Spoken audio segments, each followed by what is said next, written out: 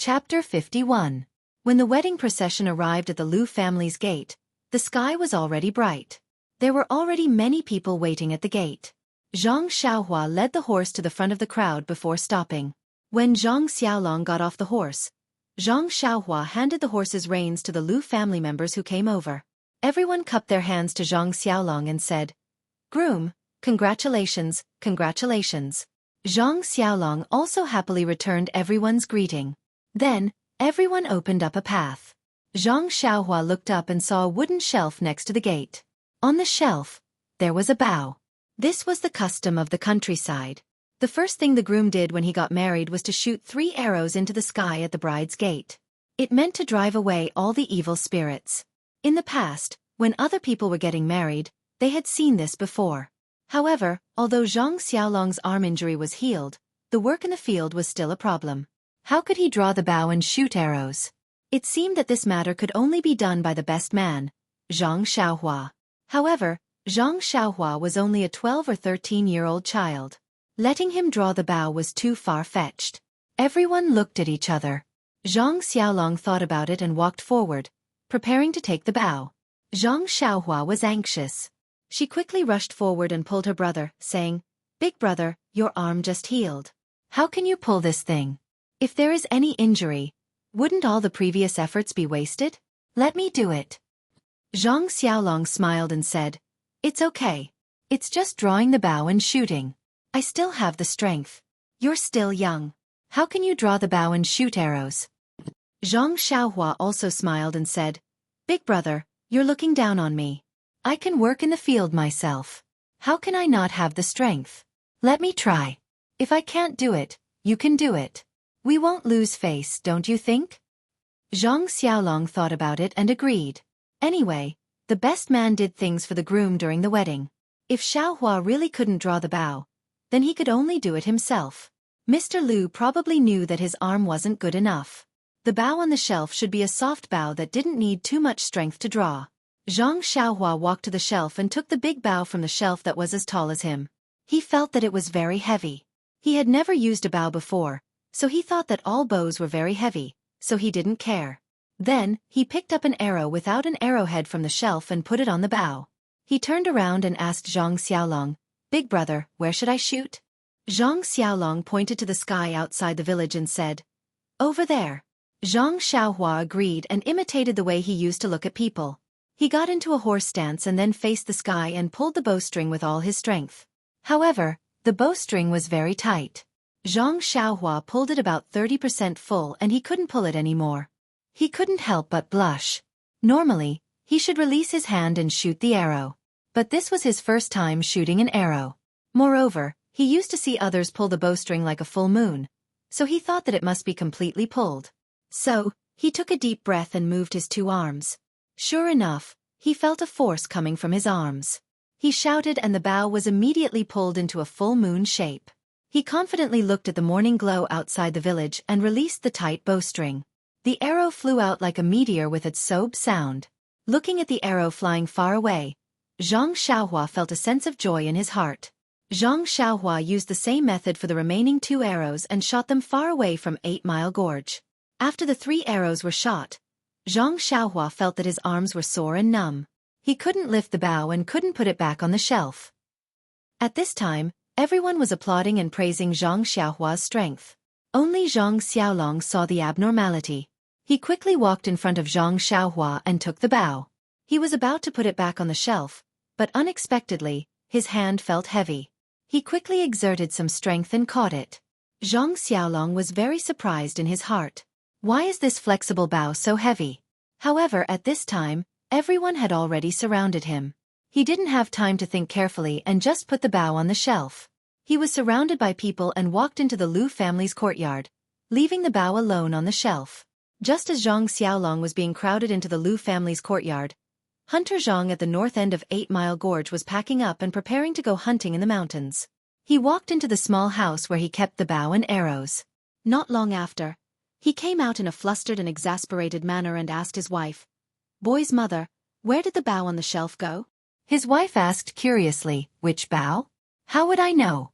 I've never entered that small house." Hunter Zhang was anxious and said, It's the 5-pickle bow that was passed down from my ancestors. It was on the top of the shelf on the right. I saw it the day before yesterday, but it's gone today. Could it be that there was a thief at home yesterday?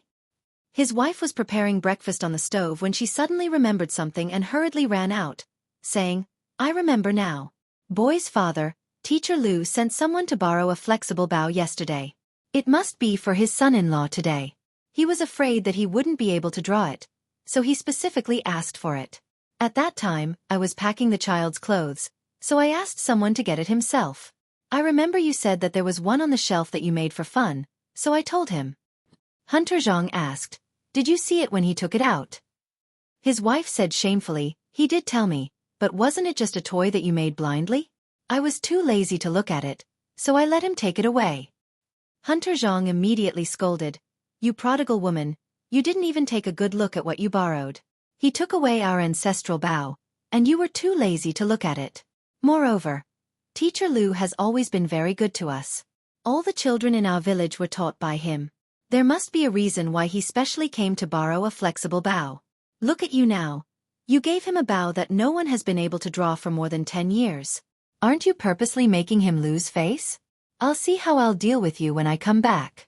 After saying that, Hunter Zhang hurriedly ran out in a panic. When he ran to the Lu family's main gate, Zhang Xiaolong and the others had already entered the courtyard. The strong bow that had been passed down from his ancestors was placed on the shelf at the entrance. In his opinion, it must have been thrown there because no one had been able to draw it. At this moment, he just happened to see someone poking his head out from the Lu family's main gate. He said thoughtfully, Lu-san, tell Teacher Lu that I'm taking this bow and arrow. The person inside responded, Okay, got it.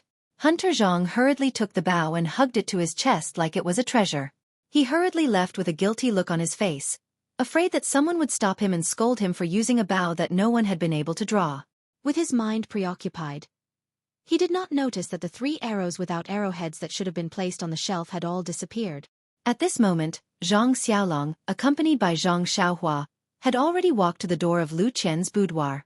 According to the village's rules, if the groom wanted the bride to open the door, he must answer the bride's question. Only when the answer was satisfactory could the groom open the door. In fact, most of the people who asked questions were the bridesmaids and the others. The bride would not make things difficult for her future husband. Zhang Xiaolong was also facing the same problem now. Mr. Lu had always treated people with poetry and literature. Most of the people in this courtyard were also scholars. There was not a single person who knew martial arts. Otherwise, Zhang Xiaohua's shocking 3 arrows would not have gone unnoticed. Although Mr. Lu had told his friends and students in advance that his son-in-law came from a peasant background and they should not make things too difficult for him, to be honest, Mr. Lu's smart and virtuous daughter had more than 1 or 2 people in mind.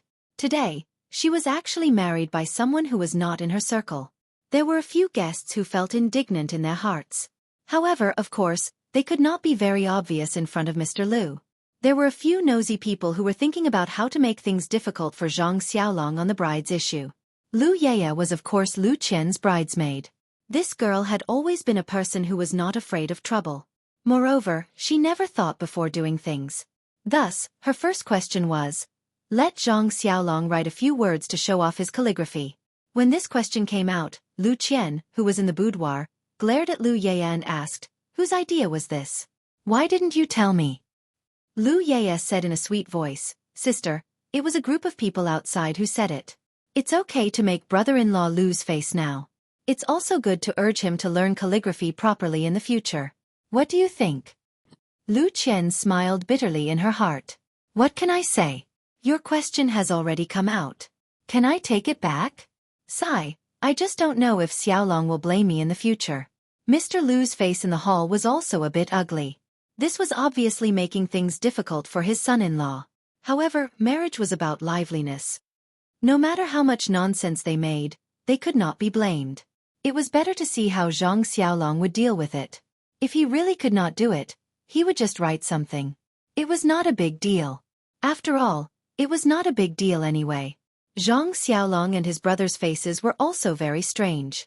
What they were afraid of came true. Zhang Xiaolong sighed in his heart. He walked forward and prepared to write a few words to deal with it. At this time, Zhang Xiaohua once again pulled her elder brother's arm and said, Don't be impatient, elder brother. Let me try. Can you do it? Zhang Xiaolong was a bit doubtful. Zhang Xiaohua patted his hand and said, It's still the same words. If I can't do it, you try again. Zhang Xiaohua walked forward and said to everyone, Everyone, it's still the same old words. My elder brother's arm injury has not healed yet. Let me write this for him. After he finished speaking, he walked in front of the prepared ink and paper. He lowered his head and pondered for a moment. Suddenly, his eyes lit up. He raised his head and said, Everyone, for today's liveliness, we will not use this ink and paper. Everyone asked curiously, Then what should we use? Zhang Xiaohua asked, Is there a ready-made mop? Today, I will use the mop to write a few big words for everyone. Mop. How do you write it? Someone asked curiously. While they were talking, someone had already brought the mop over. Zhang Xiaohua found a basin and poured the ground ink into it. She then placed the mop into the basin and dipped it in. She held the mop with both hands and carefully pondered in her heart. She picked up the mop and wrote 2 big words on the limestone slab in Mr. Lu's courtyard, Misty. These 2 words were written in an ancient style. It was very elegant and full of charm. Zhang Xiaohua wrote it in one go, causing the surrounding people to be stunned. In the hall, Mr. Lu heard the commotion outside and suddenly came out of the hall. When he saw the 2 words on the limestone slab, he did not say anything. He carefully thought about it and was also stunned. Speaking of Misty, these 2 words were originally the words on the token. That day, after Zhang Xiaohua asked someone to recognize it, she had simulated, tasted, and practiced more than once how to write it. Other words, such as Zhang Xiaohua, he would not be able to write it no matter what. However, these 2 words had already been deeply engraved into her heart. Naturally, she could write it at her fingertips. Of course, because she did not have the ability to enter the school, she would definitely be ridiculed if she wrote with a brush. But using a mop to write, she naturally did not have to worry about things like technique. Please add it to your collection. Thank you. Chapter 52. The word Misty was written in an ancient style, full of elegance and charm. Zhang Xiaohua wrote it in one go, making the surrounding crowd stunned. Mr. Lu, who was in the hall, heard the clamor outside, and suddenly became abnormally quiet. He also came out of the hall, and when he saw the 2 words on the blue stone board, he didn't say anything. He tasted it carefully and was actually stunned. Speaking of the word Misty, it was originally the word on the token. That day, after Zhang Xiaohua asked someone to recognize it, he had simulated, tasted, and practiced how to write it more than once in his heart. Other words like Zhang Xiaohua and Zhang Xiaolong were words that he couldn't write no matter how hard he tried. However, these 2 words had been deeply engraved in his heart, so naturally, he could write it at his fingertips. Of course, based on his standard that hadn't entered the school, writing with a brush would definitely be ridiculed by others. Using a mop to write, he naturally didn't have to care about techniques and such. Suddenly writing it was really shocking. Of course, there were also people who didn't know the value of the word. That butcher Lu was the first to speak. Why aren't you saying anything? Is it good or bad? Say something? These words immediately woke everyone up. Everyone clapped their hands and praised together. Good words, good words. The meaning is casual. The ancient charm is long, rare, rare, rare. A few people who had ulterior motives couldn't help but praise. They muttered in their hearts, This Mr. Lu, the younger brother's standard is already so amazing. Not to mention the older brother. He even said that he was from a bumpkin background. Isn't he too low-key? If this standard is considered a bumpkin, then what is our standard? Mr. Lu's gaze also moved from the blue stone board to Zhang Xiaohua. He naturally knew of Zhang Xiaolong's standard, but this Zhang Xiaohua at such a young age actually had such standard. He really hid it deeply. He had treated him as a child before, but it seemed like he had eyes but didn't recognize Mount Tai. He had to dig more in the future.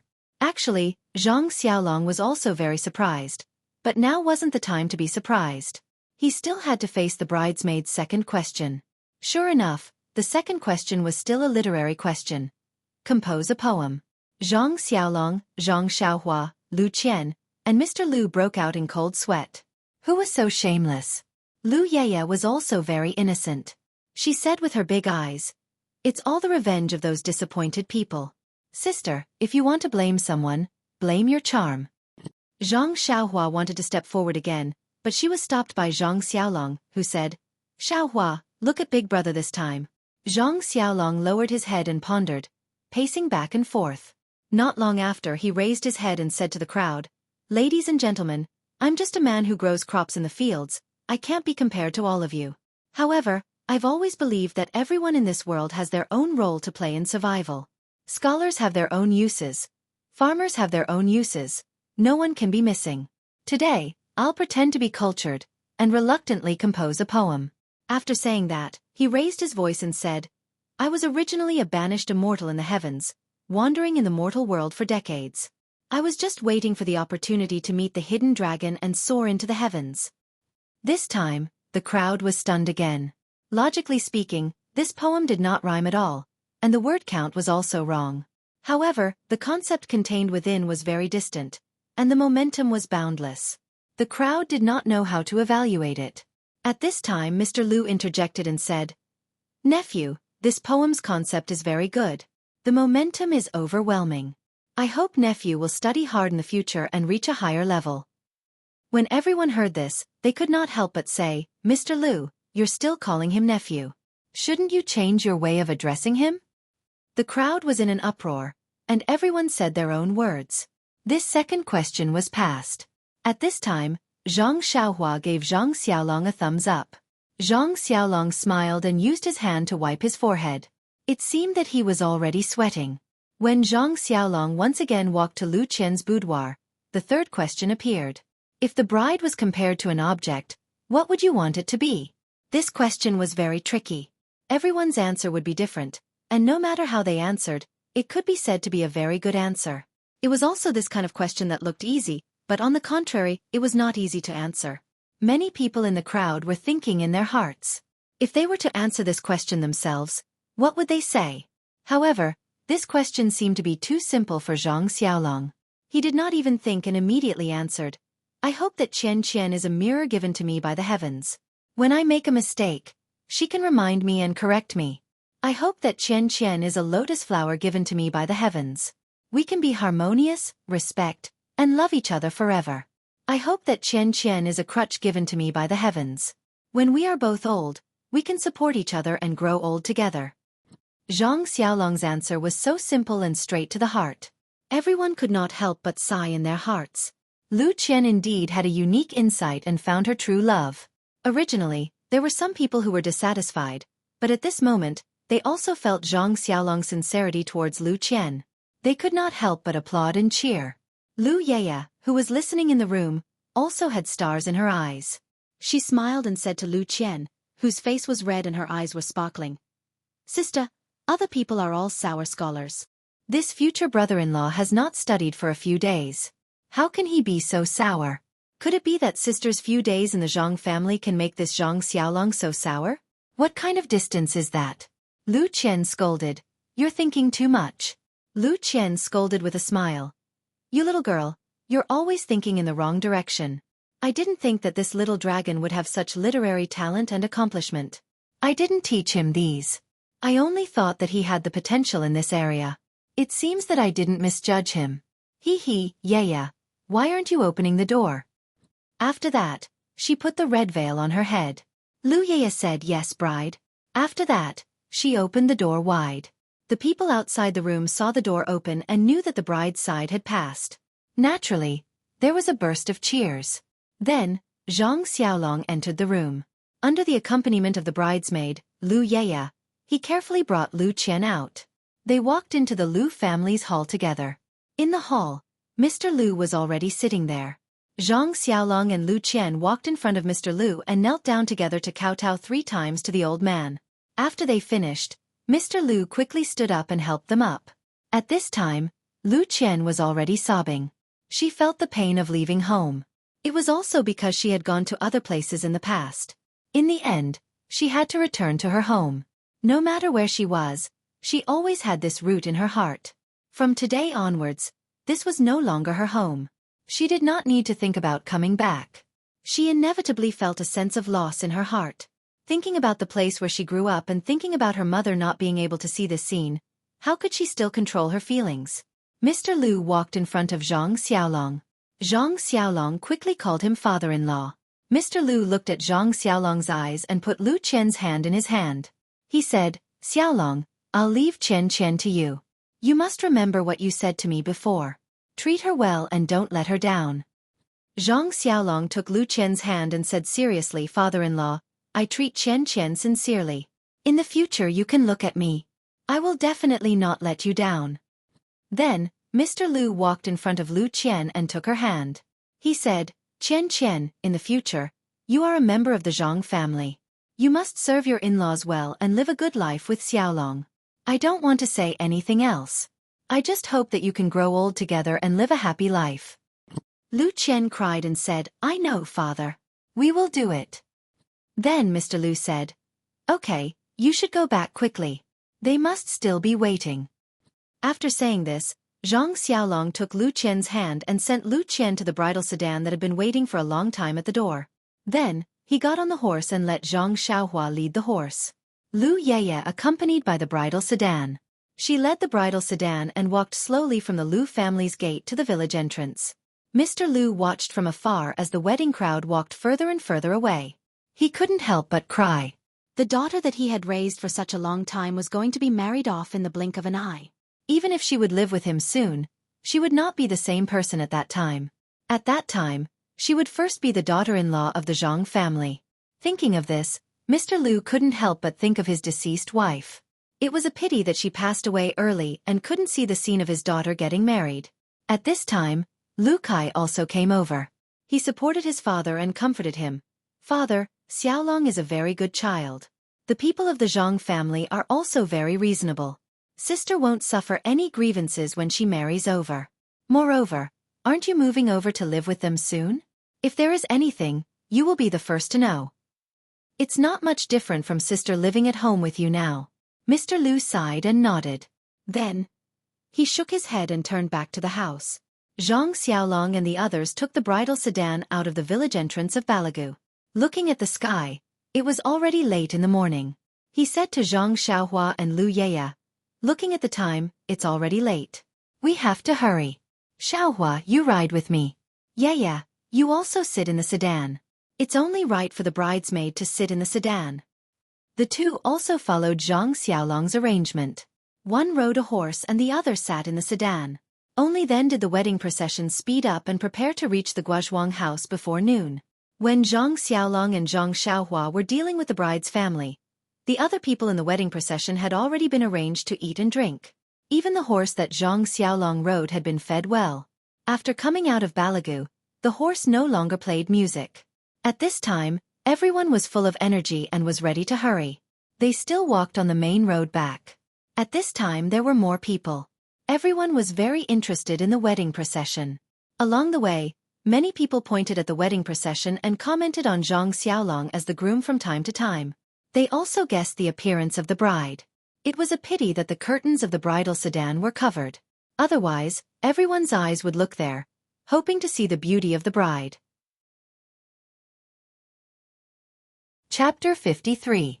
The wedding procession hastened their journey, and after walking for a while, they arrived at the main road that led to the Guozhuang house.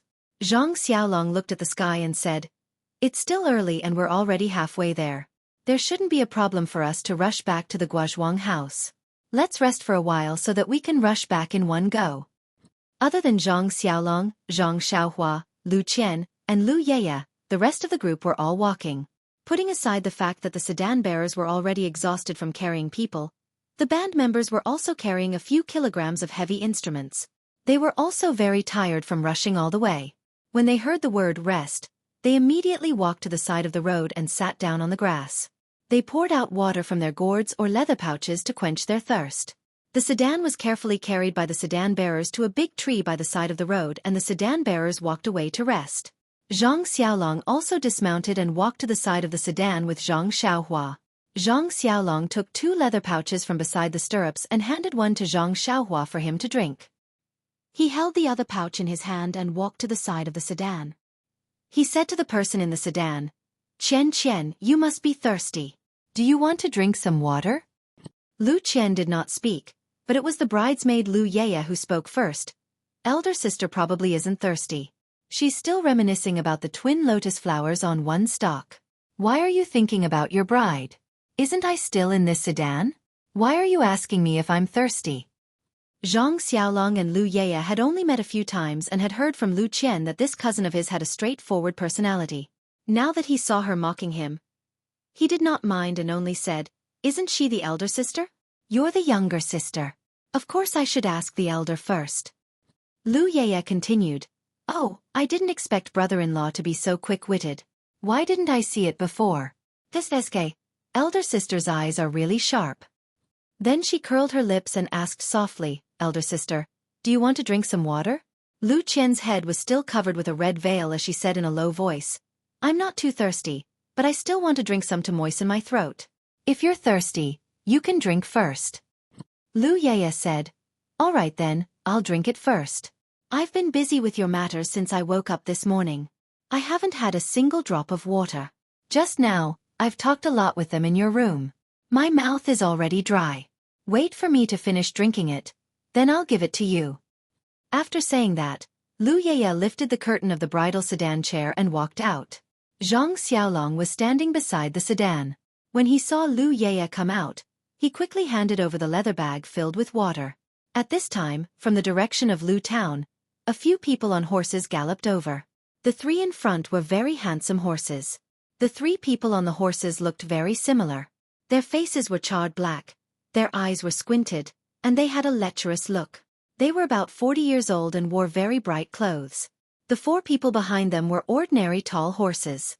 The people on the horses were of different height and weight, but they were all dressed in black and had weapons at their waists.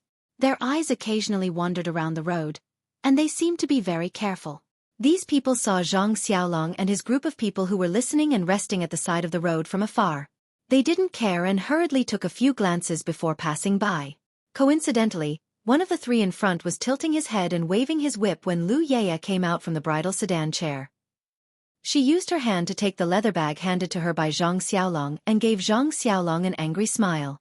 That Lu Yeye was originally round and smooth, and her eyebrows were delicate. Today, she was Lu Qian's bridesmaid, so she dressed up even more beautifully. Zhang Xiaolong didn't think much of this smile, but the person on the horse had a burst of lewd light in his eyes. He couldn't help but let out a "ee" sound. Immediately, he tightened the reins in his hand and gradually slowed down the horse. The two people beside him saw him slow down and immediately turned their heads to ask, "Lao Er, what's wrong?" That person said, "Big brother, something wonderful has come. What do you think of the woman beside the bridal sedan chair?" The boss looked up and couldn't help but smack his lips and say, "That tisk, she's really not bad. Although she's not an outstanding beauty, she's still a pretty girl from a humble family." Another person followed up and said, "Big brother, these past few days in Lu Town, you've been having a lot of fun. These words are used very well." That second brother said, "Big brother, last year you found a beautiful woman in that Xian manor. You obtained both wealth and beauty and had a fat new year. I, your brother, have seen you make her the wife of your stronghold. My heart itches. Although this Lu Town girl is interesting, she's still a woman of romance. She won't last long. I think this woman isn't bad. Why don't you get her into the stronghold and let her be my concubine?" The boss said, "The deal before the new year was indeed a good deal. I thought it was his family who dug up the jewels from the mountain and we just took the jewels. Who knew that the woman in his family was so beautiful? How could I let her go? However, second brother, this place is not far from Lu Town and is on the official road. I'm afraid that our actions will attract the attention of the authorities." Another person said, "Big brother, you worry too much. Although it's not far from Lu Town, there are not many people here. Just the few bumpkins who came to escort the bride don't seem to be from this town. If they rob someone, then so be it. It's not the first time we've done this. After we've done it, we don't have to kill anyone. If we leave our names behind, I'm sure they won't dare to report it to the authorities. Let's hurry back to the village. Even if we catch them, the authorities will know." The second brother said, "Lao Er's words are very reasonable. Big brother, let's do it." The boss looked around and seemed to be hesitating. Lao Er said, "Second brother, the woman in front of the sedan chair is yours. The bride in the sedan chair is mine. Today I'll be the groom. Ha! Lao Er said, hee hee, the woman in the sedan chair still doesn't know whether she's fat or thin, beautiful or ugly. I'm not interested. This chick has soft skin and tender flesh. I think she suits me. Lao Er said, second brother, you don't know this. If the bride isn't beautiful, why would she choose such a beautiful girl to be her bridesmaid? I think the bride must be more beautiful than her. Lao Er said, Lao Er is clever. However, if I didn't turn around and see it, how can you be the groom today? Tonight before you enter the room, you have to toast me 3 big bowls. Lao Er said with a sinister smile, same to you. Let's go to the bridal chamber together. The 3 of them talked from afar and looked at the sedan chair from time to time. It seemed that they already had a plan in mind. The 4 people next to them didn't say anything. They surrounded the 3 of them in a circle as if they were used to it. Lao Er saw that the boss was still hesitating and said unhappily, Big brother, what's there to think about? We brothers don't have any fresh girls to serve us this new year. We can't compare to you. You have a beautiful woman in your bed. Lao Er saw that Lao Er was unhappy and Lao Er was eager to try. He laughed and said, well said, who have we Xueqi 3 wolves been afraid of? Big brother has meat to eat. We can't let the brothers drink only soup. Let's go. Today we'll do a good job and let the brothers eat meat. Finished speaking, the 3 of them turned their horses around and rushed towards Zhang Xiaolong and the others. The other 4 people also came from the side. At this time, Zhang Xiaohua had finished drinking water and handed her leather bag to Lao Er. His ears were very sensitive. He heard the sound of horses galloping away and then turning back. He immediately looked up and saw 7 people rushing towards him. He became alert and quickly said to Zhang Xiaolong, Big brother, be careful. The group of people who just passed by are back. Is there something wrong? Zhang Xiaolong was just talking to Lu Qian and Lu Yaya. He didn't notice the horses passing by. Now that he heard Zhang Xiaohua's reminder, he immediately looked up and saw the Xueqi 3 wolves looking at him with lustful eyes. He shouted in his heart, not good. Why did I encounter such a thing again? Just as he was about to have Lu Yaya hide inside the bridal sedan chair, the horses had already arrived in front of him. Zhang Xiaolong frowned and pulled Lu Yaya behind him. He cupped his fists and said, What orders do you have for me? The one who rushed at the front was the second brother of the Xueqi 3 wolves. He saw Zhang Xiaolong salute but didn't answer. He didn't even slow down the horse. Borrowing the horse's momentum, he lifted his leg and kicked towards Zhang Xiaolong's chest. Although Zhang Xiaolong didn't practice martial arts, he was still a young man. He was agile. He quickly moved sideways and got Lu Yaya out of the way. The second brother's leg kicked below his shoulder. Zhang Xiaolong screamed and his body flew out. He fell on the side of the road far away. A mouthful of blood spurted out from his mouth and he fainted on his back. The water bag was also thrown far away, allowing the water to gush out. Zhang Xiaohua saw that his big brother was injured. He was shocked and wanted to run over. The third brother of the Xueqi 3 wolves rode a horse and rushed towards him. He raised his hand and whipped. Zhang Xiaohua saw the whip coming and quickly dodged. He raised his hand and wanted to grab the whip.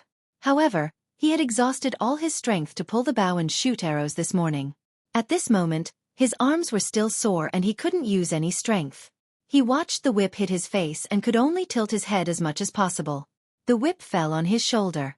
Zhang Xiaohua also screamed, ah, and fell to the ground. The whip on his body was burning hot and he couldn't help but cry.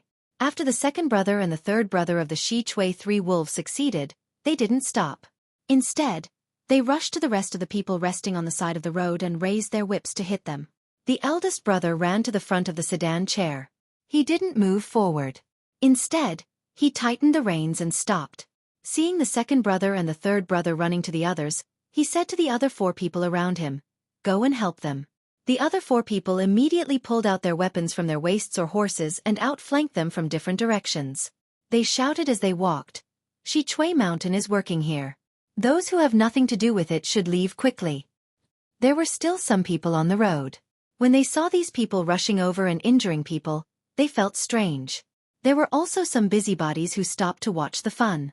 When they heard this, they immediately scattered like birds and animals and fled. The rest of the wedding procession was also very angry when they saw several people on horseback injuring the groom and the best man. They wanted to stand up and pick up the weapons in their hands to win with numbers. However, they didn't expect that the other party had knives and spears. Moreover, they were the bandits of Xueqi Mountain. How could they still have the courage? They didn't have time to care about the others. They were all shouting mother and father. They didn't even want to eat anymore. They threw away everything in their hands and fled in all directions. In the blink of an eye, there were no extra people on the busy road just now.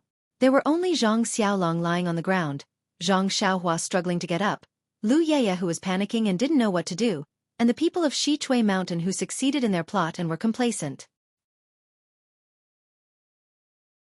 Chapter 54. When the people of Xueqi Mountain saw the wedding procession running away, they didn't chase after them. They knew that these villagers were timid and wouldn't come back for a while.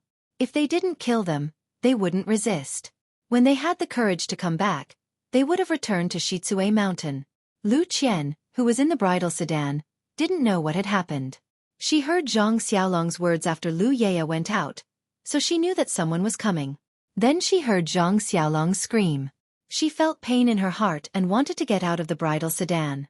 However, the custom in the countryside was that the bride couldn't take off the red veil before entering the bridal chamber, so she hesitated. Then she heard Zhang Xiaohua's scream and the shouts of the people of Xueqi Mountain.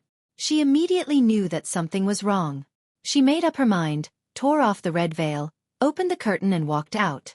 What she saw was Lu Yeye's trembling shoulders and the head of Xueqi Mountain's lecherous and regretful eyes. At this time, Lu Qian, who had been nourished by the well water of the Zhang family, was not at the same level as Lu Yeye. Her skin was as smooth as jade, her eyebrows were beautiful, and her almond-shaped eyes were charming. If she was not very beautiful in the eyes of young ruffian Lu Zhan a few months ago, now she was a beauty. In particular, her temperament, which was changing, was even more fascinating, like a fairy in the human world. The head of Xueqi Mountain couldn't help but feel regretful. This flower was picked by his third brother, who probably wouldn't let go. It was rare for him to take advantage of her. What a pity! Lu Qian didn't pay attention to the head of Xueqi Mountain, nor did she comfort Lu Yeye. Instead, she ran to see Zhang Xiaolong, who had fainted. At this time, Zhang Xiaohua also stood up. She endured the burning pain in her body, clenched her teeth, and didn't let her tears fall. She walked step by step towards her eldest brother. At this time, Zhang Xiaohua had no other thoughts.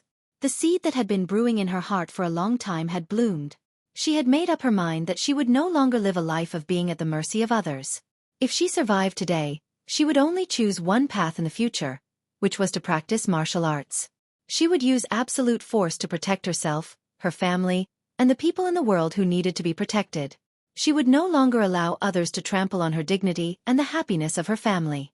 At this moment, our Xiaohua had transformed, matured, and found a goal in life. However, the crisis was not over yet, but Zhang Xiaohua no longer cared about this. He knew that no matter how tragic the ending was, time would always pass and the end would come. He would face it bravely even if he lost his life. The people of Xueqi Mountain naturally didn't know that they had added fuel to the fire to promote the development of the martial arts world. At this time, they were arrogantly riding back, ready to snatch the fat meat in their mouths. Lu Qian ran in front of Zhang Xiaolong and knelt down. She looked at his blood-stained chest with heartache. She carefully picked up his head and placed it on her chest. She used her nails to pinch Zhang Xiaolong's philtrum. Lu Qian did not cry. She knew her situation. Any helpless action would only make the villain more arrogant. Perhaps her fate had been determined. She also had to say goodbye to her lover. When Zhang Xiaohua staggered to Zhang Xiaolong had slightly opened his eyes. He looked at his bride helplessly and was extremely indignant in his heart. Although the other party heard him without talking, he, who had woken up, naturally knew the other party's intention. However, how could he resist? He looked around with difficulty. By the side of the road, there were only things left on the ground. There was not a single person. He sighed inwardly. The shoulder of the hand that had just recovered was dislocated by a kick. He could not move it. He used his other hand to hold the hand that was pinching his philtrum. He did not say anything. The two of them looked at each other. There was only deep love and endless resentment. Zhang Xiaohua looked at his beloved elder brother and his favorite sister-in-law. Such a scene made his heart ache. Lu Yeye, who was beside the sedan chair, saw Zhang Xiaolong wake up and quickly ran over. It seemed that it was safer here. The boss of Xueqi Mountain did not stop them and slowly rode his horse over. The other people also drove their horses and slowly surrounded them. The third brother of Xueqi Mountain waved the horsewhip in his hand and stared at Lu Qian, who was wearing a wedding dress. He felt extremely refreshed.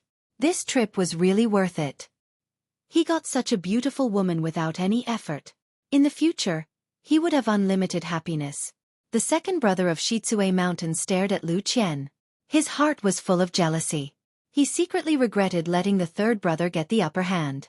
However, when he looked at Lu Yeya's pale face, he felt a little comforted.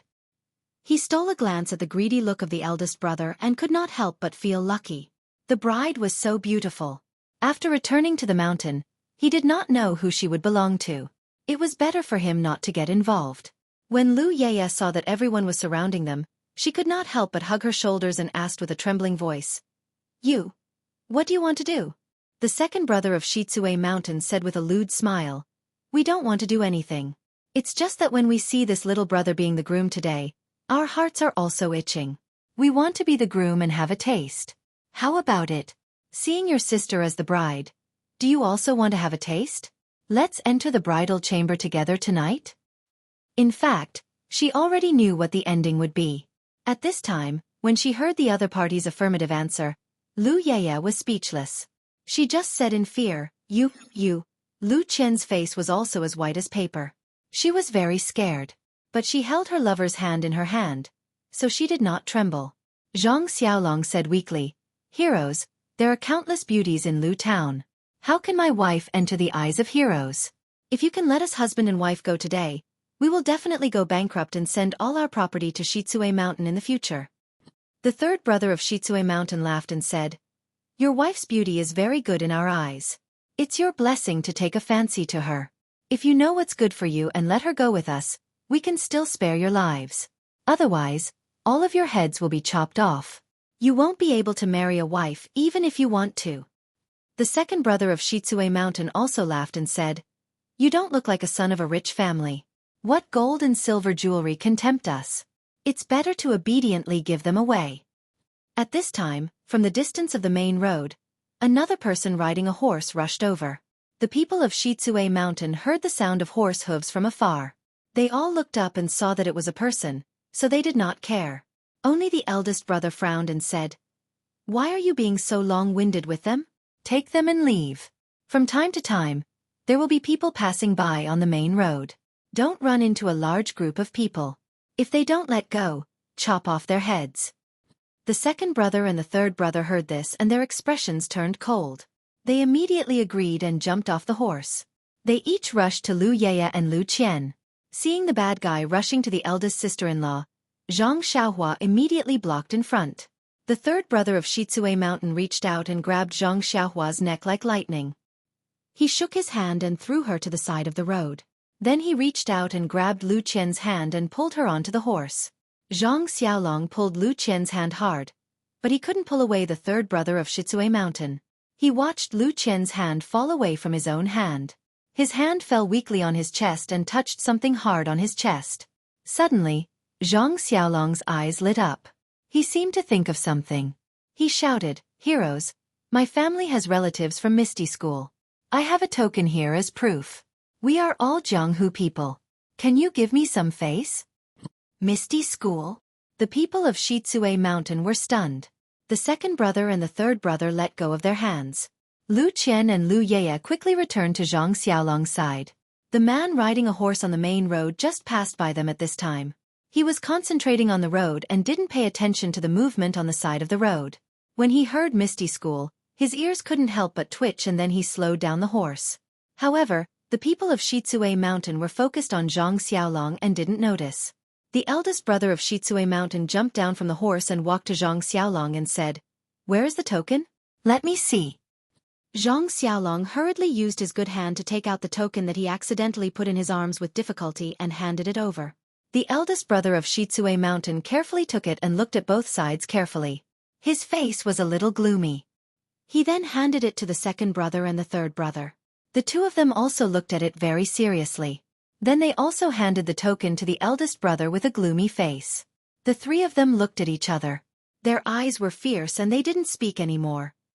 Then, the eldest brother put the token into his arms and said with a sinister smile, "What kind of bullshit token is this? The firewood picked up from the pile of firewood dares to be called a token? Do you know what Misty School is? You still dare to say that you have relatives. Forget it. I originally wanted to spare your lives. Now, I'll do you a favor and save some food for your family. I'll send you to the underworld to rest." At this time, Zhang Xiaohua had stood up from the ground and walked to the eldest brother. She gritted her teeth and said, You want to kill us to silence us? The third brother of Shitsue Mountain said with a grim smile, "Misty School is far away. If we kill you, who will know that it's us? You'd better tell them in their dreams." After that, he waved his hand and dragged Lu Qian and Lu Yaya over with the second brother of Shitsue Mountain. The other four people held weapons and were about to kill. At this critical moment, a voice came from behind. Who said that Misty School is far away? There is an ancient poem that says it well. Far away is close at hand. The people of Shitsue Mountain looked back. It was the person who came from afar. They thought that he had gone far, but unexpectedly, he still stayed on the roadside. They saw that the man was tall and handsome. He was wearing gray clothes and there was a sword hanging on his waist. When the eldest brother of Shitsue Mountain saw the man coming over, he hurriedly stepped forward and saluted. He said, "I'm Shitsue Mountain's third wolf. I'm here to do something. May I know your name?" The man smiled back and said, "I'm Misty School's Lu Yueming. Nice to meet you. I heard that I sent relatives here, so I came to see. Where is the token? Please let me take a look." The eldest brother of Shitsue Mountain said, "Xiaoxia Lu is mistaken. How can this person be a relative of your sect? Just now, he took a fake token and wanted to impersonate it, but I put it away. Xiaoxia Lu doesn't need to see it." Lu Yueming still smiled and said, "Whether it's real or fake, my Misty School has the final say. Please let me take a look. I promise that as long as it's not an ethereal token, I'll leave immediately." Chapter 55. Seeing that he couldn't find an excuse, the boss of Shitsue Mountain said with a charming smile, "No problem, Xiaoxia Lu, I will take it out for you." After that, he fumbled in his arms for a moment, took out the token, and carefully handed it to Lu Yueming. Lu Yueming stared at the boss of Shitsue Mountain and didn't say anything. Seeing that the token was handed over, he reached out and took it. But at this moment, something unexpected happened. After the boss of Shitsue Mountain gave the token to Lu Yueming, he didn't withdraw his hand. Instead, he suddenly sped up and handed it forward again. But this time, it wasn't a token in his hand, but a small dagger. The tip of the dagger emitted a blue light under the sunlight. Needless to say, it was quenched with poison. The dagger wasn't aimed at Lu Yueming's throat or chest, or other vital parts. Instead, it was aimed at his hand that had just received the token. It seemed that the boss of Shitsue Mountain was very confident about the poison on the dagger. He only hoped that it could make a wound on Lu Yueming's hand. The hope was beautiful, and the goal was very close. But how could a disciple from the Misty School be compared with a martial artist from the wilderness like Shitsue Mountain? Lu Yueming turned his wrist and the token in his hand changed direction. The edge of the token swept across the boss of Shitsue Mountain from top to bottom. The boss of Shitsue Mountain only felt his wrist go numb and the dagger fell from his hand. But Lu Yueming didn't stop. He waved the front of the token at the handle of the dagger. The poisonous dagger was like an arrow released from a bow, quickly shooting towards the boss of Shitsue Mountain. The distance between the two was close, and the speed of the dagger was very fast. Before the boss of Shitsue Mountain could react, the dagger was inserted into his forehead with a popped sound. He looked at Lu Yueming in disbelief, turned over, and fell into the dust. The black color on his forehead quickly covered his face at a speed visible to the naked eye, and spread to his neck and body. But at this time, the boss of Shitsue Mountain's body had gradually become cold and had lost consciousness. When Lu Yueming saw that the poison on the dagger was so strong, he couldn't help but feel a chill in his heart. Then he looked at the rest of the people. Things had developed to this point, so it didn't matter whether he looked at the token or not. In fact, as early as when the boss of Shitsue Mountain reached out to take out the token, the other two wolves also took the opportunity to take their weapons from the back of the horse. They were all padeos.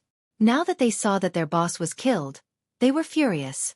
They shouted at the 4 guards beside them and rushed forward. Lu Yueming didn't panic when facing the attacks of the 2 men. He calmly used his body movement to fight. From time to time, he glanced at the other 4 people who were hesitating whether to attack or not.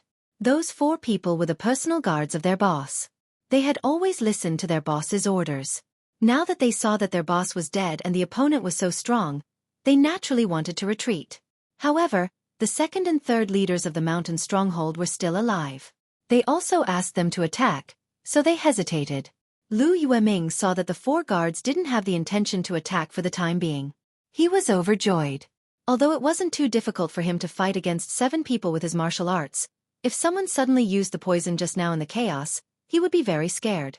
Therefore, he no longer moved around. Instead, he pulled out his sword and used the tip of his sword to display the unique skill of the Misty 7 Swords. He strived to defeat the opponent in front of him in a short time. The unique skill of the Misty School was really extraordinary. In just a few moves, he forced the 2 wolves of Shitsue Mountain to the point that they couldn't fight back. When the 2 wolves of Shitsue Mountain saw that there were no helpers, they were exhausted and immediately shouted, "Why aren't you attacking? Otherwise, you will be served by the family rules of the mountain stronghold." When the 4 guards heard the family rules, they had no choice but to take their weapons and come forward to help. At this time, they heard Lu Yueming laugh and say, "It's too late to come now." After that, he tightened his sword and the tip of his sword raised the blade of the 2nd wolf of Shitsue Mountain. The long sword rushed forward and the tip of the sword went straight to the 2nd wolf's throat. When the 2nd wolf came to his senses and dodged, it was already too late. The tip of Lu Yueming's sword touched the throat of the 2nd wolf of Shitsue Mountain and then withdrew, leaving only a little red there. The 2nd wolf of Shitsue Mountain looked stunned and fell to the ground. When the 3rd wolf of Shitsue Mountain saw that Lu Yueming's swordsmanship was so exquisite, he couldn't help but feel a chill in his heart. He no longer moved forward and ran away. How could Lu Yueming let him escape? He displayed the misty steps and arrived behind him like a shadow. He raised his hand and stabbed the back of the 3rd wolf of Shitsue Mountain. The sword didn't pierce very deep, just right into the heart. Then, he withdrew his sword and the 3rd wolf also fell to the ground. Lu Yueming looked at the blood on the sword and shook his head. The other 4 guards didn't want to intervene. When they saw that the 3 wolves of Shitsue Mountain were killed by Lu Yueming, they immediately threw away their weapons and knelt on the ground. They kept kowtowing and shouting, "Heroes, spare our lives." Lu Yueming looked at the 4 people kneeling and ignored them. Instead, he walked to the front of Zhang Xiaolong and the others and stared at them for a while. Then, he took out the token from his arms and looked at it carefully. His brows wrinkled. Then he asked Zhang Xiaolong, "Which one of you is junior sister Xue's relative?" Zhang Xiaolong looked at Lu Yueming and said with difficulty, "Sorry, Xiaoxia Lu, none of us is heroine Xue's relative." Lu Yueming's brows wrinkled deeper and asked in a cold voice, "Then where did you get this token?" Zhang Xiaohua saw that her brother was having difficulty speaking and Lu Qian and Lu Yaya were still in shock, so she said, "Hero Lu, it's like this." Then she told him in detail what happened in Lu Town during the New Year. After listening, Lu Yueming smiled and asked, "Then you've seen junior sister Xue?" Zhang Xiaohua said, "We've seen heroine Xue, but she was wearing a veil. We didn't see her real face and didn't know that her surname was Xue." Lu Yueming nodded after listening. He knew about Hai and Xueqing's trip to Lu Town that day, but he didn't know about the episode with Zhang Xiaolong and the others. However, according to Zhang Xiaohua's description, it should be true and credible. The Misty School's token had always been strictly managed. Xueqing was able to leave the token with the intention of being thorough. Since he was able to encounter this matter, he could go back and tell junior sister Qing about it. Maybe he could even get her favor. Thinking of this, he couldn't help but smile. Thinking of this, Lu Yueming walked forward and carefully examined Zhang Xiaolong's injuries. First, he reconnected his dislocated arm. Then he took out some medicinal pills and let Zhang Xiaolong swallow them. The poor Zhang Xiaolong was injured the last time he saved Lu Qian. This time, before he could marry Lu Qian, he was gloriously injured again. Each injury was more serious than the last. This time, although he didn't injure his muscles and bones, the kick from the horse caused him serious internal injuries. He wouldn't be able to recover without resting for half a year. Of course, Lu Yueming didn't know about the well water, so he could only tell Zhang Xiaolong to rest well for half a year. After taking care of Zhang Xiaolong's matters, Lu Yueming turned his head and looked at the 4 guards kneeling at the side. He seemed to be thinking about how to deal with them. The 4 guards looked at Lu Yueming and knew that this was the moment to decide their fate. They immediately kowtowed again. Some of their foreheads even bled. Zhang Xiaohua couldn't bear to watch from the side. Lu Yueming seemed to see Zhang Xiaohua's eyes. He smiled and asked, "Xiaohua, how do you think we should deal with them?" Zhang Xiaohua saw Hero Lu ask him and his expression was a little uneasy. He whispered, "Since they didn't hurt us or anyone else, I think it's better to let them go." Lu Yueming looked at him with interest and said, "Are you pitiful because they are kowtowing?" Zhang Xiaohua blushed and said, "Yes, looking at them kneeling there and kowtowing non-stop, they are really very pitiful." Lu Yueming put away his smile and said, "Xiaohua, you have to remember, pitiful people must have a hateful side. Just now, it wasn't that they didn't want to hurt people. First, their fort master didn't give the order to kill people. Second, this is the Great Tao. Killing people will cause a lot of trouble. They probably can't afford to provoke it. If the one being killed now wasn't their fort master but me, do you think they would be so pitiful? Do you think they would spare your lives?" Zhang Xiaohua nodded thoughtfully. Lu Yueming continued, "Do you know what it means to eradicate evil completely? It means to eradicate evil completely. Don't leave a trace of evil behind. If I let them go today, they might come looking for trouble tomorrow. At that time, you will want to cry but have no tears." When the 4 people heard Lu Yueming educate Zhang Xiaohua like this, they all raised their heads and looked at each other. They immediately fled in all directions. How could they be in such a sorry state just now? Lu Yueming looked at Zhang Xiaohua's stunned expression and chuckled. He seemed to have been prepared. First, he picked up the padao of the 2 wolves of Xueqi Mountain. One in each hand, he pulled it out from the left and right. The padao was like a rainbow piercing through the sun. It pierced into the back of the 2 people. Pucci, the remaining force didn't decrease. It rushed forward and was firmly nailed into the ground.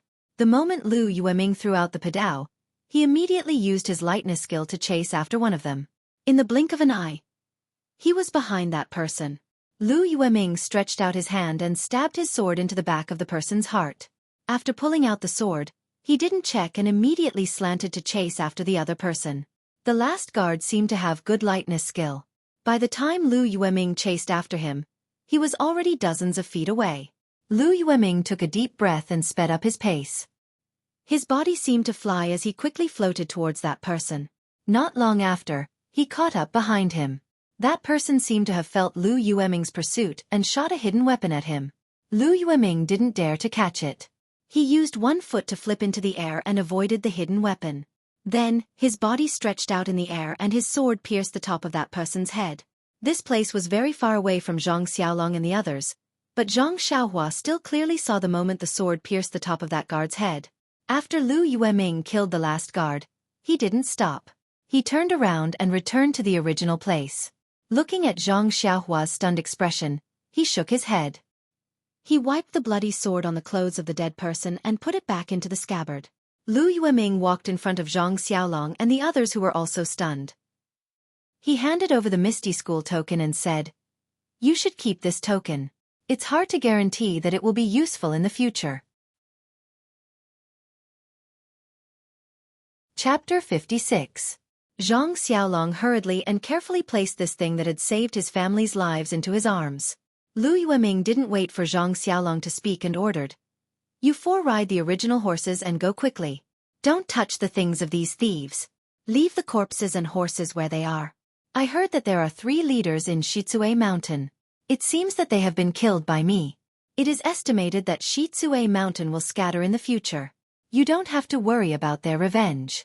In addition, you don't have to hide the fact that I saved you, but remember not to say my name or the name of Misty School. Do you understand?" Zhang Xiaolong didn't quite understand, but he nodded deeply. Then, the 4 of them rode on one horse and moved forward. Lu Yueming also jumped on the horse and was about to leave. But looking at the mess on the side of the road, he frowned and thought for a while. Then he jumped off the horse and put the 7 corpses on the remaining 7 horses. He loosened the reins and let the horses run on their own. Then he got on the horse again and galloped away. The road was quiet again. After the time it took to eat a meal, the people who were hiding nearby stealthily snuck over.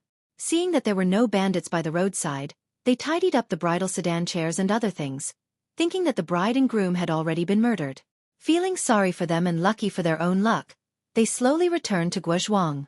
In the small courtyard of Guozhuang House, since Zhang Xiaolong led the wedding procession out, the people in the family were busy. They not only greeted the neighbors in the village and asked them to sit down, but also prepared all the things needed for the wedding ceremony according to the countryside. Zhang Kai and Guo Sufei ran in and out almost without touching the ground. They kept muttering something and looked here and there, for fear of missing something. When the sun was high in the sky, the couple was slightly relieved and sat down tiredly. This poor family was so tired to marry a wife. Wouldn't the rich family be tired to death? But they forgot that they had special servants. How could they do it themselves? Everything was prepared at home, and the necessary ceremony had been entrusted to the people in the village who were familiar with it, so there shouldn't be any mistakes. Seeing that it was still early, the two of them went to the head chef to get some food and hurried to fill their stomachs. After resting for a short while, Zhang Kai and Guo Sufei arrived at their grandmother's hut. Their grandmother had woken up early. Guo Sufei had made a new set of clothes for her mother a few days ago. She had just put it on today. When her grandmother heard someone coming in, she asked, "Guo Sufei, Xiaolong and the others are back, right?" Guo Sufei smiled and said, "Mother, not yet, but I think it will be soon. Please come with us to the central room and wait." Grandma was also very happy and agreed repeatedly. The couple carefully supported their grandmother to the central room and sat down in the chair in the middle. His grandmother's health was extremely poor, and she was usually lying in bed. On Zhang Xiaolong's wedding day, he needed to kowtow to his parents and elders. Today, his grandmother forced herself to stay awake, waiting for her grandson and granddaughter-in-law to kowtow to her. Her lifelong wish was finally fulfilled. However, after sitting for a long time, they didn't hear the sound of firecrackers and musical instruments at the entrance of the village. Seeing that it was time, Zhang Kai and Guo Sufei couldn't help but feel anxious. Even their grandmother seemed to be unable to hold on. Just when everyone was guessing, suddenly, someone shouted, "Look, it's Lu Er, the Suona player. Why did he come back?" Sure enough, across the low courtyard wall of the Zhang family's courtyard, a person could be seen running here from a distance. Wasn't he one of the people in the wedding procession? Zhang Kai's heart couldn't help but tighten. He knew something was wrong and immediately rushed out of the central room. Before he reached the courtyard, he heard Lu Er's horse shout, "Not good, Xiaolong and his wife encountered the bandits of Xueqi Mountain." This sentence was like a ladle of water dripping into a pot of oil. The Zhang family's small courtyard immediately exploded. Some timid people immediately patted their buttocks and ran away like a wisp of smoke, as if the horse thief was right in front of them. Most of the people were talking to each other. Some of their faces were obviously gloating, and some of them were regretful. It was not clear whether they were regretting Zhang Xiaolong or Lu Qian, but most of them were sympathetic. Before Zhang Kai rushed to the gate of the courtyard, he heard a cry behind him. "Mother!" Zhang Kai's heart thumped. He quickly turned back and ran to the central room. Sure enough, he saw his grandmother lying on the ground with a pale face. She had fainted. Guo Sufei was crying and rubbing her grandmother's chest in a hurry, trying to help her grandmother get the thick phlegm out of her throat. Zhang Kai also hurried forward and kept knocking on her grandmother's back. Fortunately, her throat squirmed for a while. She opened her mouth and spat out a mouthful of phlegm, followed by a mouthful of blood. She said, "Xiaolong." She was already on the verge of death. At this time, Guo Sufei had no time to think about Zhang Xiaolong. She cried and carried her mother to the bed in the small room with Zhang Kai and Zhang Xiaohu. The husband and wife had time to look at each other. They really didn't understand. How could a happy event turn into a funeral in a blink of an eye? The husband and wife looked at their grandmother whose face was pale gold. They felt like a knife was being twisted in their hearts.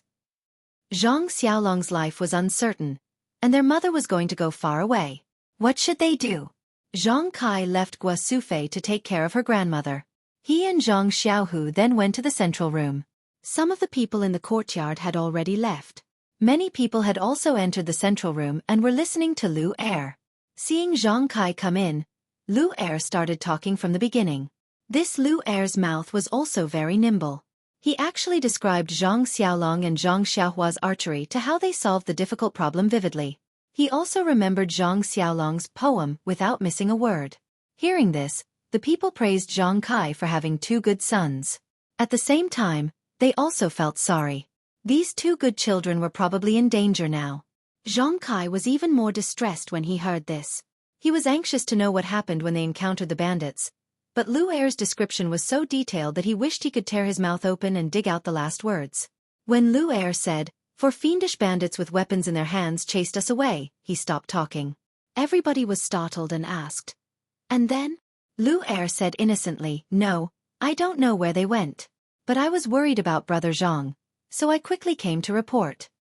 Zhang Kai seemed to be grasping at a life-saving straw. He asked, "Then, you didn't see how the bandits dealt with Xiaolong and the others?" Lu Er said, "No, the bandits drove us away. Xiaolong and Xiaohua, as well as the 2 girls in the sedan, stayed behind." Zhang Kai felt lucky and said, "Xiaolong and the others might not be dead yet." Everyone nodded in agreement. But they were thinking the same thing as Zhang Kai. The bandits had left them behind, so the chances of them surviving were not high. Even if they could survive, the delicate bride and bridesmaids would have been eaten by the wolves. No matter what, the Zhang family's wedding today would be ruined. Sigh. Good people don't have good karma. The Zhang family's good deeds usually turned into good karma, but in the end, they didn't have any good karma. Fate really made fools of people. When Zhang Xiaohu heard this, he couldn't sit still. He said, "Father, I'll go take a look now. What happened to big brother and third brother?" When he finished speaking, he was about to leave. Before Zhang Kai could say anything, everyone immediately pulled him back and said, "Lao Er, you're the only male in the family right now. We can't let anything happen to you.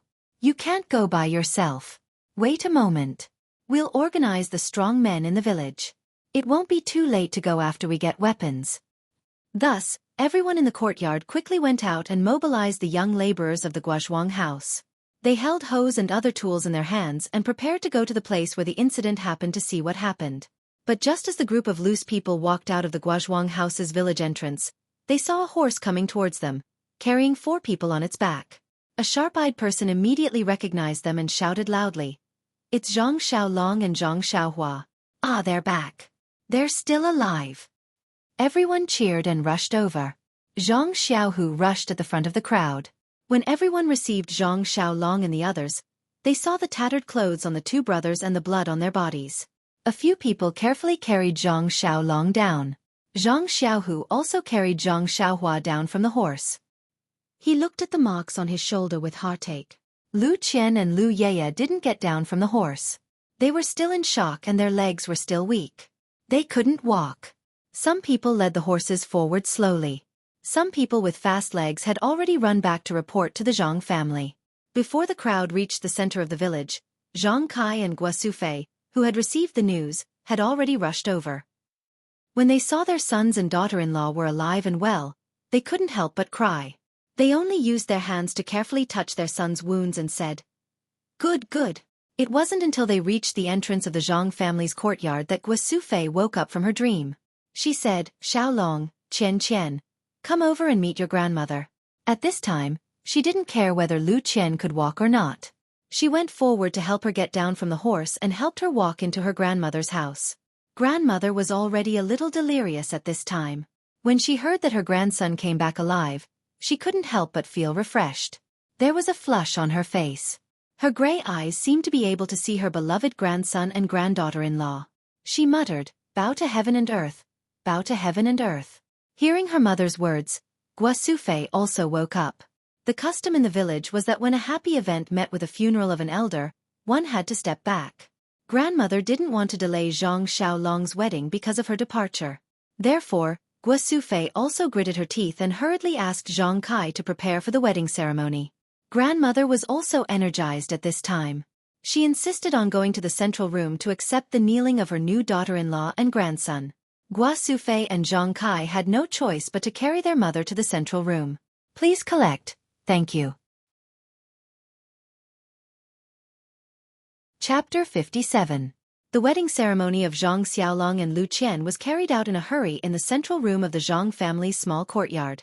On the chair in the middle of the central room, Zhang Xiaolong's grandmother was reclining there with a flushed face. Zhang Kai and Guosufei were holding her arms on both sides. When Zhang Xiaolong and Lu Qian kowtowed to her, Zhang Xiaolong's grandmother smiled very brightly. However, the blush on her face was fading visibly. When the villagers who specialized in etiquette shouted, "The ceremony is over. The bride and groom enter the bridal chamber." Only then did the blush fade away. Zhang Xiaolong closed her eyes peacefully with a smile on her face. Guo Sufei and Zhang Kai felt that their hands were heavy. Guo Sufei immediately shouted sadly, "Mother." This was the second time today that she called her mother in the central room, and it was also the last time. At this time, Lu Qian did not care about the rules. She tore off the red veil and carried her grandmother's body back to the small house with Guo Sufei and Zhang Kai. In the courtyard, the people in the central room looked at each other. They did not know whether the Zhang family was going to hold a wedding or a funeral today. Only the acquaintances who knew the situation secretly wiped their tears. Zhang Xiaolong walked into the small house with the help of Zhang Xiaohu and Zhang Xiaohua. On the bed in the small house, Zhang Xiaolong's grandmother was lying there as if she was sleeping peacefully. Without the interference of the illness and the fear of disturbing her grandson's sleep, she was sleeping peacefully with a smile on her face. Zhang Xiaohua looked at his grandmother's face that had been engraved in his heart. It seemed that he did not feel sad, but his heart was empty, very empty. His mother's sorrowful cry came into his ears. He himself was very puzzled. He should be very sad, but why was he not? Was his grandmother really resting? No, definitely not. Zhang Xiaohua could not feel the life that he could feel a few days ago in his grandmother's body. His grandmother was really gone. She really left him. Zhang Xiaohua silently looked at her crying mother, father, and brothers. There were no tears in the corners of her eyes, and her eyes weren't even red.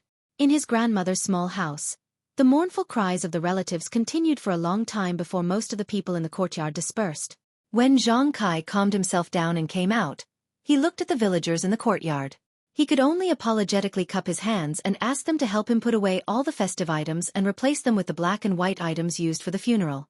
When they were done, the wedding procession that had escaped for their lives came back in scattered pieces. When they saw the funeral procession, they thought it was for Zhang Xiaolong and the others. When they heard the explanation, they knew the reason. The musical instruments in the village were used for both festive and funeral processions. When they saw the situation, they sympathized and hurriedly sent people to get the funeral clothes. They changed on the spot, ate some food, drank some water, and immediately played the funeral music.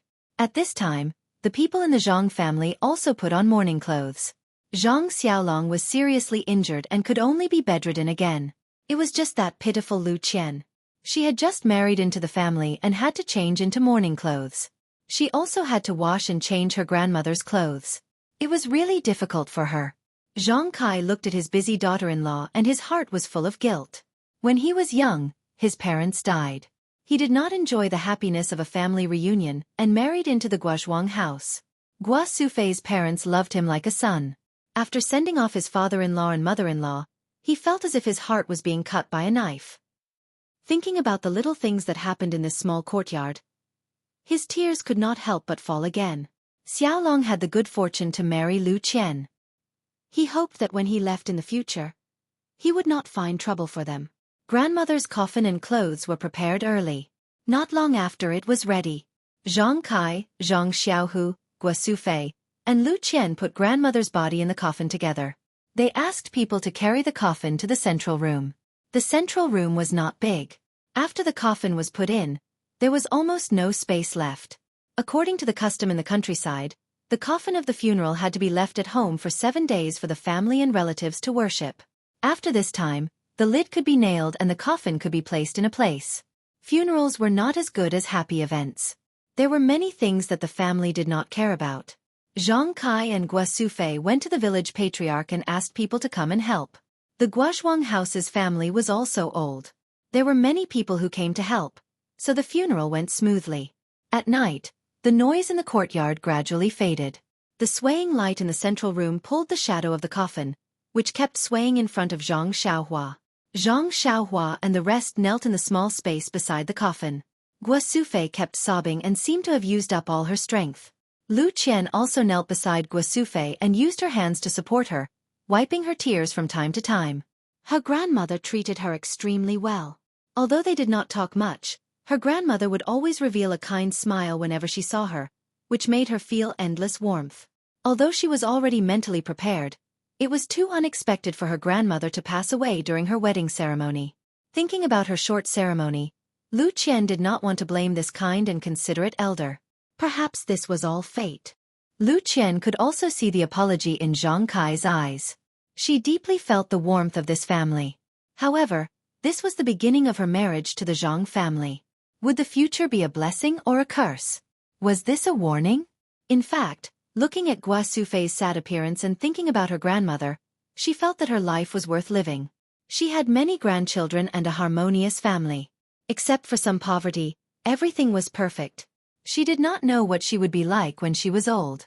Just as Lu Qian was thinking about random things, Zhang Xiaohua's mind was also constantly turning. Zhang Xiaohua knelt in the shadow of the corner, looked at the huge coffin in front of him, and thought, "Is this the final destination of my grandmother's life?" Ever since everyone had told them about what had happened at home that night, Zhang Xiaohua had been thinking, if I knew martial arts, I could have chased away the bandits when they attacked. If my brother and I could have married my sister-in-law safely, my grandmother wouldn't have left so early. She would have happily watched my brother and sister-in-law get married. She might even have been able to hold my brother and sister-in-law's child happily. Zhang Xiaohua's thoughts were in a mess.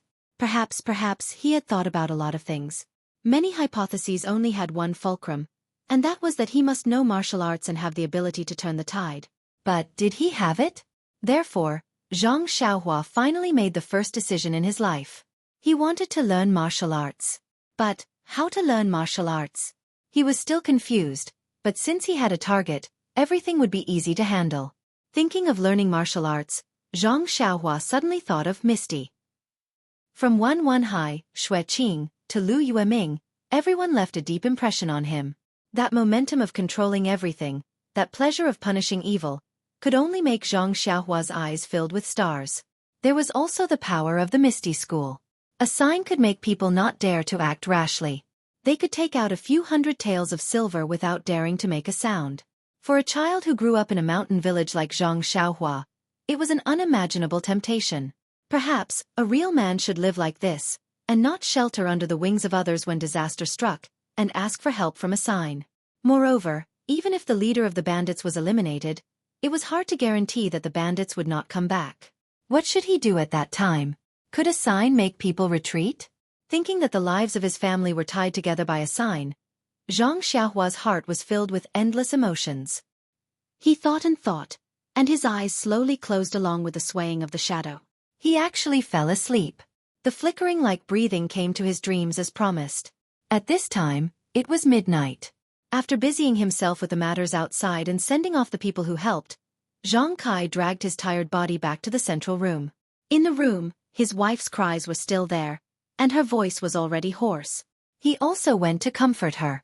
The old woman had already left, and the days had to go on. As soon as he entered the room, he saw Zhang Xiaohua curled up in the corner sleeping. His heart could not help but ache. What a good child. He was busy with the old woman's affairs and forgot about him. Zhang Xiaolong was injured and had already fallen asleep on the Kong. His youngest son was also injured. The whip wound on his shoulder made people cry.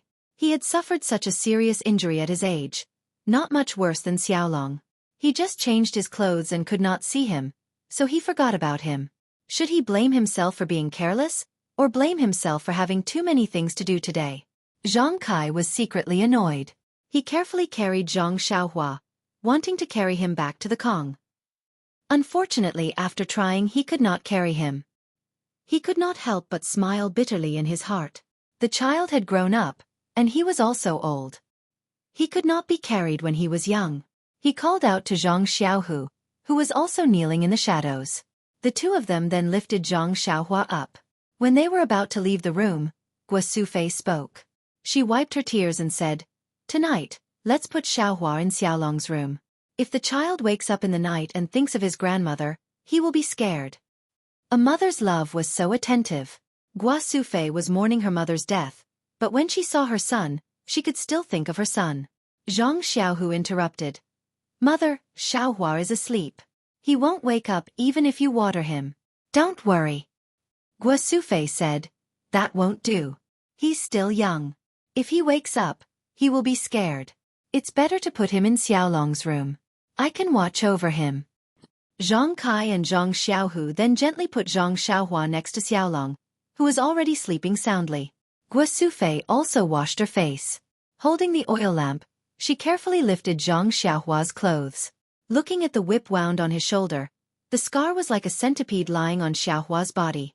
Then looking at Xiaohua's childish face, Guo Sufei could not help but burst into tears again.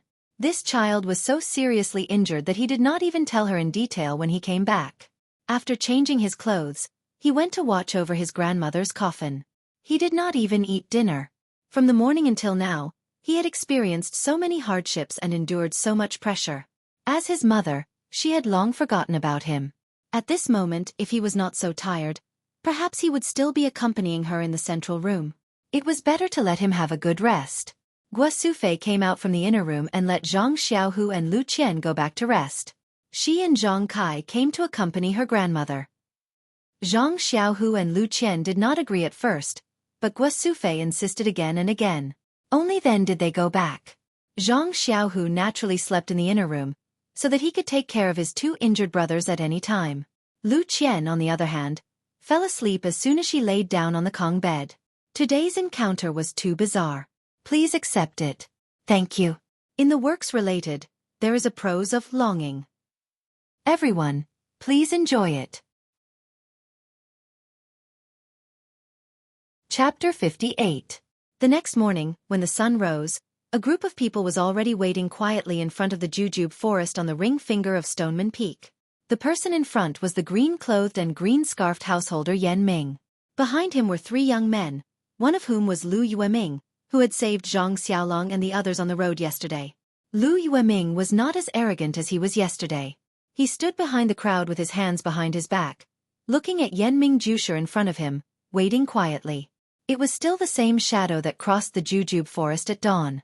Yanming Jusher used his qinggong to leap over and left a mark on the two jujube trees. However, after a while, he was stunned. Because on the two jujube trees, other than the two deep marks he had just made, there were no other marks on the tree trunks. What about the sword marks he had made on the tree last month? Scholar Yanming was surprised. The sword mark that was 3 inches deep into the tree couldn't be healed in a month. Even if it was healed, there should still be a mark. Could it be that it wasn't the two jujube trees that were affected? Yanming Jusher's heart skipped a beat. This is bad. If it wasn't the original entrance, I'm afraid it would be troublesome to enter the forest. As he thought about it, he carefully examined the nearby wild jujube trees, but he found nothing. It seemed that he had never carved any marks on the trees of this forest. At this time, a short and stout young man in black clothes with a sincere face came up to him and asked, "Martial Uncle Yan, do you have any questions?" Yanming Jusher looked back and saw Tan Feng from the Tan family. Scholar Yanming couldn't help but smile. The people from the Tan family were all short, plump, and honest. They looked very reassuring. It was really as if they were from the same family. He smiled and told Tan Feng the reason. When Tan Feng heard this, he said, "That's easy." Then, he said to a thin young man in white, who looked like a scholar, "Brother Zhang, why don't you come with me and see if there are any sword marks on the trees?" "Brother Lu and Martial Uncle Yanming, can you go over there and see if there are any sword marks?" The scholar was Zhang Zhaoyang from the 10,000 Swords Peak. His face was thin and his eyes were sharp. He didn't say much and only said, "Okay." He then turned around and walked to the other side. Tan Feng followed behind him, his eyes carefully looking at the jujube trees in the periphery. Lu Yueming was still looking at Yanming Jusher with a smile, waiting for his orders. Yanming Jusher didn't say much. After greeting him, he turned around and walked to the other side. Lu Yueming also quickly followed behind him. Yanming Jusher walked a few steps and then slowed down. He muttered in his heart. In fact, the sword mark from last time was in the vicinity. If he went any further, he definitely wouldn't find it. Was there a need to look all around the periphery of the sour date forest? Lu Yueming, who was behind him, seemed to understand his thoughts. He said from behind, "Uncle Yanming, is this where the mark you carved last time?" Yanming Jusher stopped in his tracks and turned around to say, "Yeah, I think there shouldn't be any further ahead." Lu Yueming continued, "Then Uncle Yanming will carefully look around here. How about this junior go and take a look?" Yanming Jusher said with a smile, "The Misty School really is getting stronger with each generation. This sect leader O is so lucky to have all the outstanding disciples under his tutelage. Okay, you go take a look. Be careful. I'll stay here. Lu Yueming also smiled and nodded. He continued to look around, leaving Yanming Jusher behind him.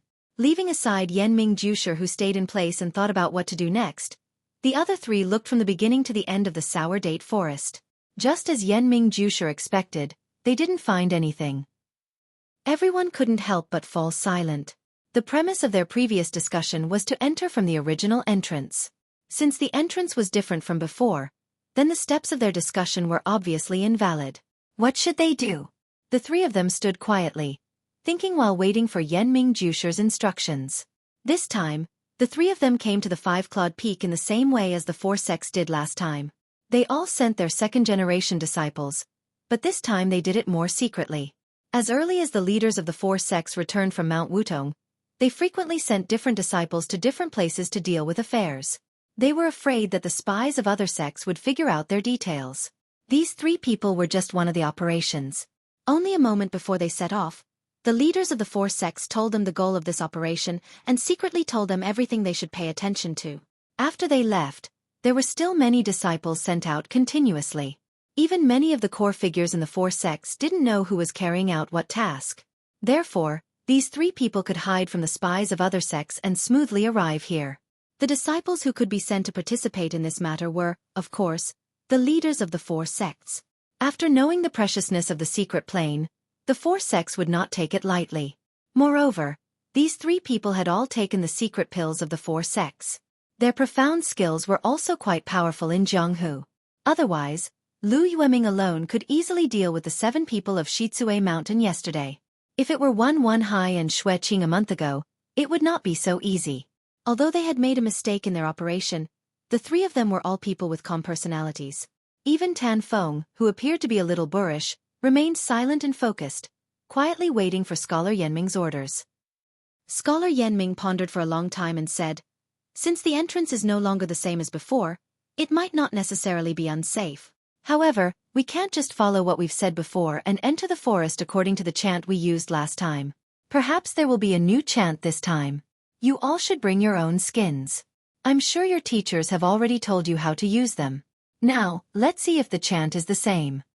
When everyone heard this, they took out their skins from their arms, cut their fingers with a knife, and wiped the blood on it. However, this time everyone, including Yanming Jusher, was even more stunned. The place where the chant was originally displayed was now blank. The others didn't feel anything, but Yanming Jusher immediately broke out in a cold sweat. Even though his martial arts had greatly improved, he couldn't help but be on guard. He turned his head and looked around vigilantly. This was too strange. Yanming Jusher, who had originally been ambitious and wanted to go in and reap a harvest, was now unwilling to go in no matter what. He had roamed the Jianghu for so many years and had never heard of words written on skins disappearing. This thing had already exceeded Yanming Jusher's scope of understanding. He was timid and cautious, but as a veteran of the Jianghu, he immediately determined that this was a minefield. They couldn't take half a step forward. The best way was to obediently wait until the 15th of the first month of the next year and try their luck again. However, Yanming Jusher didn't show any signs of fear.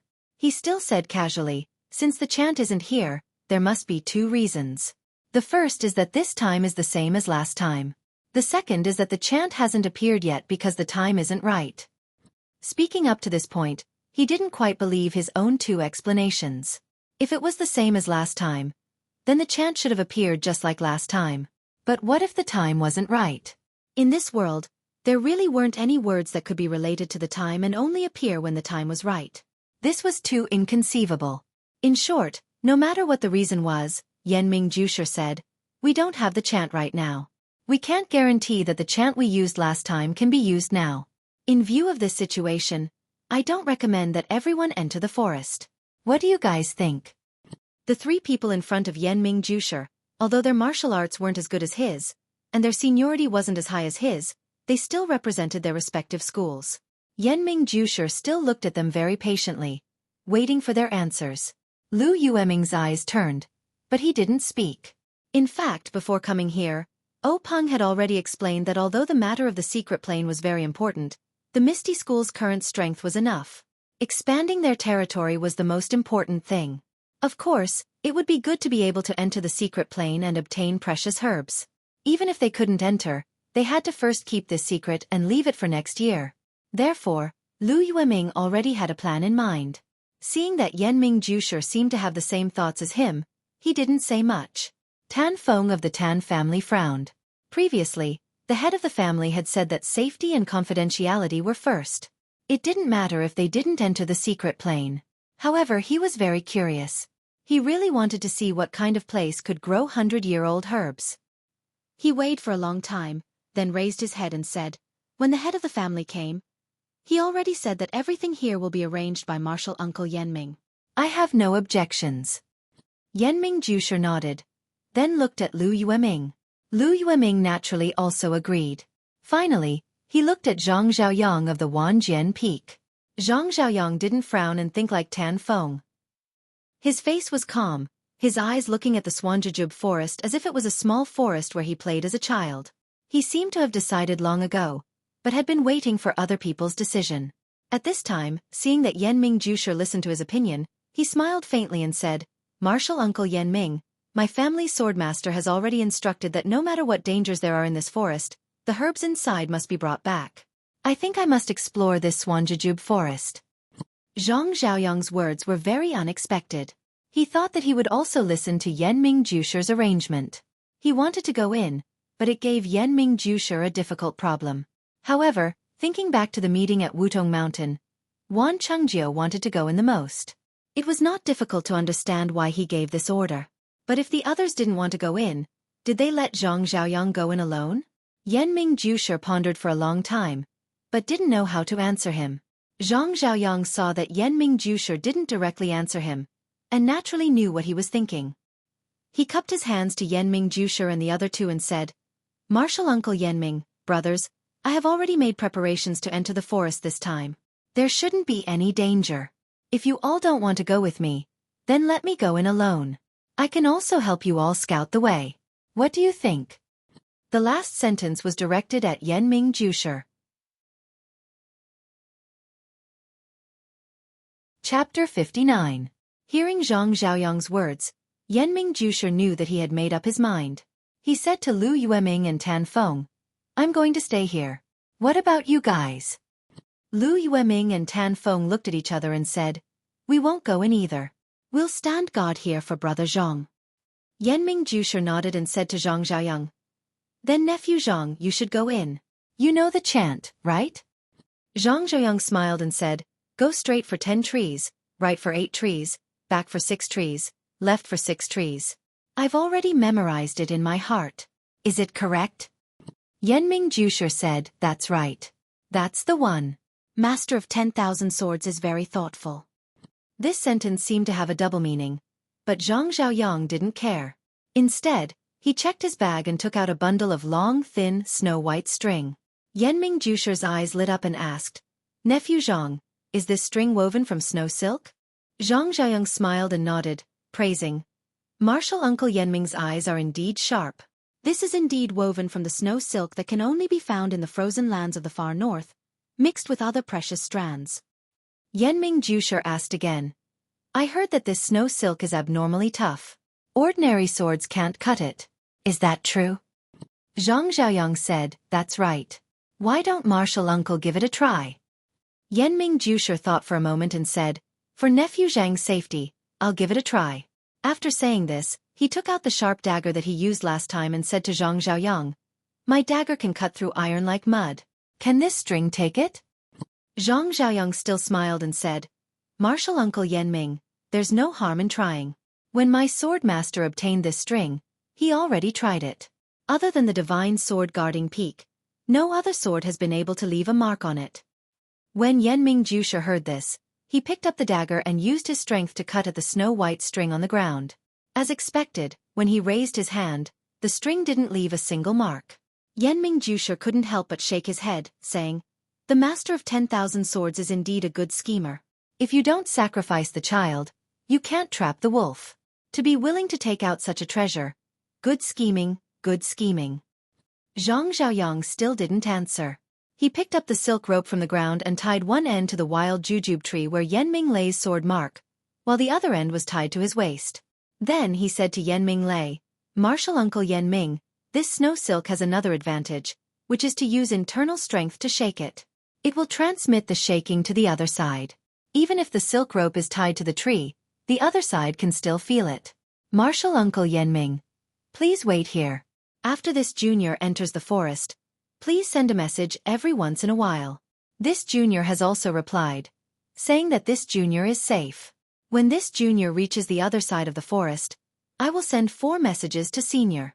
At that time, if you still want to enter, please follow the silk rope's finger and lead it inside. How about it?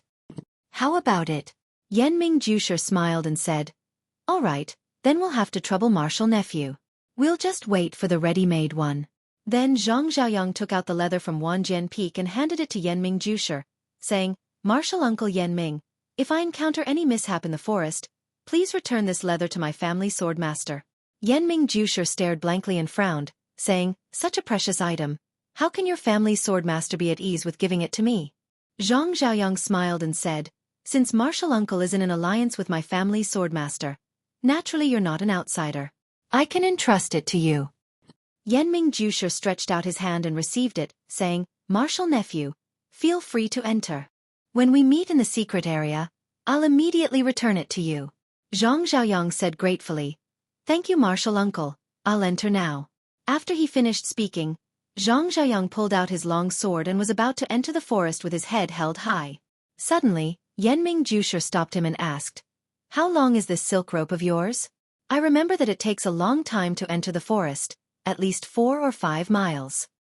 Zhang Xiaoyang smiled and patted the other bags, saying, "Disciple has prepared more here. If it's still not enough, then Disciple will turn back."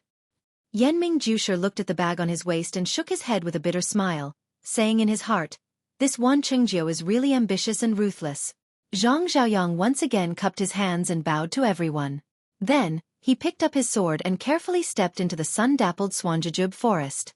At first, Yenming Jusher and the others could still see Zhang Xiaoyang's back from the outside, but when he walked deeper into the forest, they couldn't see him anymore. Only the snow-white silk rope was left hanging between the trees of the Swanjujub forest, motionless. After waiting for the time it took to drink a cup of tea, there was no movement in the Swanjujub forest, and there was no sound of birds chirping. Yenming Jusher walked forward and pulled the silk rope. It was still tight, so he used his internal energy to send it out. After a while, he felt a tremor in his hand. It seemed that Zhang Xiaoyang was still moving forward safely. Yenming Jusher's heart was a bit more at ease. Yenming Jusher returned with his hands folded. Lu Yueming and Tan Feng naturally looked at him eagerly, waiting for Zhang Xiaoyang's news. Yenming Jusher smiled and nodded, but didn't say anything. In this strange place, Yenming Jusher felt a trace of pressure, so he couldn't help but use his mind to resist. Therefore he, who didn't have much to say, was too lazy to say anything superfluous. After waiting for the time it took to drink a cup of tea, suddenly, Yenming Jusher's heart jumped for no reason. It seemed that, perhaps, he heard a scream in the forest, but his ears obviously didn't hear any movement. It was still a dead silent forest. He looked back at the 2 people beside him in surprise, but found that Lu Yueming and Tan Feng were also surprised, and their eyes were rolling around. He said in his heart, "Not good." He immediately jumped forward, put his hand on the silk rope tied to the tree, and used his internal energy. After a while, there was still no response. Yenming Jusher was very anxious, and used his internal energy to send a message again, but there was still no response. Yenming Jusher thought for a moment, and used his hand to pull the silk rope back to see if he could pull it out. Sure enough, it could be pulled, and it was very light in the hand. Yenming Jusher pulled the silk rope from the forest with a heavy expression. Tan Feng hurried forward to help tidy up the silk rope that had already been pulled out. Lu Yueming pulled out his long sword and stood beside Yenming Jusher, his eyes staring at the entrance of the jujube forest that looked very ordinary. He had already pulled out a lot of the silk rope, and he saw that Zhang Xiaoyang had tied a dead knot. It was probably the second one he had connected, but he still didn't see anything. Yenming couldn't help but speed up. Not long after, the silk rope in Tan Feng's hand had been coiled up into a large bundle. Yenming also heard a rustling sound in the wild jujube forest. As the speed of his hand changed, the sound kept coming out. It should be something on the other end of the silk rope. At this time, Yanming was even more careful. He slowed down and pulled out bit by bit. It was getting closer and closer. Everyone was on high alert. However, there was no monster at the end of the silk rope. There was also nothing on the silk rope, only the end of the thread. Yanming Jusha frowned, picked up the end of the thread, and carefully examined it. The bald end of the thread was actually irregular, as if it had been pulled, and not cut neatly with a sharp sword. Yanming Jusha put the end of the thread to his nose and sniffed it carefully. There was a faint smell of blood. Looking more carefully, there were some bloodstains on the silk rope. It seemed that Zhang Xiaoyang had met with misfortune. He didn't even leave behind any relics. Yanming Jusha sighed. On the other side, Tan Feng also took down the silk rope tied to the tree, and handed the entire silk rope made of precious snow silk to Yanming Jusha. At this time, Lu Yueming, who was holding the sword in his hand, opened his mouth and asked Yanming Jusha, "Martial Uncle Yanming, you've been here twice.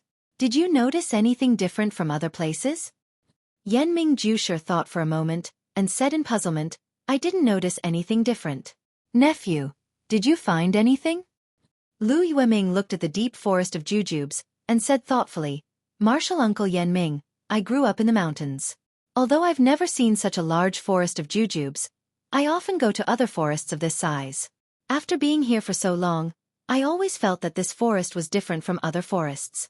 After thinking for a long time, I realized that this forest is very strange. It's like there's a fog inside, and the sun can't shine in."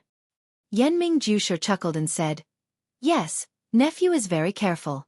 The last time we entered, there was a fog inside, and we couldn't see very far. There wasn't much sunlight, and there were many animal and human bones inside." Lu Yueming nodded and said, "In most dangerous places, there will always be people who are curious and go in. Animals will also rashly go in, and the bones left behind are not special. However, there's something special here that doesn't exist elsewhere?" Yanming Jusha and Tan Feng asked curiously, "What's special about it?" Lu Yueming said, "Listen, are there any birds singing in this forest of jujubes?" Yanming Jusha and Tan Feng listened carefully. Sure enough, there weren't any birds singing in that mysterious forest. Yanming Jusha thought for a while and said, "Nephew is right. The last time I entered the forest, it was also completely silent. There weren't any birds singing." Lu Yueming said seriously, "This is where this junior is strange. Those birds aren't like beasts. They have wings and can go anywhere in the world. Moreover, the forest is a bird's home. Doesn't Martial Uncle Yanming find it strange that there aren't any birds singing in such a large forest of jujubes?" After hearing Lu Yueming's words, Yanming Jusha's heart suddenly swayed and seemed to sink. All the hair on his body stood up, and a cold sweat broke out on his back. He looked at the blood-stained rope in his hand and felt a wave of panic for no reason. He then looked at the forest of jujubes that was deathly silent like a sleeping monster. He didn't want to stay a moment longer, so he waved his hand and said, "Nephew, this isn't the place to talk. Let's leave first and find a safe place to talk." Lu Yueming and Tan Feng hurriedly said, "We'll follow Martial Uncle Yanming's instructions." Yanming Jusha didn't say much, and put the rope woven from snow silk into his bag. He took Lu Yueming and Tan Feng and used his qinggong to quickly leave, and didn't look back. The silent forest of jujubes was filled with dense fog, as if nothing had happened. Chapter 60. When the three of them used their qinggong to return to the thumb peak, they finally let out a sigh of relief. Yanming Jusha casually sat down on the crouching ox rock and asked, "Nephew, you haven't finished speaking yet, right? Let's hear it now." Lu Yueming said, "There are no birds in this forest. According to this junior's guess, there are only two reasons. The first is that there are fierce beasts in the forest that the birds are afraid of, so they don't dare to rest. However, this junior doesn't know what kind of fierce beast it is. In this junior's impression, there are no fierce beasts that can drive away birds. The second is that this forest is originally a formation. Does this formation also have the effect of isolating birds, preventing them from building nests here?" Yanming Jusha pondered for a moment, then said, "Nephew's words have a certain degree of truth. However, this formation has long been lost in Jianghu. Its specific power is not something we can speculate about. Alas, in short, This forest has too many mysteries that we can't speculate about. It's better to wait until next year to enter. This time, we were able to keep our lives because we weren't greedy. Man proposes, God disposes. Don't force things that don't belong to you. The ancients didn't cheat you. At this point, Yenming Jusher's tone was unexpectedly very bleak, completely different from the spring of life when all things were revived. Lu Yueming and Tan Feng also looked at each other. In their eyes, besides panic, there was also luck. Just now, when they saw Zhang Xiaoyang's imposing manner, they almost wanted to follow him into the forest. However, at the last moment, they didn't let their hot-bloodedness cover their heads. Now that they thought about it, they were really lucky. However, the sect had a death order. These 4 hides definitely couldn't all fall into Yenming Jusher's hands. This was also the key reason why the 2 of them didn't choose to enter. The 3 of them were silent for a moment. Yenming Jusher said, "This mission ends here. Although we didn't enter and lost a disciple of Myriad Swords Peak, our goal has been achieved. The 2 nephews can return to report. I still have to make a trip to Myriad Swords Peak to give Myriad Swords Master an explanation. You 2 can go first." When Lu Yueming and Tan Feng heard this, they didn't stay any longer. They first saluted Yenming Jusher, then the 2 of them cupped their fists at each other, chose different directions, and flew off in different directions. Yenming Jusher looked at the backs of the 2 people getting farther and farther away. He didn't know if they were going back directly or if they were going to do something else. Yenming Jusher didn't care anymore. He took out Wan Jianfeng's piece of leather and rubbed it for a moment. Then, he put it back and carefully hid it. He looked around for a moment and listened carefully. Then, he used his qinggong and slipped away. The crouching ox rock was still calm, waiting for the bustle of the next year. In the middle of the night, Sword Master Wan Chengjiu received a message from the evil tiger gang's Chu Xiangfeng. Senior brother Zhang Xiaoyang is missing. Wan Chengjiu's face was ashen. His hands were clenched into fists. His eyes were full of regret. He didn't know if he regretted the fate of his disciple or that he didn't get the herbs in the secret plane. In the Zhang family's small courtyard, it was still solemn. People came and went with sad expressions. The Zhang family's reputation in Guozhuang House was very good. Grandmother had been warm-hearted all her life, so there were many people who came to pay their respects. The Zhang family's central room wasn't big. There wasn't much space for Zhang Kai and the others to kneel. The people who came took turns to see grandmother and then left in a hurry. Most of them didn't stay. On the day grandmother passed away, Lu Yeye was sent back to Baligo by a reliable person. When Mr. Lu received the news, he was not only worried about his daughter who had been married off, but also mourned for the funeral of his in-laws. He also came to the Zhang family the next day. Butcher Lu also came with him. After the 2 of them finished paying their respects, they stayed and temporarily stayed in grandmother's old hut. It was convenient for them to help the Zhang family. These few days, Zhang Xiaohua was stiff. He knelt in the corner all day, his eyes staring straight ahead. No one knew what he was thinking. When it was time to eat, it was Zhang Xiaohu who passed the bowl to him and waited for him to eat before taking it away. At night, he knelt until midnight and fell asleep on time. Zhang Xiaohu carried him back to the Kong bed to sleep. When the first ray of sunlight shone through the window in the morning, he woke up on time again. After taking a deep breath unconsciously, he knelt in the corner again. He really looked like a walking corpse. Mr. Lu was the first person to notice his abnormality, but anyone who thought with their heels knew that this child missed his grandmother. However, Zhang Xiaohua didn't cry at all. Gua Sufei also fainted from crying a few times. Naturally, she couldn't comfort her son. Zhang Kai and the others were also clumsy with words and didn't know how to comfort him. Everyone felt that Zhang Xiaohua would walk out on his own in a few days and return to normal. Happy days were short-lived. Sad days were the same. Very soon, 7 days had passed. Grandmother's body was about to be placed in the coffin. The grave had been chosen long ago. It was right next to Guashan's grave. At noon that day, the Zhang family kowtowed to grandmother again. Someone next to them was preparing to close the lid of the coffin and nail it. Gua Sufei was reluctant. He cried and clung to the coffin, unwilling to let go. He looked at his mother's smiling face over and over again. Under the persuasion of Zhang Kai and the others, he finally let go of his hand and collapsed to the side. The helper quickly closed the lid. He picked up the big nail and raised the hammer to nail the lid shut. Dang, dang, dang. The hammering sound was like knocking on Zhang Xiaohua's heart. During this period, Zhang Xiaohua seemed to be living in a dream. He kept thinking back and regretting. He thought that if he knew martial arts, he would be able to protect his elder brother and sister-in-law early. They would be able to return home smoothly. Their wedding ceremony would be held smoothly. Then, grandmother wouldn't have left him so soon.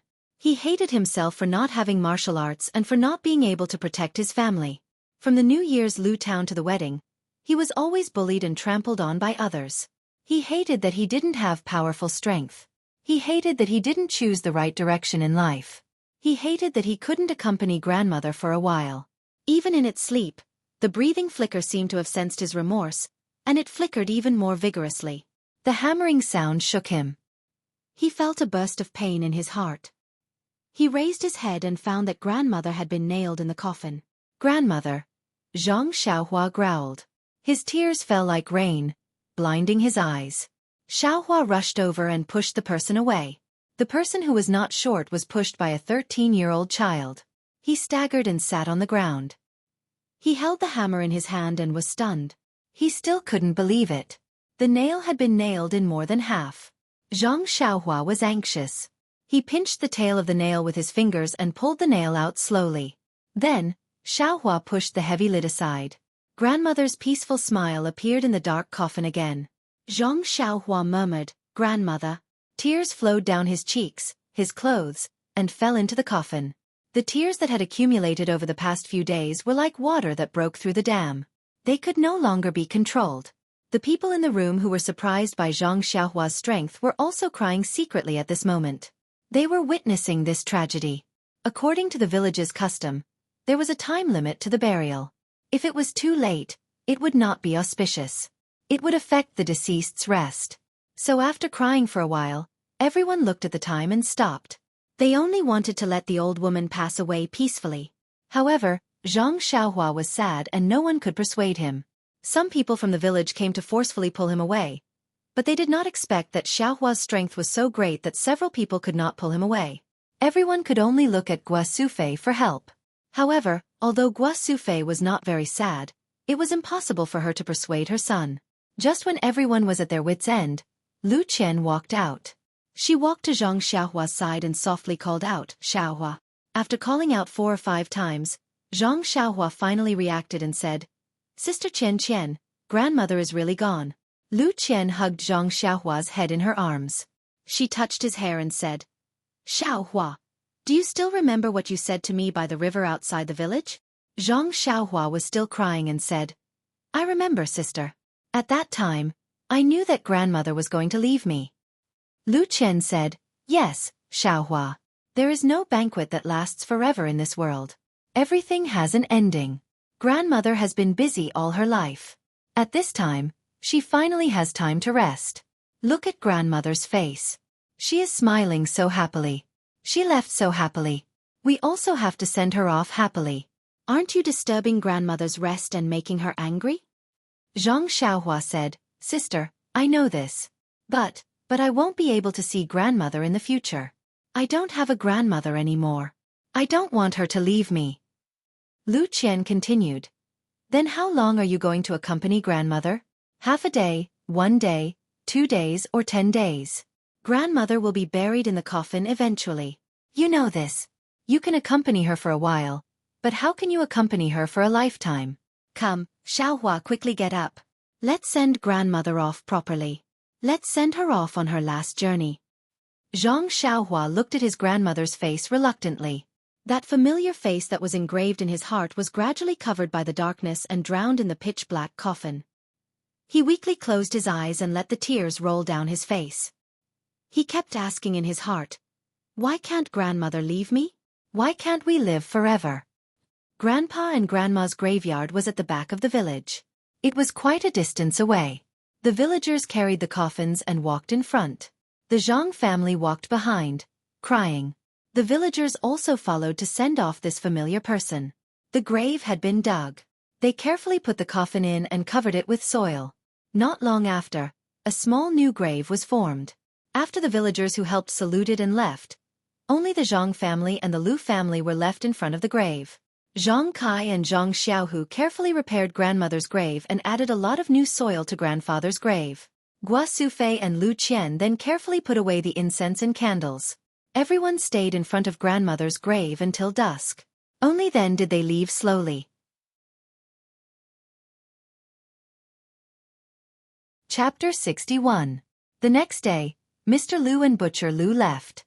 When Zhang Kai, Zhang Xiaohu, and Lu Qian saw them off at the village entrance, Zhang Kai promised to find the patriarch of the Guo family as soon as possible to discuss Mr. Lu's relocation. Mr. Lu said that it wouldn't be too late to talk about it after the Zhang family's matter was settled. Only then did everyone part. The following days were very dull and lonely. Everyone was not used to life without their grandmother. From time to time, they would think of their grandmother and look at their grandmother's hut with tears in their eyes. Zhang Xiaohu and Zhang Xiaohua moved to their grandmother's hut. They were not afraid at night. Their grandmother had left, but there was her scent in the house. This scent only contained love and nostalgia. How could they be afraid? Zhang Xiaolong and Lu Qian lived next to the central room. It was originally used as a bridal chamber and had been renovated from the inside out. Now, Zhang Xiaolong was injured and could only lie in bed to be served by Lu Qian. It was already the beginning of March. The spring plowing of the Guozhuang house was already nearing its end. The Zhang family had delayed a lot of progress because of the wedding and funeral. Now, it was just the beginning. Zhang Xiaolong could not work, so the others could only work harder. Fortunately, Zhang Xiaohua's strength was not small now. Although it could not last long, it was more than enough to plow the fields. After turning over his small field, he rushed to help Zhang Kai and Zhang Xiaohu. In the end, the three of them worked on Zhang Xiaolong's field together. Guo Sufei and Lu Qian were also busy cooking, washing, and taking care of Zhang Xiaolong. Grief was slowly eroded by time in the busyness, leaving only deep thoughts in people's hearts. Perhaps the Misty School's medicine was effective, or perhaps the Zhang family's well water was magical. In short, Zhang Xiaolong's injuries healed rapidly, and his complexion improved day by day. When the spring plowing and planting were almost done, his injuries were almost healed. Fortunately, Zhang Xiaolong was injured and did not go to the veterinarian Old Lu. Otherwise, Old Lu would be amazed by his medical skills again. When all the seeds in the field were sown, the Zhang family finally heaved a sigh of relief. The busy days were a deliberate avoidance of sadness. Now that they were relaxed, they couldn't help but think a lot. From time to time, the family members would go to their grandmother's grave to take a look. Even their grandfather's grave was unusually clean and tidy. In fact, this person was also strange. Zhang Xiaohua's grandfather had passed away for many years. The Zhang family only took time to visit the grave during the annual sacrificial ceremony. They rarely thought of him. However, the sudden departure of Zhang Xiaohua's grandmother made the family members miss him dearly. However, in Zhang Xiaohua's words, Zhang Xiaohua had never seen Zhang Xiaohua's grandfather. Zhang Xiaohua's grandmother had loved him dearly for more than 10 years. It was inevitable for her to favor one and discriminate against the other. Every time he took the time to visit his grandmother, Zhang Xiaohua felt a sense of remorse and guilt. The feeling of kneeling in front of his grandmother's coffin did not ease because of the passage of time, but became heavier and heavier. Perhaps, he was doomed to be unable to return to the carefree rural life before. However, he did not know what to do next. Could the martial arts be learned as long as one left home? The weather had already warmed up, and Zhang Xiaolong's injuries had also recovered. When Lu Qian saw this, she couldn't help but think about the matter of her father's relocation. Thus, she dragged Zhang Xiaolong along to look for Zhang Kai. At this time, Zhang Kai remembered that he still owed his in-laws a thing. During this time, the family's affairs and the field's affairs were related to the survival of the family. He had to do his best, so he forgot about it. However, counting the days, it was not too late. So, he quickly prepared a gift and went to find the patriarch with Guo Sufei. It was a matter that was thought to be easy, but it became difficult. The reason was very simple. There were not many literate children in the village. People who came to teach children could not be found. The school in the clan had not been used in recent years, so the school was simply disbanded. The house of the school was also given to the people in the clan to live in. At this time, when Mr. Lu came, there was no place to settle him down, and there were no students to teach. Zhang Kai was speechless. The patriarch was really old and dim-sighted. There was no school in the village, So how could the children be literate? In the past, he was short-sighted and did not let the children learn to read. These few times of contact with Mr. Lu, he was illiterate and did not know much. When they chatted, he felt that he was inferior to others. He deeply regretted that he had scrimped and lived frugally to let the children go to school. This patriarch was really good. He cut off the villagers' thoughts. Even if they wanted to study, they had to go to other villages. This made him even more determined to let Mr. Lu come to the Guozhuang house. Since there was no house, Zhang Kai could only settle for the next best thing. He asked if Mr. Lu could move to the Guozhuang house. He would let Mr. Lu settle his own living arrangements. All the affairs of the Guozhuang house were managed by the patriarch. If someone wanted to move in, they naturally needed the patriarch's approval. If the patriarch did not agree and moved into the village rashly, then life would not be normal. The patriarch had seen Mr. Lu at his grandmother's funeral. He had a deep impression of Mr. Lu's style. If such a person moved to the Guozhuang house, of course, it would be very beneficial to the Gua clan. At least, they would not have to worry about finding a teacher in the future. He had no reason to disagree. He even took the initiative to suggest that when Mr. Lu renovated the house, the clan would provide a certain amount of help. Zhang Kai thanked the patriarch on behalf of Mr. Lu and then took his leave. When he came back, he told Zhang Xiaolong and Lu Qian. The two of them were also very happy. In fact, they did not plan to use the schoolhouse. Although it was convenient and they could live there, after all, it was far away from the Zhang clan. They still had to listen to the clan's arrangements. It was very uncomfortable. If they were to build their own house, it would be hard, but it would be very convenient for them. Behind the Zhang clan's house was a small pond. On one side of the pond was a bamboo forest. On the other side, there was an open space. Usually, some rubbish and other things were thrown away. The ground was full of weeds.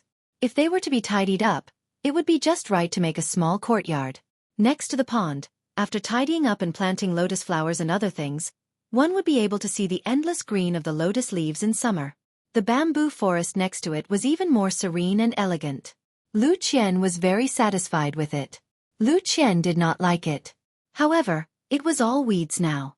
If Lu Qian were to look at it, it would inevitably be slack. Therefore, the Zhang clan brothers worked together to clean it up first before letting Lu Qian decide. When Lu Qian received the news and came to the Guozhuang house again, the open space had already been cleaned up and the pond had been tidied up. Lu Qian held Zhang Kai's hand. He was so happy that he did not know what to say. The environment was really good. Near the corner of the village, there was a bamboo forest, and there was a small pond for boating. Although it was not big, it was also poetic. He was very satisfied. After getting Lu Qian's approval, the Zhang clan naturally prepared to start work. Lu Qian paid for the materials needed to build the house. Of course, the Zhang clan contributed. The clan leader also found laborers in the village to help when they were free. The small courtyard and the house were built little by little. At this time, there was not much work in the field. It was nothing more than watering and weeding. Therefore, most of the people in the Zhang clan were busy at the house. Zhang Xiaolong treated the work as a physical recovery activity. When the house was built, he had completely recovered. Zhang Xiaohua was mostly busy in the field. Compared to the work of building the house, the field was relatively easier. Originally, Zhang Xiaolong was supposed to work in the field. However, thinking that Xiaolong and Xiaohua were newlyweds, Zhang Kai still let Xiaohua go. However, Zhang Xiaohua became less and less interested in the work in the field. She just thought about her own matters and the matter of learning martial arts. She just did not know how to speak to the adults. Another person who was depressed was Zhang Xiaohu. Zhang Xiaohu was about the same age as Zhang Xiaolong. He used to be like Zhang Xiaolong. He did not pay attention to the girls around him. Since he saw Lu Yaya, it was like love at first sight. He also had feelings, but he had never had a chance to confess. Looking at Lu Qian and his elder brother happily getting married, he was very envious. Now, he finally found a chance to ask Lu Qian first to see if he and Lu Yaya were fated. At this time, Lu Qian was already Zhang Xiaohu's sister-in-law. Of course, she did not have to avoid anything when talking and doing things. She told Lu Yaya's situation to Zhang Xiaohu in full detail. Suddenly, Zhang Xiaohu's enthusiasm was extinguished. His face that was initially blushing turned pale in the end. His expression was very bleak. Thinking about it, How could there be so many women like Lu Qian in the world who could see the ways of the world so clearly? Moreover, there were also many coincidences that allowed her to marry into the Zhang family. Otherwise, with such good conditions, why would she find a farmer's leg? Who didn't want to find a richer, more handsome man to live a rich life? What was love? It was just a picture of a pie. It could be used to look forward to, but it could not be used to fill one's hunger and live one's life. Zhang Xiaohu suffered a setback and could not help but feel gloomy. Thinking about the girls around him in the past and then thinking about Lu Yeya, he felt that his future life would be colorless. Just like Zhang Xiaohua, he also had the idea of changing his life. If he continued to work in the fields and find a woman he did not like to marry and have children, wouldn't his life be as tasteless as plain water? Wouldn't that be very boring? However, he usually worked hard at the house and did not notice anything strange.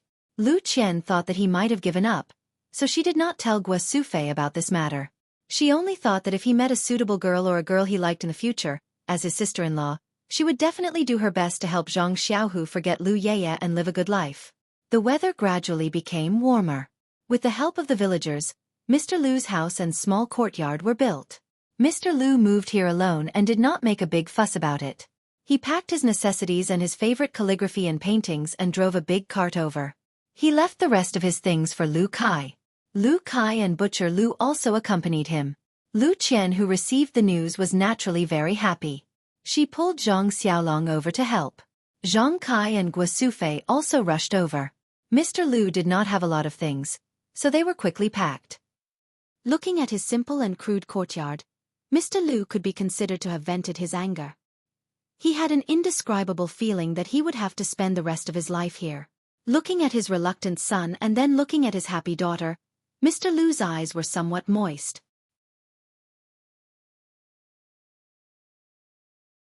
Chapter 62. Dinner was naturally eaten in Mr. Lu's small courtyard.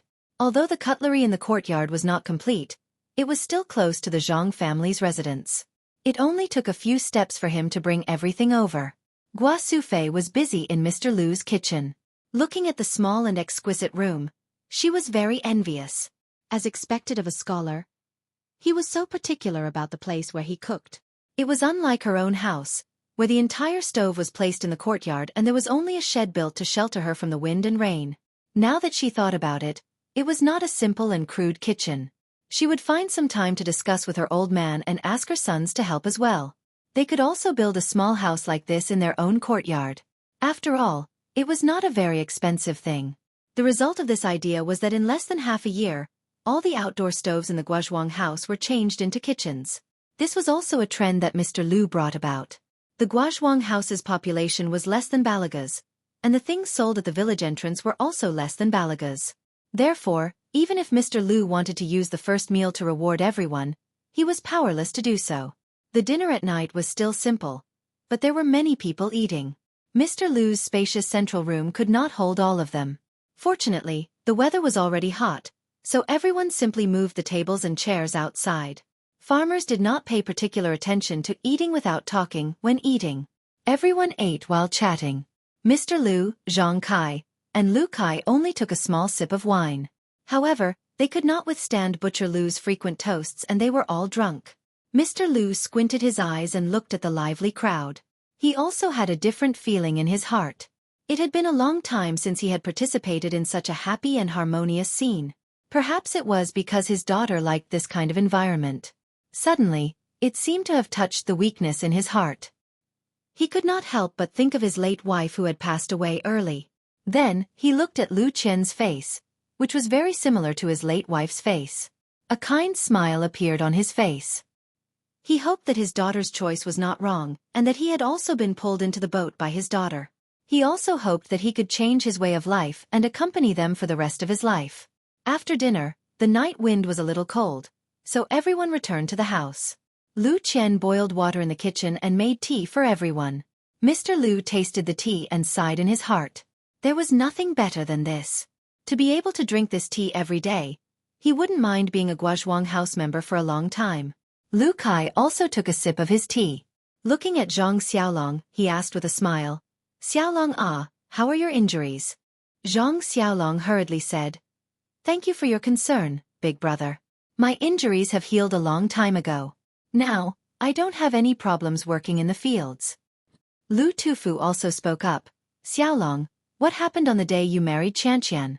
You didn't explain it clearly at that time. Now, tell me about it and let me hear about your adventures. Zhang Xiaolong frowned a little, but he still recounted what happened that day.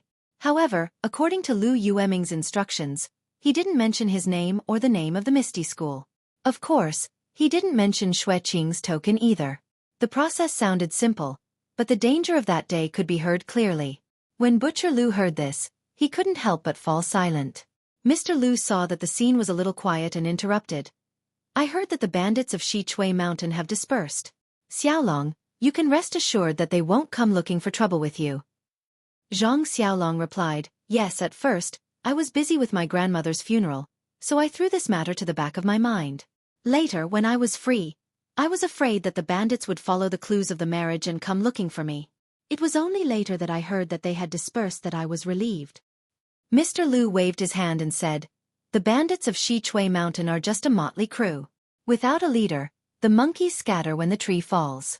No one will think about avenging the leader. Moreover, you are just ordinary farmers. They won't have the heart to come looking for you. Lu Kai said, that's not necessarily true. The bandits of Xichui Mountain have a long history. In the past 10 years, there have been countless groups of people. This time, after dispersing, it won't take long for someone to raise the flag again. Butcher Lu yelled, so be it. Don't tell me they're looking for us to avenge the previous head of the thieves? Mr. Lu looked at Zhang Xiaolong. He knew that the Zhang family had the Misty School's token. Their escape from danger this time was probably related to the token. In Jianghu, there were people who helped the weak. When they saw injustice on the road, there were also people who pulled out their swords to help. However, most of them were wise to protect themselves. No one would kill the leader of Xichui Mountain for an unrelated person and offend the power behind Xichui Mountain for no reason. However, Zhang Xiaolong didn't mention this. There must be a reason. Mr. Lu wouldn't expose it. He just said, the possibility of them looking for us is not big. If they want to take revenge, they will look for the murderer. However, they will also ask questions. Zhang Xiaolong said with a smile, these are all our guesses. We can't run away because of these. Even if we move, it's hard to guarantee that we won't be found by others. It's better to remain unchanged and live our lives peacefully. Lu Kai applauded and said, Xiaolong's words are good.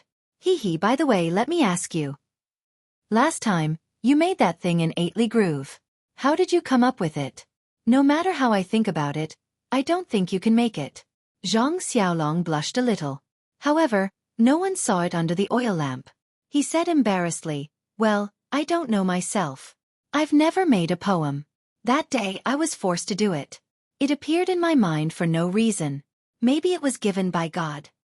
Seeing Zhang Xiaolong like this, Lu Kai didn't ask further. At this time, Zhang Xiaohu, who was sitting next to Zhang Xiaolong, suddenly spoke. He asked, Mr. Lu, do you know where Pingyang City is? Mr. Lu smiled and said, of course I know this. Pingyang City is a big city near Lu Town. It's about 600 miles northeast of Lu Town. Why did you suddenly mention Pingyang City? Zhang Xiaohu looked at Zhang Kai, who was sitting on the chair and drinking tea to sober up. Then, he said something that shocked everyone. I want to go to Pingyang City. Everyone was stunned. Zhang Kai, who was squinting, also opened his eyes. Zhang Xiaohu looked at Zhang Kai again and continued, I want to go to Pingyang City to take a look. I've only been to Lu Town since I was young. Even the name Pingyang City is something I heard from others. Zhang Kai seemed to be relieved when he heard this. However, Mr. Lu asked again, you're just going to take a look? After some time, Lu Kai will probably have to go out for some matters. There's no harm in you all going to take a look. Zhang Xiaohu gritted his teeth and said firmly, no, I don't just want to take a look. I want to walk out of this village. I want to change my life. Xiao who wants to walk out of the village? Gua Sufei and Lu Qian had just finished cleaning up the kitchen and walked in one by one. Gua Sufei happened to hear Zhang Xiaohu's words and couldn't help but feel that it was strange. When Zhang Xiaohu saw his mother enter the house, he quickly got up and asked her to sit down. Gua Sufei sat on the chair that Zhang Xiaohu had just sat on. She looked at Zhang Xiaohu and asked curiously, Xiaohu, why do you suddenly want to go out? Facing everyone's surprised gazes, Zhang Xiaohu sorted out his thoughts and said, Father, Mother, I've been thinking a lot recently. I feel that if I live like you, I can only face the earth for the rest of my life and my back to the sky. I'll live off that little bit of land of ours. Every day, I'll go from home to the fields and from the fields to home. Maybe in a few years, Mother will find me a wife who also works in the fields. We'll take care of this piece of land together and then have children. We'll teach them how to farm. When I'm old, I'll be buried in the soil behind the village like my grandmother. Wouldn't my life be very boring? I don't want such a monotonous and boring life. I want to live a colorful and interesting life where I can see many people and many things. Only then will I not regret it when I'm old. Everyone was silent for a while. Only Zhang Xiaohua, who was sitting in the corner, had a glint in her eyes. Mr. Lu coughed and glanced at Zhang Kai, saying, I can roughly understand what's on your mind. When I was young, I also had such a dream. I also tried to realize it. However, when I went out, I realized that everything in the world was beyond my imagination. I encountered many setbacks and realized that some lives were not what I wanted to pursue. Thus, I returned to 8 Mile Valley. However, it wasn't like I didn't gain anything. Qianqian's mother also came back with me. Lu Kai also added, Father is right. However, without going out and taking a look, how would you know what the outside world is like? How would you know if it's suitable for you? Didn't your son have the same thoughts as Xiaohu a few years ago? I think that Xiaohu should go out and take a look. When he sees the cruelty of the outside world, he might come back. Butcher Lu complained. What's there to see in Pingyang City? Isn't it just Lu Town, which is a few times bigger? It's hard to even find a place to use the toilet. What's the point of going there? I don't recommend Xiaohu to go there. When Lu Qian heard this, of course, she knew the reason why Zhang Xiaohu wanted to go to Pingyang City. However, she was now the daughter-in-law of the Zhang family. Hence, she looked at Zhang Kai and Xuefei first. Seeing that both of them were frowning and looking unwilling, she pondered for a while before saying, Pingyang City is very big and it's also very far from us. However, it's precisely because of this that there are many people. If Xiaohu goes there, he will definitely meet many people. Who knows, he might even meet a girl that he can hit it off with and bring back for us to see. It's better than here in the remote countryside where you can reach the neighboring villages after a few steps. You can count the number of girls in the surrounding villages with your eyes closed. It's very difficult to pick one. When Zhang Xiaohu saw that Lu Qian had read his mind, he chuckled and did not explain further. At this moment, Zhang Kai and Xuefei's frowns finally relaxed. So this was what their son was thinking. Pingyang City was so far away and Zhang Xiaohu had not been out much. Although he was not young anymore, it was not appropriate for him to go so far away all of a sudden. However, thinking about it, they had spent so much time looking for a suitable wife and still could not find a suitable one. If they had not met Lu Qian, they would not have been able to solve this problem. This Zhang Xiaohu had reached the age of marrying a wife and this was a big problem for the family. If Zhang Xiaohu could bring back a wife from this trip, wouldn't that be a great thing? At this thought, Zhang Kai was about to agree when he heard another voice. Please vote for me. Please add it to your collection. Thank you.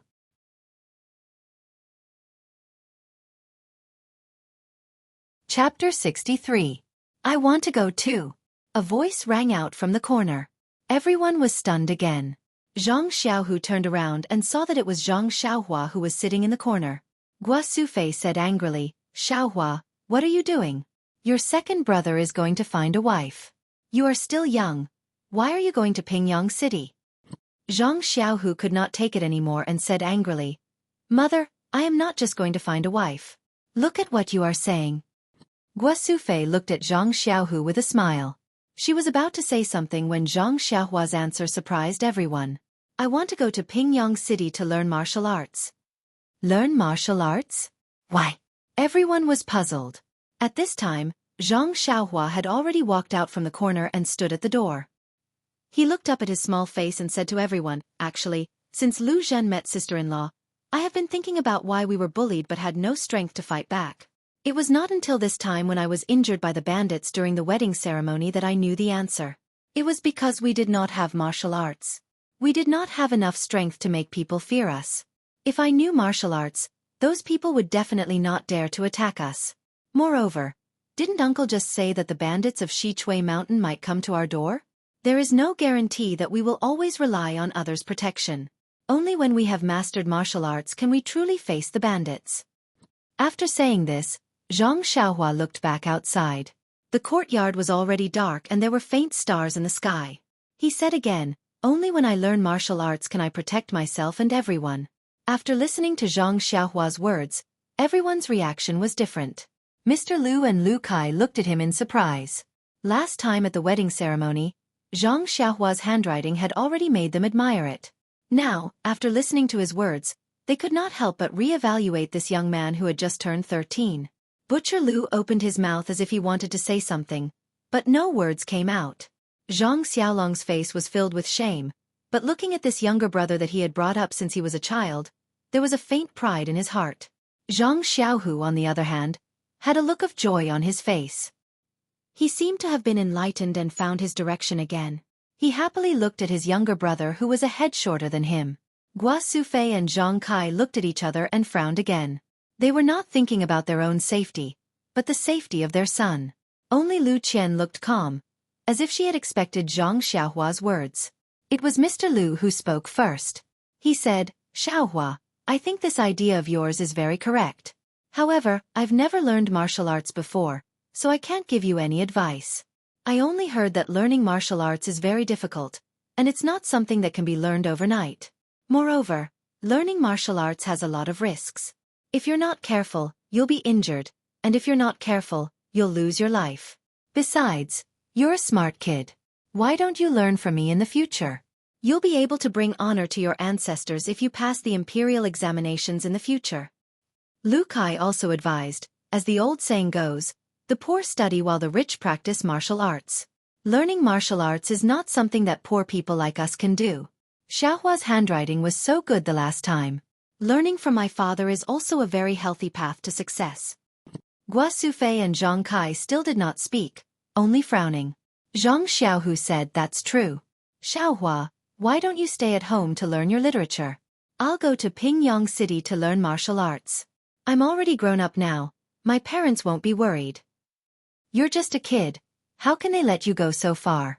Zhang Xiaohua looked at everyone and asked, learning literature can protect one's family from being harassed by mountain bandits?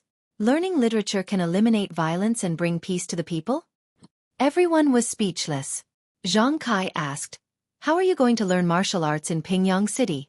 Zhang Xiaohua said, isn't Hero One, who saved us in Lu Town, at the Misty School in Pingyang City? If I look for him, I might be able to learn some martial arts. Guo Sufei said, Xiaohua, you're still young. Can't you go when you're older? Zhang Xiaohua smiled and said to her mother, Mother, one's ambition is not determined by age. Moreover, I'm not young anymore. I should be like second brother and find my own path. Otherwise, I won't be able to find a suitable wife. Zhang Xiaohua's words made Guo Sufei burst out laughing. She said, you're still so young and you're already thinking about a wife.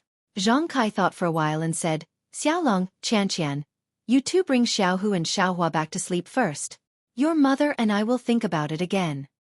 Hearing this, Zhang Xiaolong got up and went home with Lu Qian, Zhang Xiaohu, and Zhang Xiaohua.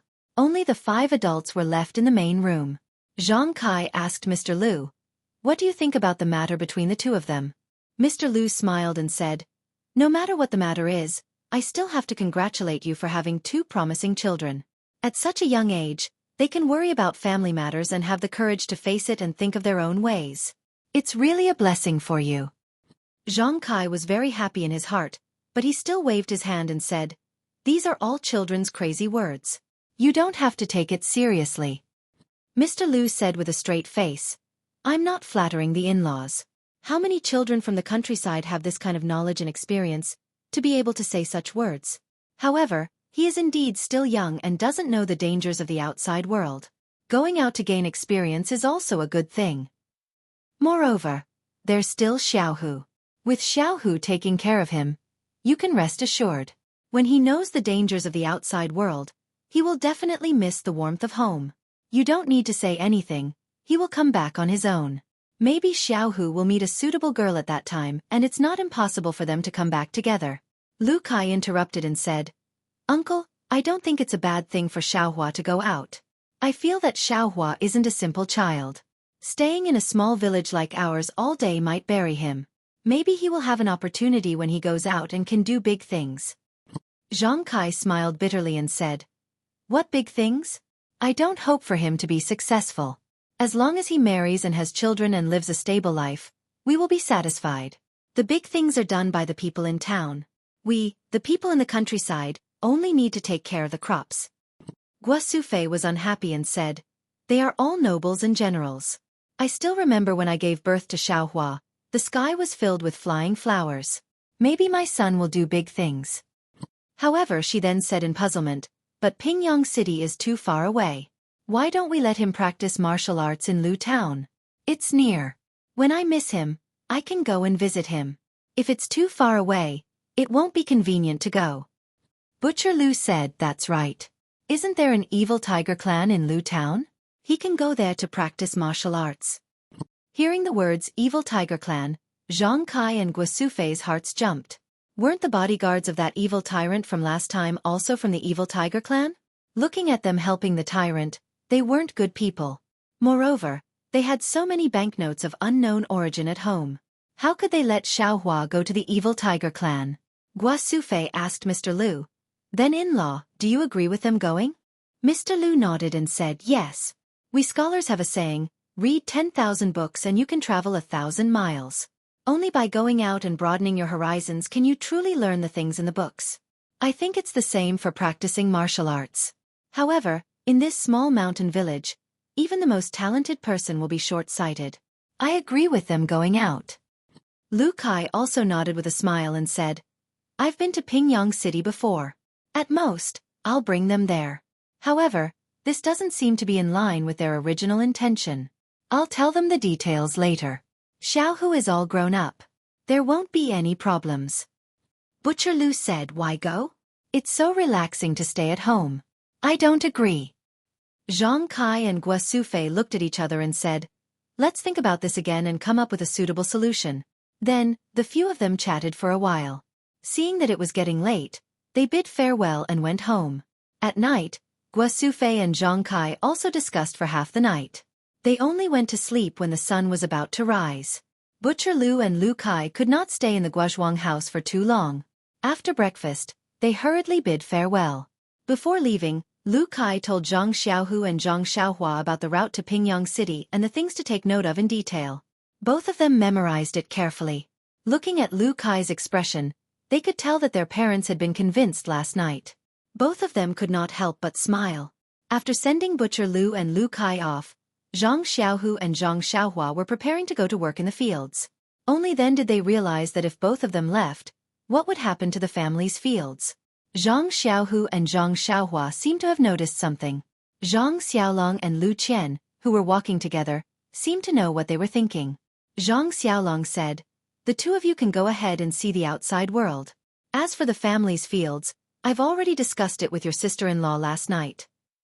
The original plot of land at home will be planted by father. The plot of land by the river and the plot of land on the slope will be planted by me and your sister-in-law. Together with mother, how can the four of us not take care of these 2.5 plots of land? Zhang Xiaohua and Zhang Xiaohu looked at their elder brother and sister-in-law. They did not say anything, but their hearts were filled with warmth. For the next few days, Zhang Kai and Guosufei did not mention this matter again. Zhang Xiaohu and Zhang Xiaohua could not help but feel anxious. Could it be that if they did not agree, this matter would fall through? Both of them even thought of sneaking out on their own. After dinner that day, Zhang Kai stopped both of them.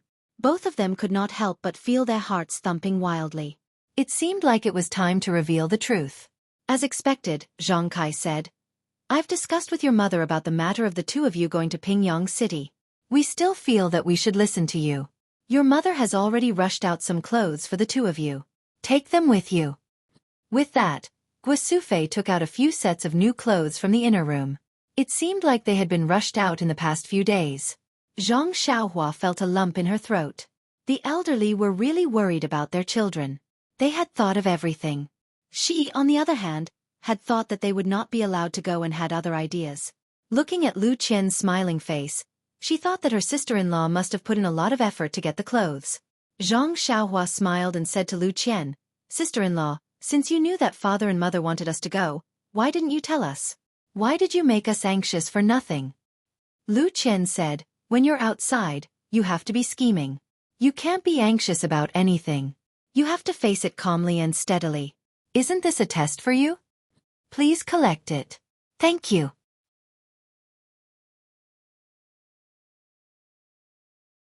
Chapter 64. Zhang Xiaohua listened to Lu Qian's words and couldn't help but be silent in her heart. That's right, in the past, no matter what she did at home, she had her family to take care of her. Now that she was far away, she had to do everything herself. Even if her second brother was by her side, she still had to take care of everything. Lu Qian saw Zhang Xiaohua's thoughtful expression and felt very gratified. She went forward and touched Xiaohua's head and said, "Take your time. I think Xiaohua will definitely be able to adapt." Zhang Xiaohua raised her head and smiled brightly. She firmly said, "I will, sister-in-law. I definitely will." Zhang Xiaolong also walked over and took out 2 banknotes. He handed them to Zhang Xiaohu and said, "Xiaohu, these are the banknotes we got in Lu Town last time. We haven't used them yet. You should take 2. No one has come to take them in such a long time, so they probably won't come." Zhang Xiaohu didn't take them. He turned his head and looked at Zhang Kai and Guosufei and said, "Father, mother, we shouldn't take these banknotes. After all, they don't belong to our family. If someone comes to take them, won't we have no money to give them? Won't we just cause trouble for our family?" Guosufei sighed and took out a handkerchief from her bosom. She opened it and there was some scattered silver inside. She handed it to Zhang Xiaohu and said, "Xiaohu, this is our family savings. When you go out with Xiaohua, don't be too thrifty. Everything has to be for your health. We don't need this much at home, so take it." Zhang Xiaohu took the handkerchief and wanted to take out a few to give to his mother, but Guosufei put the handkerchief back. Only then did she carefully wrap it up and put it in her bosom. Zhang Xiaolong saw that Zhang Xiaohu didn't take the banknotes and took out the Misty School token from his bosom and said, "Xiaohu, it's fine if you don't take the banknotes, but you must take this token. Otherwise, if you go, the Misty School won't recognize you. You'll have a better chance of finding swordswoman Xue with the token." Zhang Xiaohu shook his head and said, "Big brother, this token was given to us by heroine Xue to protect ourselves. We shouldn't use it for other purposes. Relying on heroine Xue's relationship to enter the Misty School isn't our own ability. I think it's better to rely on our own strength. Otherwise, it wouldn't be good if heroine Xue misunderstood us. What's more, the bullies of Lu Town and the bandits of Shichui Mountain might come looking for us one day. It's highly likely that we'll have to rely on this token to tide over the crisis. The purpose of me and Xiaohua going to Pingyang City is to practice martial arts and protect the safety of our family. There's no reason for us to take away the life-saving item at home." Before Zhang Xiaohu could finish his words, someone outside praised, "Good ambition. Little Tiger said it well. Everything is good if you rely on your own ability. Relying on others will never be true." Everyone turned around and realized that Mr. Lu had come to send Zhang Xiaohu and the rest off. Mr. Lu walked to their side and touched Zhang Xiaohua's head with one hand and patted Zhang Xiaohu's shoulder with the other. He said with satisfaction, "You're all good children. You must be careful when you're outside. You must remember that the amount of effort you put in will be the amount of return. Don't do things that are opportunistic and don't do things that endanger your lives. Remember that you're not alone in this world. You have your parents, brothers, sisters-in-law, and other relatives watching and waiting for you. When you're outside, you must think through everything first and think carefully. Don't act blindly. It's good to be hot-blooded and impulsive, but it must be within the scope of your own abilities." After he finished speaking, he took out a banknote from his chest and handed it to Zhang Xiaohu, saying, "This is a bit of my savings. Uncle doesn't have anything to give you when you're outside. Take this in case you need it." Zhang Xiaohu still didn't dare to take it. He turned his head to look at Zhang Kai and Guosufei. Zhang Kai said, "In-law, there's no need for this. The money has already been given to Little Tiger. It should be enough to spend. We appreciate your kindness, but you should take the banknote." Mr. Lu chuckled and said, "In-law, it seems that you still treat me as an outsider. I'll be living with you from now on. Why do you still treat me as an outsider? I have no use for this banknote. It's better to give it to Little Tiger and let them take it. If they don't use it, they can return it to me when they come back. Lu Qian also said, Father's words are reasonable. Little Tiger, just take it. At worst, you can return it when you get home. Zhang Kai didn't say anything else. Zhang Xiaohu thought about it and raised his hand to take the banknote. He put it in his chest and said, Then thank you, uncle. Only then did Mr. Lu smile with satisfaction. That night, everyone sat in the central room of the Zhang family. Under the flickering oil lamp, they talked about a lot of things. Mr. Lu told them everything he knew and heard about when they were outside. Gua Sufei also told them about daily life. She told them so many things that Zhang Xiaohu and Zhang Xiaohua had calluses on their ears. It wasn't until everyone was yawning that they dispersed. In her grandmother's house, Zhang Xiaohua talked about her grandmother and slowly fell asleep. On the other hand, Zhang Xiaohu tossed and turned in bed, unable to fall asleep. He originally didn't have any motive for going to Pingyang City. It was only because he felt that he was lacking in the matter of Lu Yeye that he wanted to explore the outside world and find his own path. After being disturbed by Zhang Xiaohua, he felt that practicing martial arts was a bright path. However, he didn't have a clear idea of how to do it. His family members had never been on a long journey and naturally didn't know. Mr. Lu and Lu Kai were both literate and didn't have any opinions on this aspect. Other than the bandits of Xichui Mountain and the evil tiger gang, there was no one else he could ask about. Zhang Xiaohua naturally could sleep soundly. He had to consider it carefully. Otherwise, when he reached Pingyang City, he would be in the dark and would have to return home after spending all his money. Suddenly, he quivered. Could it be that his father and mother had the same idea? The next morning, Zhang Xiaohua woke up early as usual.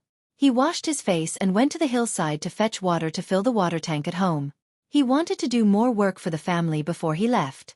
Gua Sufei woke up and found Zhang Xiaohua working. Her heart felt warm and her eyes reddened. While she thought about how her son had grown up, she really couldn't bear to let him go. After breakfast, Zhang Kai brought the family to pay their respects at his grandfather's and grandmother's graves before returning to pack their luggage and get ready to leave. In fact, their luggage had already been packed. They just needed to check it again. Everyone took their luggage and went out together. Mr. Lu also followed along. Most of the people in the village had gone to work in the fields. As they walked, they occasionally met some people. When they saw Zhang Xiaohu's appearance, they knew that he was going out and came over to greet him and give him some instructions. Just like that, they slowly walked to the entrance of the village. It was time to part. Zhang Xiaohu carried the slightly bigger luggage on his back while Lu Qian carried the smaller one for Zhang Xiaohua. Gua Sufei tidied up Zhang Xiaohu and Zhang Xiaohua's clothes. However, her tears had already flowed down. She kept telling the two of them, "Be careful when you go out. If you can't handle it, come back early." Zhang Kai didn't say anything. He looked at the two of them lovingly. His eyes were also red. Zhang Xiaohu and Zhang Xiaohua were a little impatient. They said, "It's nothing, mother. It's just going out. Although we haven't been to Pingyang City, we have also grown up. It's time for us to see the world. Don't worry, we will take good care of ourselves." Seeing the children like this, Gua Sufei was even more worried. She said, "Son, don't be too careless. You have to be careful. Xiaohua is still young. Xiaohu, you must take good care of your younger brother. Don't let Xiaohua suffer any grievances." Zhang Xiaohu repeatedly promised his mother that he wouldn't let Zhang Xiaohua suffer. Gua Sufei didn't mention it. Zhang Kai looked at the sky and said, "Mother, don't say any more.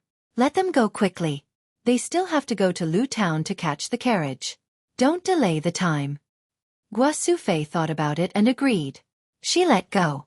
Zhang Xiaohu, Lu Qian, and Mr. Lu also went forward to give instructions. Zhang Xiaohu and Zhang Xiaohua then carried their bags and set off. After walking a few steps, when they turned back to look, the mountain breeze blew Gua Sufei's white hair. Zhang Xiaohua's calm heart was suddenly disturbed. He, who had always felt that he was very strong, couldn't help but cry. His tears flowed down uncontrollably. Zhang Xiaohua threw down his bag, turned around, and ran back. He threw himself into his mother's arms and hugged Gua Sufei tightly. Gua Sufei also hugged her youngest son and cried.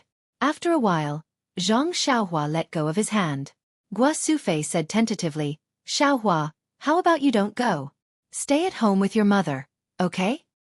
Zhang Xiaohua shook his head and wiped his tears with his hand. He said, no mother, I must go. This is the last time I will cry. I don't want to cry anymore. I don't want to see my family cry. Even if I bleed, I don't want you to bleed. Believe in my mother, I will do it. Just you wait and see your son's efforts. Gua Sufei wiped her tears and nodded. She said, I believe in you, Xiaohua. You will do it. You won't let us down. Zhang Kai's tears also quietly flowed down. However, he quickly wiped them away. Zhang Xiaohua looked at his family again. He wanted to remember them deeply in his heart. Then, he turned around to leave. At this time Zhang Kai said, wait. Zhang Xiaohua stopped in his tracks and looked at his father strangely. Zhang Kai stepped forward and looked at his son. He opened his arms and hugged him tightly. Zhang Xiaohua smelled his father's scent and his heart was very excited. Since he was sensible, his father didn't hug him anymore. He didn't give him any face. He used to think that his father didn't like him. Now, he knew that his father's love for him was no less than his mother's. It was just that the way he loved him was different. After a while, Zhang Kai released his arms and said to Zhang Xiaohua, go, child. Father and mother are waiting for you at home. Zhang Xiaohua nodded and said, Father, you also have to take care of your body. Then, Zhang Xiaohua turned around and left. He picked up his bag and turned around. He waved to everyone and walked away firmly. When Zhang Xiaohu and Zhang Xiaohua's figures turned around a hill and disappeared, Zhang Kai and Gua Sufei were still reluctant to leave. They looked for a long time, hoping to see their son again. However, they were disappointed. The familiar figure didn't appear again. Gua Sufei asked Zhang Kai, child's father, do you think the children will suffer outside? Zhang Kai said, don't worry. When they go out and suffer they will come back. Maybe soon, they will just go out and play. Unfortunately, they didn't know that Zhang Xiaohua's step was not a simple step out of the mountain village. It was a big step that affected the entire Jianghu.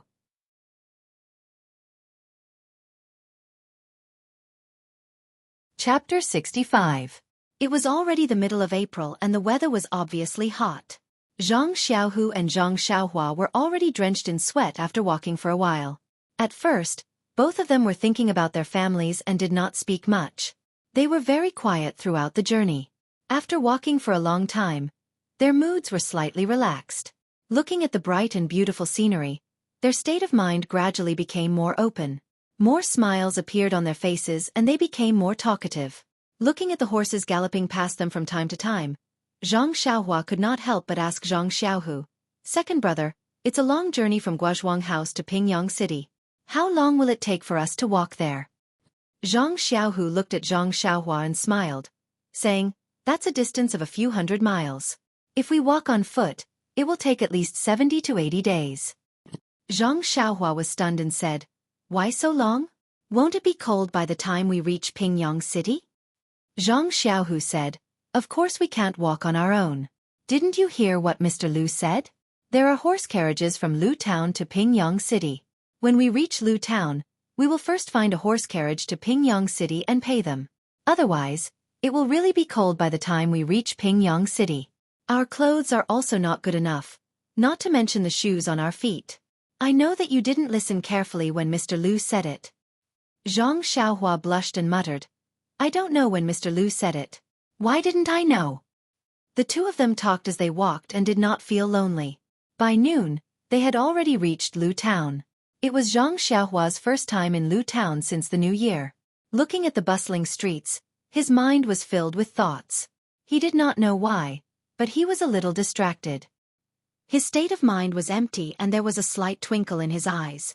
The events that happened in the past half a year flashed through his mind like a revolving lantern. His originally tender heart gradually matured and his youthful immaturity gradually faded.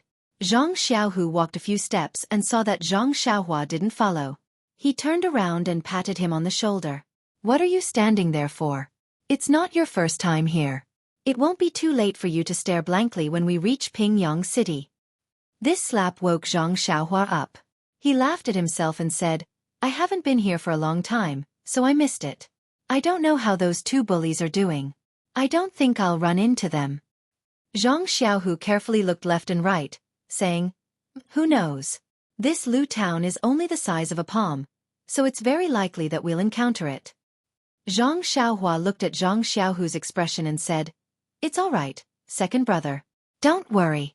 Even if we meet them, they may not be able to recognize us. After all, their attention is on eldest sister-in-law and hero 1. Zhang Xiaohu also felt that he was making a mountain out of a molehill by being so careful. However, he still said, there's nothing wrong with being careful. Let's hurry and find a carriage. The earlier we leave, the safer we'll be. They asked someone by the roadside for the location of the carriage. The two of them hurried to the Biao Chi carriage, which was located in the west of Lu town. After asking the people there carefully, they found out that the carriages in the morning had already left. The last carriage would leave in an hour. Zhang Xiaohu hurriedly asked for the price and booked 2 seats. Only then did he feel relieved. Although the price of a few taels of silver made his heart ache, he still took out his money pouch from his waist and paid carefully. The two of them didn't dare to walk far. They opened their bags under a tree at the side and took out some dry food prepared by their mother. They hurriedly ate to fill their stomachs and asked for some water from the carriage. Then, they sat quietly under the tree and waited for the carriage to depart. Not long after, it was time for the carriage to depart. Those who were going to take the carriage to Pingyang City had all arrived. Including the Zhang brothers, there were a total of 7 people. There was an elderly couple, a middle-aged woman with a girl, and a young scholar. When the carriage arrived, Zhang Xiaohu was also shocked. He had never traveled far before and had never taken such a large carriage. It was actually 5 to 6 times the size of the donkey cart used by the Guozhuang house and had to be pulled by 2 horses. After parting the curtains and entering the shed, Zhang Xiaohua couldn't help but look around curiously. There were 8 small square tables placed in a staggered position. There were small cushions at the side which were probably meant for people to sit on. There were 2 windows in front and on both sides of the shed which were blocked by curtains. They could probably be opened. Other than that, there was nothing special. The cushions looked a little shabby. However, why would Zhang Xiaohua dislike these? He found a cushion by the window and sat down. Xiaohu also sat down beside him. Everyone else also found a place to sit down. Only the scholar frowned and looked around for a long time. He carefully took out a white cloth from his bag and spread it on the cushion before sitting down with ease. However, he quickly felt uncomfortable and looked around. When he saw Xiaohua's small square table by the window, his eyes lit up and he said to Zhang Xiaohua, little brother, after the carriage leaves later, I would like to read for a while. The lighting here is not good. Can you change seats with me? Zhang Xiaohua didn't have any objections. She didn't read and chose a table by the window only because she could see outside. Seeing that the scholar was sitting at the furthest end and had lifted the curtain behind him, she thought that he would be able to see outside. Therefore, she smiled and nodded. She stood up and changed seats with him. The scholar happily cupped his hands and sat down. After everyone was seated, the carriage company's staff opened the curtain and invited a strong man with a saber hanging from his waist to sit in the last seat. The carriage company's staff said to Zhang Xiaohua and the others, this gentleman is our carriage company's Master Wang. He is responsible for the safety of everyone during the journey. If you have anything to say, feel free to tell him. The strong man cupped his hands towards everyone and said, this one is Wang Qisheng. Please take care of me during the journey. Then, an old man with a slightly hunched back and a face full of wrinkles came out from behind the carriage company's staff. He held a long whip in his hand and smiled at everyone, saying, this old man is the coachman. I wish everyone a safe journey. After saying that, he didn't say anything else and left with a flick of his whip. The carriage company's staff smiled and said, this Master Wang has such a temper. Please don't take offense. Have a safe journey. After saying that, he put down the curtain and the carriage slowly moved. Zhang Xiaohua looked through the curtain that was lifted by the wind and looked at the receding ground. She felt that the carriage was getting faster and faster. She knew that she was getting further and further away from home. Her previous life was far away. What about the future? She was at a loss. Although she had already left home during the journey from Guozhuang House to Lu Town in the morning, she still felt that she was in her own circle of life. Once the carriage moved, she would be going to a strange world. The feeling in her heart was different and she couldn't help but feel a little blurred. However, Zhang Xiaohua kept encouraging herself in her heart. She had already said in front of her mother that this was the last time she would cry. She couldn't be a child anymore and couldn't cry. Zhang Xiaohu seemed to see the clear changes in his younger brother. He reached out and held his hand. He smiled and didn't say anything. However, Zhang Xiaohua could read the content in his eyes and her heart calmed down. Although the familiarity and peace in her heart were getting further and further away as the carriage sped along, Zhang Xiaohua also had a trace of expectation. Her heart that had just matured was becoming more and more complete. Then, what was waiting for her in front? Because they weren't familiar with each other, they didn't talk along the way. Zhang Xiaohua, who was leaning against Zhang Xiaohua, didn't know what to say to Zhang Xiaohua. He just held his hand. However, as the carriage jolted along, he didn't sleep well last night and slowly closed his eyes. His body leaned against the small square table and he fell asleep. Zhang Xiaohua pulled her hand out of second older brother's hand. She wondered if she should cover him with something. However, the afternoon weather was still very hot. There was only a slight breeze coming in through the window, so she didn't think about it. The driver of the carriage seemed to be very skilled. He was able to control the two horses very well. The carriage sped along the road, but the people inside the carriage did not feel much of a bump. Other than Zhang Xiaohua, everyone else was like Zhang Xiaohu, feeling drowsy. Zhang Xiaohua actually also wanted to sleep. On such a boring journey, they couldn't keep looking at the scenery outside. However, he was also very strange. Other than sleeping at night, he almost didn't sleep during the day. He remembered that he used to like to sleep at noon. Every afternoon after eating in the fields, he would sleep for a while under the tree. He didn't know when he had lost this habit. It was a pity that there was a big stone on the slope. He thought that it would be cool to sleep on it in the future. Alas, what was there to think about? He wouldn't go to the field on the slope in the future. He would leave it to Big Brother to sleep. Why was he still thinking about sleeping? However, Zhang Xiaohua was a little confused. He heard from Big Brother that he wouldn't wake up until dawn. What was going on? Thinking about it, it was really strange.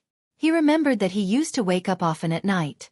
Now, it seemed that he hadn't woken up in the middle of the night for a long time. Was it because he slept too much? Moreover, there was also that dream. It was really strange. It was the same dream every day. Zhang Xiaohua couldn't help shaking his head as he thought about it. He couldn't understand. Right, and his strength was really not small now. Although he didn't compete with Big Brother and Second Brother in strength, he was definitely not smaller than them. He was happy just thinking about it. He was only 13 years old. When he was the same age as his brothers, his strength would definitely be greater. It would be better to help Daddy work. Alas, why did I think about working again? It was better to learn martial arts. Protecting the safety of my family was the most important thing. Just as Zhang Xiaohua was thinking about it, the carriage ran for an afternoon. When it was dark, the speed of the carriage slowed down slightly. Everyone in the carriage woke up at this time. Zhang Xiaohu rubbed his eyes, stretched, looked out the window and asked Zhang Xiaohua, "Xiaohua, are you asleep? Where are you now?" Zhang Xiaohua said depressingly, "I didn't sleep, but I don't know where I am." Zhang Xiaohu laughed and said, "That's right. If you knew, you would become an immortal." At this time, the scholar sitting next to Zhang Xiaohu said, "We're almost at Bao Town. It's a town the same size as our Lu town." Zhang Xiaohu was surprised and said, "Bao Town, this name is good. Has there been any treasure?" The young scholar was surprised as well. Then he laughed out loud and said, "Brother Tai, you are quite humorous. I have never heard of any treasures coming out of this town. This name is because a great character with the surname Bao came out of this place a long time ago, thus giving it this name." Zhang Xiaohu couldn't help but feel embarrassed. "Please collect. Thank you."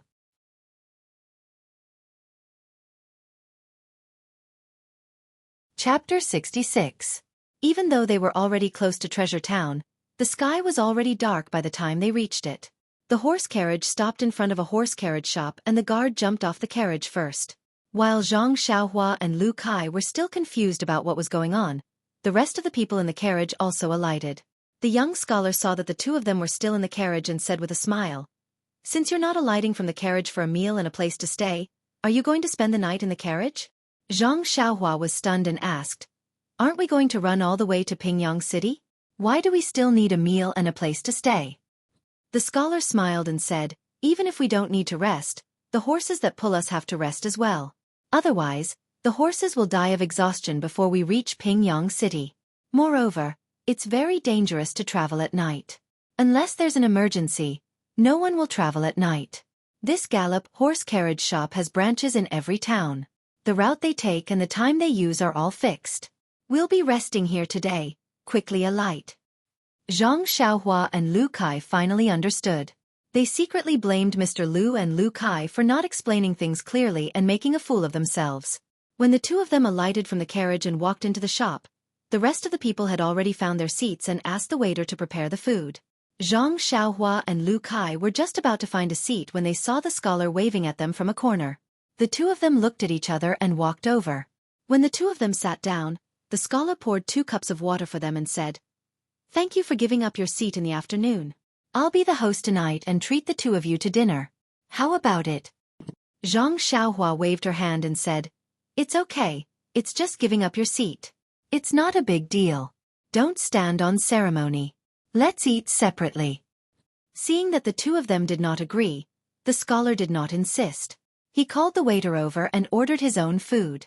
Zhang Xiaohua and the rest had never been to a restaurant before. However, Mr. Lu had already instructed them beforehand and they knew the general situation. They ordered some simple staples and looked at the price. Even though it was not very expensive, they still felt a little sorry for their money. While waiting for their meal, the scholar and Zhang Xiaohua and Lu Kai chatted for a while. They found out that the scholar was called Li Jinfeng and was a student from a certain academy in Pingyang City. He went there to study. When Zhang Xiaohua asked about the Misty School, Li Jinfeng had heard of it before.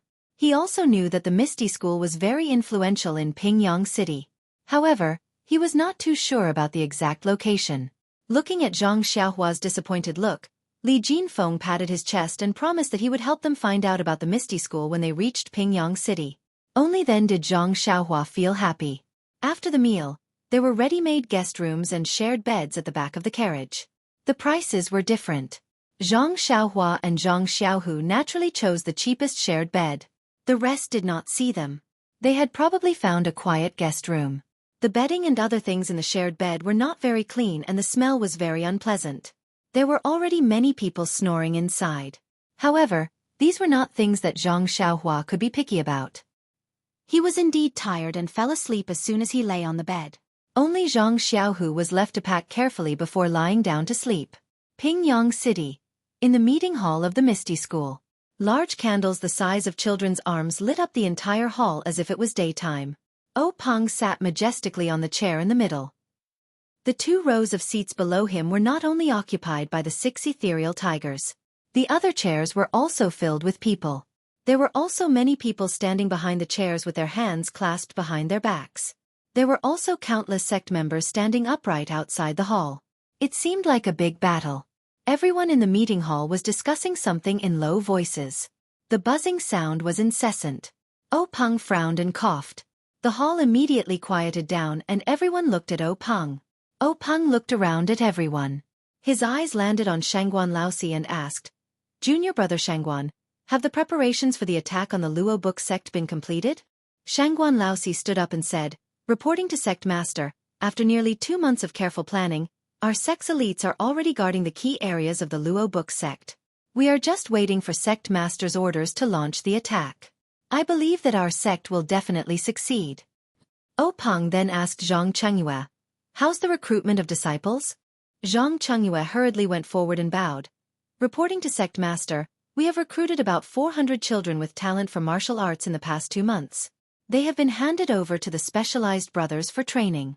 Uncle Master Shangguan is mobilizing the sect members and the sect is a little short on manpower. I have already transferred a large number of people from the Lotus Flower Escort Agency to fill in the gaps." O Peng nodded in satisfaction and said, "We still have to pay attention to the safety of the sect. Don't play the game of the mantis stalking the cicada, unaware of the oriole behind. In addition, the Lotus Flower Escort Agency is short on manpower. Quickly fill in the gaps." Zhang Chengyue continued, "This disciple understands. We have already begun recruiting at the beginning of this month." O Peng said, "Not bad, you have done well. Chengyue, while we are away, you will temporarily take over the sect's affairs. We will leave your uncle Master Hu here. If there are any questions, we will ask him. Zhang Chengyue lowered his head and agreed. Peng turned to Boss Hu and said, Big brother, how about you stay here and watch over the rear for us? Boss Hu laughed heartily and said, All right, these old bones of mine should also rest. Then, Peng stood up and said to everyone, All right, since everything has been arranged, let's issue the order. We will now begin the attack on the Luo book sect. Once we take Luo Xueqi, our Misty School will be able to join the ranks of the top sections. After saying this, he waved his hand and everyone in the meeting hall began to get busy. The same order was sent to different places, and that was just one sentence: begin the attack. Then, Peng smiled and said to his fellow disciples and second-generation disciples, Let's go.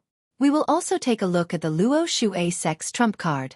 Let's see what they have to resist the Misty School. After saying this, he led the way out of the meeting hall. In the square outside the meeting hall, horses had already been prepared. Everyone followed Peng onto the horses, and under Peng's lead, the group set off under the cover of the night. In Bao Town's galloping horse carriage, everyone who had been on the move all day was sleeping soundly. The sound of snoring rose and fell one after another. It was a spectacular sight. Suddenly, in the silent night sky, there was the sound of scolding weapons clashing, and the faint sound of fists and feet hitting each other. The group of people who had been disturbed from their good sleep were very angry. Their sleepy eyes hadn't even opened the window when someone with a fiery temper started to curse. That little bastard is so restless. He actually dares to disturb our sleep. Does he not want to live anymore? This curse was very loud in the night sky and traveled very far. Zhang Xiaohu was also startled awake. Before he could sit up, he heard a sob sound, followed by a pung sound. Something was nailed to a pillar in the room. Everyone used the bright moonlight to take a closer look. It turned out that an arrow had been shot in through the window. Everyone quivered and no longer felt sleepy. At this time, a shout came from outside. The brothers of the evil tiger sect are doing something here. Those who have nothing to do with it, don't interfere. Those who should sleep, sleep. Those who don't sleep, shut your stinky mouths. In an instant, many people quickly covered their mouths. Their eyes were filled with fear. The sound of fighting continued outside. In the end, everyone couldn't hold back their curiosity. Some people secretly leaned on the windowsill and stuck half of their heads out. Some people looked through the hole in the wall and saw the scene outside. On the street outside, there were two groups of people fighting. Some had weapons. Some were bare-handed. The fight was very intense. From time to time, screams could be heard. Although there was moonlight, it wasn't very clear. After fighting for a while, perhaps because one side couldn't hold on, someone whistled. The group of people scattered and fled the street. There were also a few people who used their qing gong to run over the horse carriage. Everyone was so scared that they shrunk their necks and hid in the darkness. Only when they were far away did they stick their heads out again. At this time, the street was already quiet. However, there were many scattered shadows in the middle of the street. It seemed like they didn't have time to clean up the corpses. However, no one dared to ask for confirmation. A timid person whispered, "It's fine now. Hurry and close the window. Let's go to sleep." There were also bold people who said, "Let's see if someone will come to clean up the corpses." Zhang Xiaohu also saw this through the hole in the wall. He silently walked back to the bunk and looked at Zhang Xiaohua, who was still sleeping. He secretly thought, "The ignorant are really fearless. Is this Jiang Hu? Learning martial arts and entering such a cruel Jiang Hu? Is this what I want?" Zhang Xiaohu thought like this and slowly fell asleep. The other people on the bunk were talking about something. They were very excited, but they didn't know when they quieted down. In the early morning of the next day, the sky was gloomy, but Zhang Xiaohua still woke up on time. Looking at Zhang Xiaohu's red eyes and the dispirited expressions of the other people in the room, she asked carefully and found out what happened last night. When Zhang Xiaohua and the others went out to the street to look, the street had been cleaned up, leaving no trace. Only the arrow on the pillar of the bunk could prove that something unusual had happened last night. The people who stayed in the carriage came from all directions. After breakfast, they still went to all directions. When Zhang Xiaohu and Zhang Xiaohua got on the carriage, they found that the two old people who sat in the carriage yesterday didn't sit in this carriage. Instead, they were replaced by a middle-aged man dressed in scholarly clothes. Under the control of the horse, the carriage ran very smoothly. Zhang Xiaohua chatted idly and continued to look at the scenery outside. The man dressed in scholarly clothes was chatting happily with the young scholar. But Zhang Xiaohua didn't really understand what they were talking about. Zhang Xiaohu, who was very excited yesterday, was unusually quiet today. Zhang Xiaohua thought that second brother didn't sleep well last night. In fact, Zhang Xiaohu was thinking about everything that he saw last night, thinking about his and Zhang Xiaohua's future. The spacious carriage sped along the road to Pingyang City. The people on the carriage changed a few times. Only Zhang Xiaohua and his brother, the young scholar, Li Jinfeng, and the guard didn't change. This afternoon, they went to another town to rest. According to the guard, this town was the last place to rest. In the afternoon, the carriage would finish its last journey and reach Pingyang City.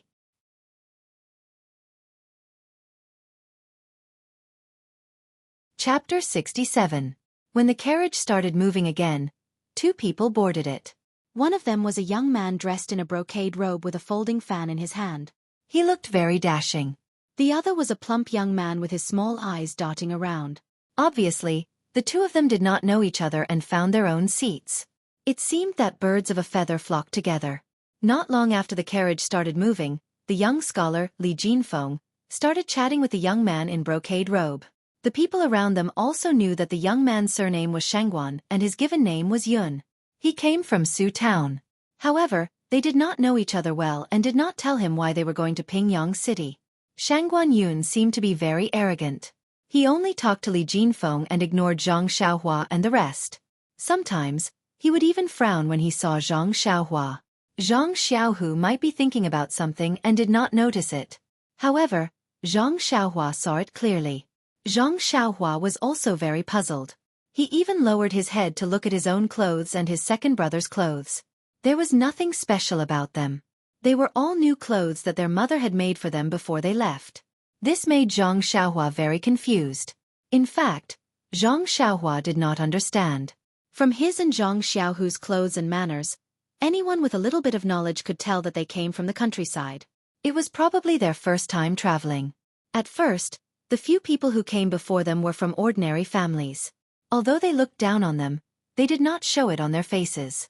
As for Li Jinfeng, a scholar, he was particular about self-restraint and would not show it on his face. However, Shangguan Yun was different. He came from a rich family. Although he was not a foppish playboy, the servants in his family dressed better and behaved better than Zhang Xiaohua and the rest. This time, he did not use his own carriage and took the carriage of the horse and carriage company to gain experience. As soon as he got on the carriage, he saw two people who were obviously from the countryside sitting in front of him. Naturally, he would show his impatience. In fact, it was not out of malice, but it made Zhang Xiaohua confused. Fatty, who was sitting at the side, saw Shangguan Yun's expression and also looked in the direction of Zhang Xiaohua. He pursed his lips and narrowed his eyes. It was unknown who he was pursing his lips for. However, seeing that he wanted to interrupt a few times to talk to Shangguan Yun, his face was probably mostly for Zhang Xiaohua. Shangguan Yun chatted with Li Jinfeng for a while and suddenly asked, "Brother Li, you have been studying in Pingyang City for a long time. Do you know of the Lotus Escort Agency?" Li Jinfeng was stunned and said, "I do. Almost everyone in Pingyang City knows of this escort agency. It is located in the west of Pingyang City and occupies a large area. It is said that it is very powerful and has opened many strongholds in the Yu Nation. Brother Shangguan, why did you suddenly mention the Lotus Escort Agency? Could it be that you have business to take care of?" At this moment, Fatty at the side finally found a chance to interrupt. He cupped his hands and said, "May I ask if young Master Shangguan is also going to take the exam for the Lotus Escort Agency?" Shangguan Yun looked at Fatty in surprise and asked, "May I ask, are you going as well?" That Fatty said, "I am Yu Luan. I am heading to the Lotus Escort Agency." Shangguan Yun smiled and said, "I didn't expect that there would be a comrade beside me. Sorry for the disrespect. However, I wonder if Brother Yu has been to the Lotus Escort Agency before?" Yu Luan said, "I have been to Pingyang City before. Unfortunately, I was busy playing and didn't have the chance to go there. I heard that the Lotus Escort Agency is recruiting, so I came to try my luck and see if I can be selected. However, Brother Shangguan's family background seems to be good. Why are you here at the escort agency?"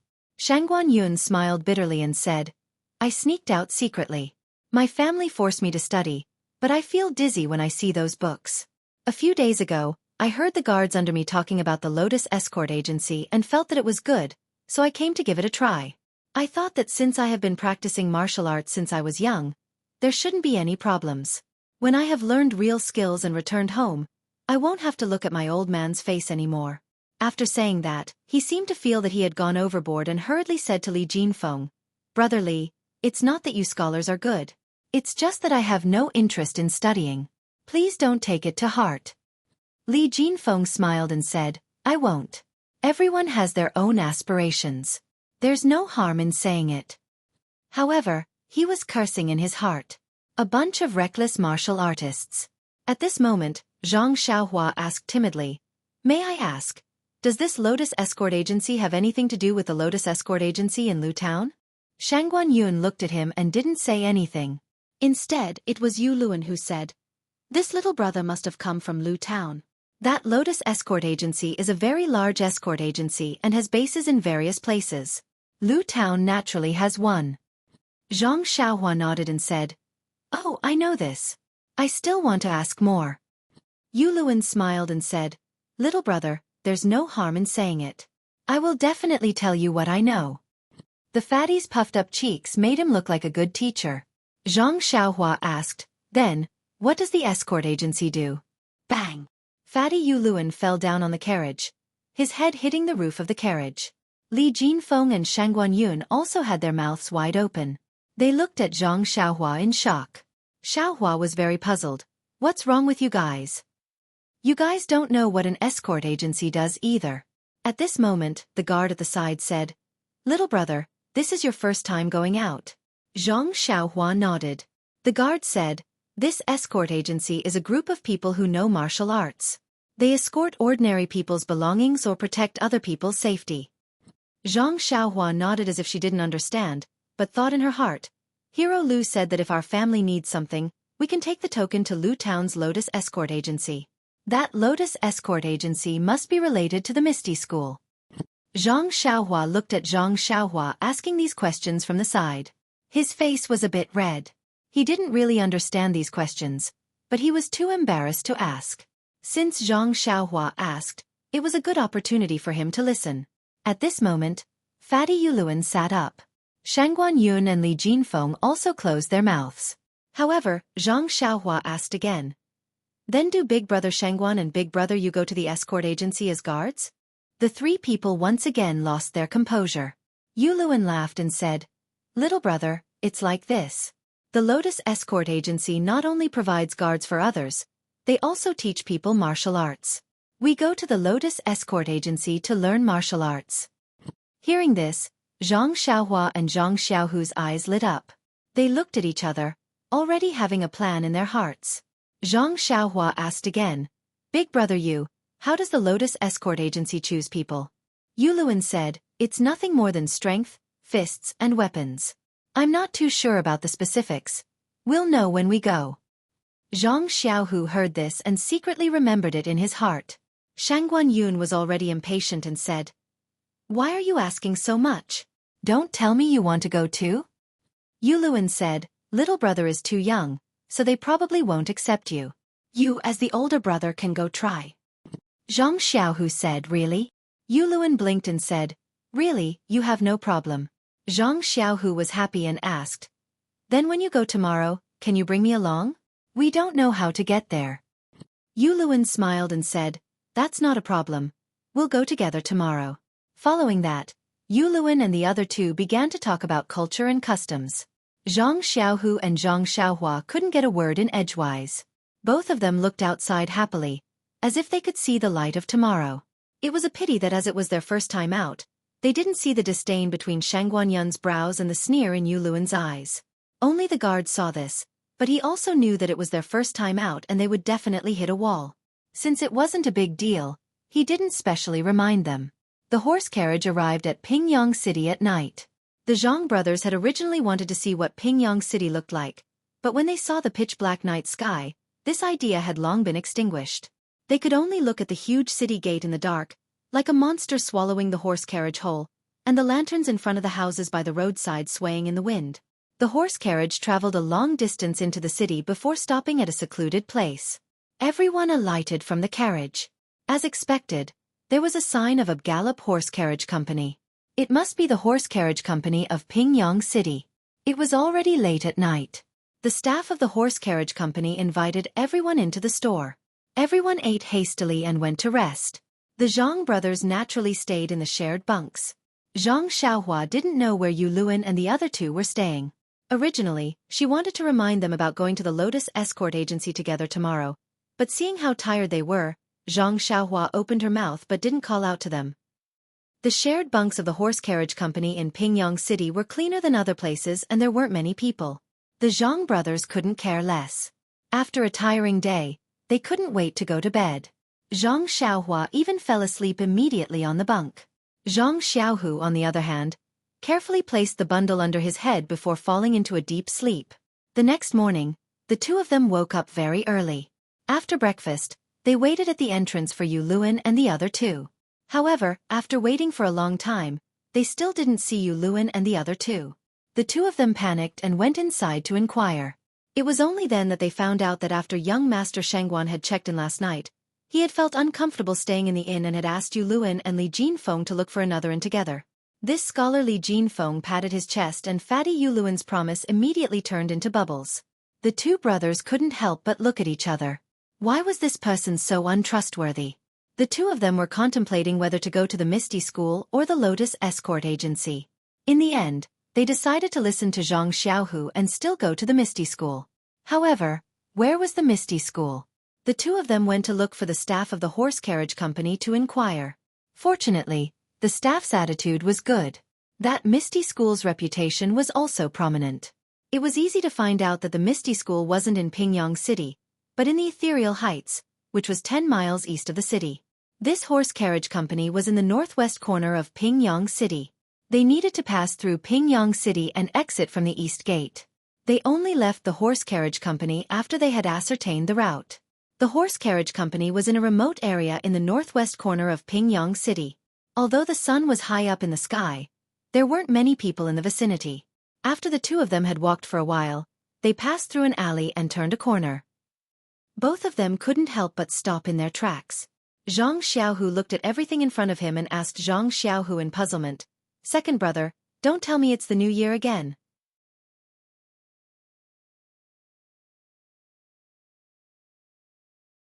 Chapter 68. In front of the Zhang brothers was a wide road that was 2 to 3 times wider than the streets of Lu Town. Countless shops lined the sides of the road and the streets were bustling with activity. The sound of hawking was incessant and it was extremely lively. It was practically a replica of the streets of Lu Town during the New Year. It was no wonder that the Zhang brothers misunderstood. They had never seen such a scene on a normal day. Zhang Xiaohu scratched his head and said, "It's already a hot day. Where did the New Year come from?" Zhang Xiaohua also smiled and said, "That's right. This Pingyang City is really lively. If we didn't come and take a look, we wouldn't have known." Although the things in front of them were very fresh, the two of them had been out for a few days and knew that they had not seen much in the past. Many things were kept in mind and they slowly digested and accepted. They had gotten used to such a lively scene after a while. Actually, Zhang Xiaohua did not realize it himself. The speed at which he accepted new things from the outside world and his vision had slowly surpassed that of a 13-year-old child. Perhaps this was maturity. After all, Zhang Xiaohu was old. He had heard about the prosperity of the outside world from others. He had also imagined it in his heart in the past, but it was all based on Lu Town. Although what he had seen today was bigger than what he had expected, he was still able to accept it very quickly. The two of them walked among the crowd curiously, looking here and there from time to time. At first, they were still a little reserved. However, they soon realized that although many of these people were dressed in bright clothes, there were also many who were dressed plainly like them. The crowd's gaze did not linger on them for too long. Even the shop assistants at the shops along the street were attentively inviting them. Hence, they soon relaxed. However, after walking for a short while, the two of them were stunned again. Why? They were lost and did not know where to go. It was as if they had long deviated from the route that the carriage assistants had given them. Since they were lost, they naturally had to ask someone for directions. The two of them wondered who they should ask. At this time, a young man came from behind and squeezed between the two of them, saying as he walked, "Excuse me, excuse me." When Zhang Xiaohua heard this, he casually turned sideways to let the person pass. However, when the person passed by, he suddenly reached out and touched Zhang Xiaohu's waist. He immediately took Zhang Xiaohu's small money bag. At this time, Zhang Xiaohu was still looking around, looking for the person who asked for directions. Zhang Xiaohua's senses were very sensitive now. He saw the situation from the corner of his eye, and quickly stepped forward to block the person. He raised his hand and grabbed the person's wrist that was holding the money bag. He said sternly, "What are you doing?" The young man's age and height were about the same as Zhang Xiaohu's. Looking at the child who was a head shorter than him and the hand that grabbed his wrist, he said casually, "Nothing." Zhang Xiaohua asked, "Then why are you holding my second brother's money pouch?" The young man sneered and said, "How is this your family's money pouch? It's obviously in my hands. It's mine." After saying this, he forcefully shook off Zhang Xiaohua's hand and tried to pull his hand away. How could Zhang Xiaohua let him do as he wished? He exerted a little force on his hand. "Ouch, ouch." The young man immediately cried out and begged for mercy. "Young master, please have mercy. Be gentle. Be gentle. My wrist is going to break." Zhang Xiaohu also noticed the abnormality. He snatched his money pouch from the man's hand and opened it to see if there was any money missing.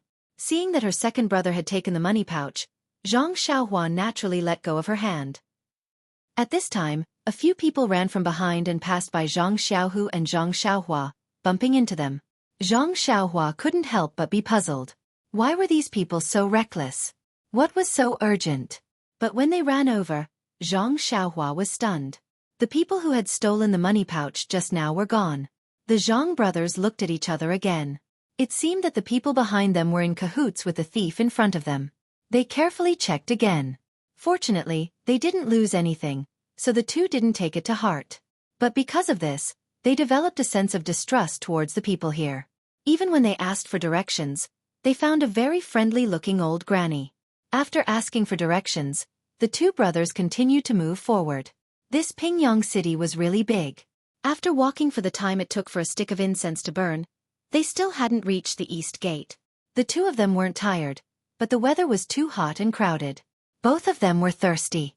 When they reached a corner, they happened to see a shed selling herbal tea by the roadside. It was a big bowl of thirst-quenching herbal tea that cost 1 copper coin. The two of them were overjoyed. They hurried over and drank a big bowl each. After paying the bill, they asked for directions in detail. The two of them were about to leave when suddenly, Zhang Xiaohua pulled Zhang Xiaohu back. She pointed to a person in front and said in a low voice, "Second brother, look at that person in front. Is he the one who stole our money pouch just now?" Zhang Xiaohu looked carefully and shook his head, saying, "I can't see clearly. When the money pouch was stolen just now, I didn't pay attention either. I didn't see what the person looked like and was taken away." Zhang Xiaohua said with certainty, "There should be no mistake. It's him." Zhang Xiaohu was a little doubtful. "Are you sure? Don't accuse him wrongly. Besides, we don't have any evidence now. There's no way we can catch him." Zhang Xiaohua smiled and said, "Second brother, why are you looking at him? He's staring at the girl's money pouch in front of him." Zhang Xiaohu looked again. Indeed, a girl was walking in front of the young man. She was holding a pot of unknown flowers in her hands and a small emerald green money pouch on her waist swayed continuously as the girl walked.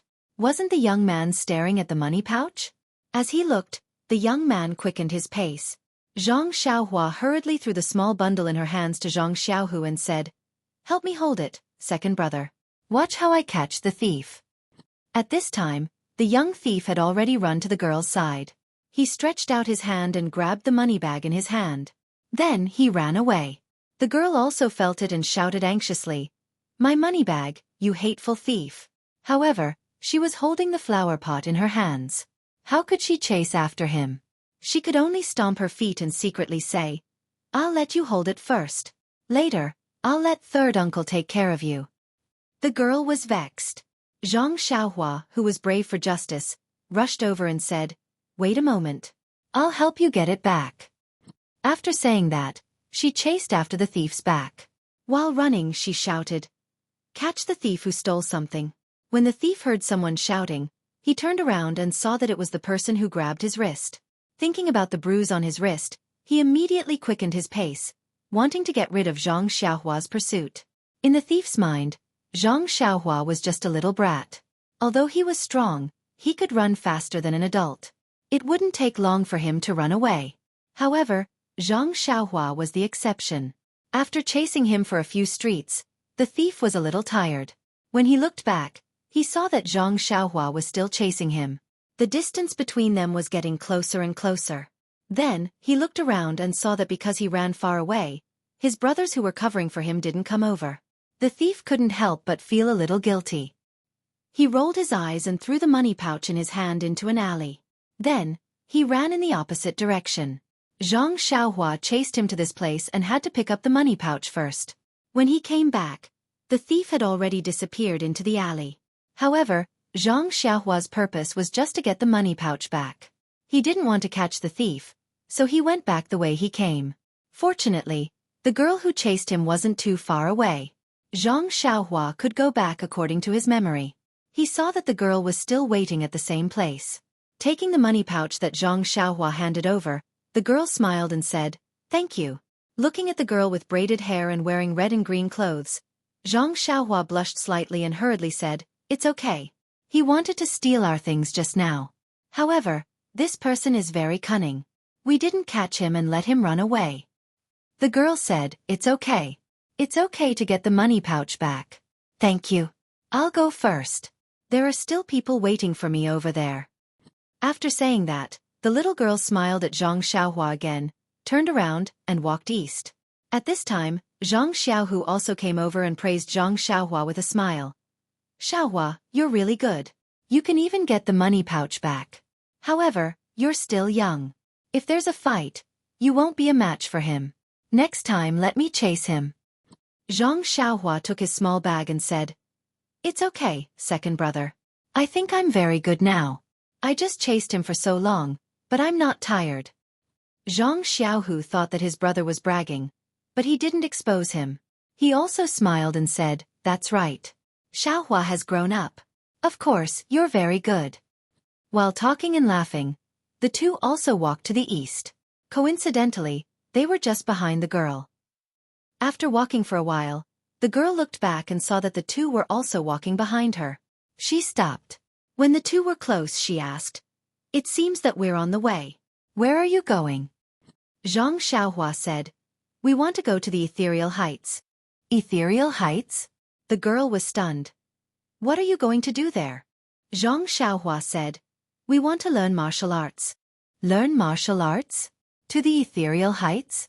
The girl was even more stunned. "I haven't heard that the Ethereal Heights is recruiting disciples." However, the girl said, "It's still far from the Ethereal Heights. How are you going to get there?" "Walk there." Zhang Xiaohua blushed a little and said, "Yes, it's our first time here. We don't know how to get there." The girl smiled and said, "How about this? I'm on the way as well. Follow me. I'll send you there as a thank you for helping me get my purse back. How about that?" Zhang Xiaohua said happily, "Okay, then I'll thank you too." Indeed, there was a horse carriage parked by the roadside not far ahead. There were already many flower pots on the carriage, but there was still some empty space in the carriage. After the girl and the Zhang brothers sat down, the carriage then moved slowly. Sitting in the carriage, the three of them had a simple conversation and knew each other's names. Zhang Xiaohua also knew that this girl was called Qiu Tong. She was a servant in a villa. She came out to buy some bonsai for the villa and didn't talk much about other things. She only listened to Qiu Tong's introduction of the situation in Pingyang City and the surrounding places of interest.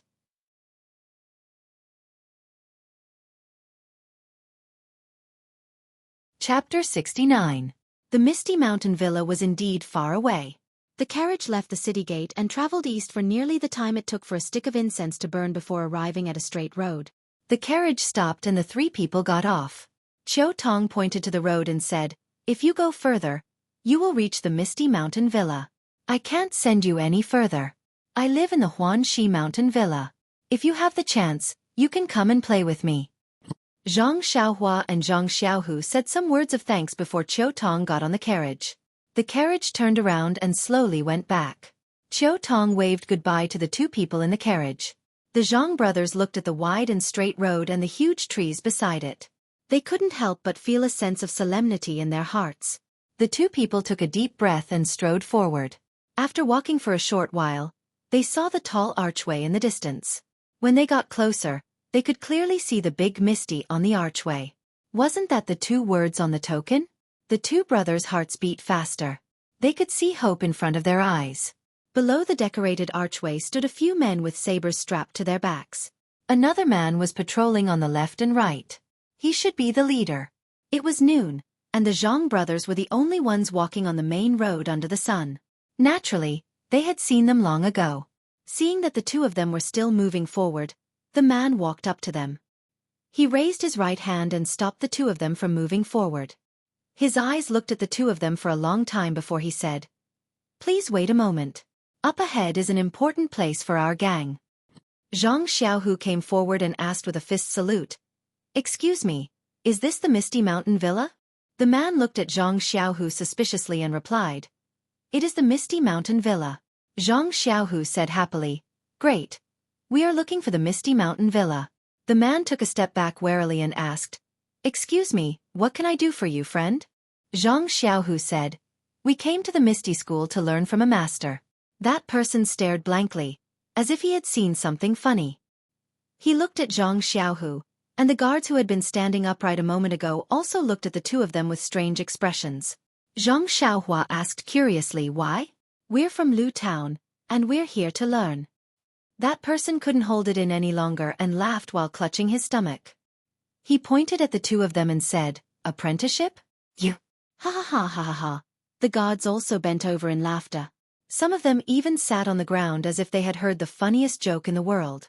The Zhang brothers didn't understand why everyone was laughing, so they could only stand there obediently. When everyone was done laughing, they carefully asked, "What are you laughing at?" This sentence caused the crowd to burst into laughter again. However, when they stopped laughing again, the leader said, "Another two pitiful creatures attracted by the legends of the martial world." Then, she waved at them and said, "The Misty School has been recruiting disciples for a while now. You guys should go home." Zhang Xiaohua was anxious and said, "We came here from Lu Town and spent a lot of money. How can we go home?" Zhang Xiaohu was also stunned. He didn't think about it before coming. He thought that he could learn martial arts by coming here. Who knew that they were not recruiting disciples? What could he do? Suddenly, Zhang Xiaohu thought of something and said to the leader, "Brother, I know your school's Wen Hai. Can you take us to see him?" The leader looked at him and said, "Our Misty School has a person called Wen Hai. However, many people know his name. This doesn't mean that you know him." When Zhang Xiaohu heard this, he felt that there was hope and said, "Just say that you are the Zhang brothers from Lu Town. I believe he has some impression of you." The leader said, "Unfortunately, even if you know Wen Hai, I can't take you to see him because he is not in the villa." Zhang Xiaohu was disappointed. At this time, Zhang Xiaohua interrupted and said, "Then, what about Lu Yuming?" The leader said, "Hey, you know a lot. However, Lu Yuming is not in the villa. There is no other way. Alas, in fact, even if you know them, they will not let you apprentice to a master. You should go back quickly and live a good life farming at home." The leader's eyes were sharp. He had already seen through the identity of the two farmers. The Zhang brothers still wanted to say something, but the leader said, "This is the entrance of Misty Mountain Villa. It has always been forbidden for strangers to approach and make noise. It is still a sensitive time. It is wrong for me to say so much to you. You should stop pestering and leave early." When the two heard this, they were very depressed. They had no choice but to slowly walk away dejectedly. At this time, one of the guards standing guard whispered to the leader, "Leader, these two people said the names of several of our core disciples. Could it be that they really know them? Although it is a joke to apprentice to a master, if we let the bosses know that the people they know were looking for them and were driven away by us, wouldn't that offend them?" The leader could not help but ponder. Another guard next to him said, "I heard that the Lotus Flower Escort Agency is recruiting people. Let them try. If they fail and go home, the bosses will know. It can be considered as us pointing the way. They can't blame us." When the leader heard this, his eyes lit up and he said, These words make sense. You are still the smart one. After he finished speaking, he hurriedly caught up with the Zhang brothers who had just walked away and shouted, "Brothers, take care."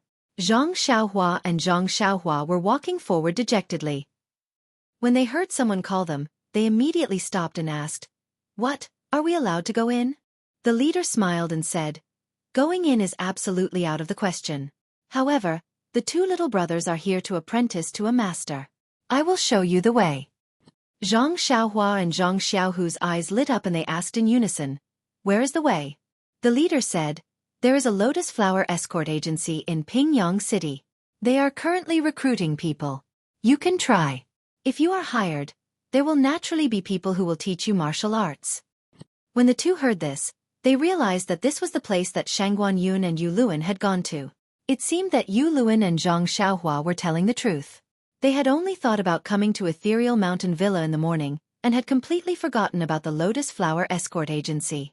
It seemed that they had no choice but to settle for second best today. The two hurriedly thanked the leader for his guidance and asked in detail about the location of the Lotus Flower Escort Agency before waving goodbye. It was already afternoon and the sun was blazing. The food that they had eaten in the morning had long been digested. Zhang Xiaohua was famished and Zhang Xiaohu was not much better.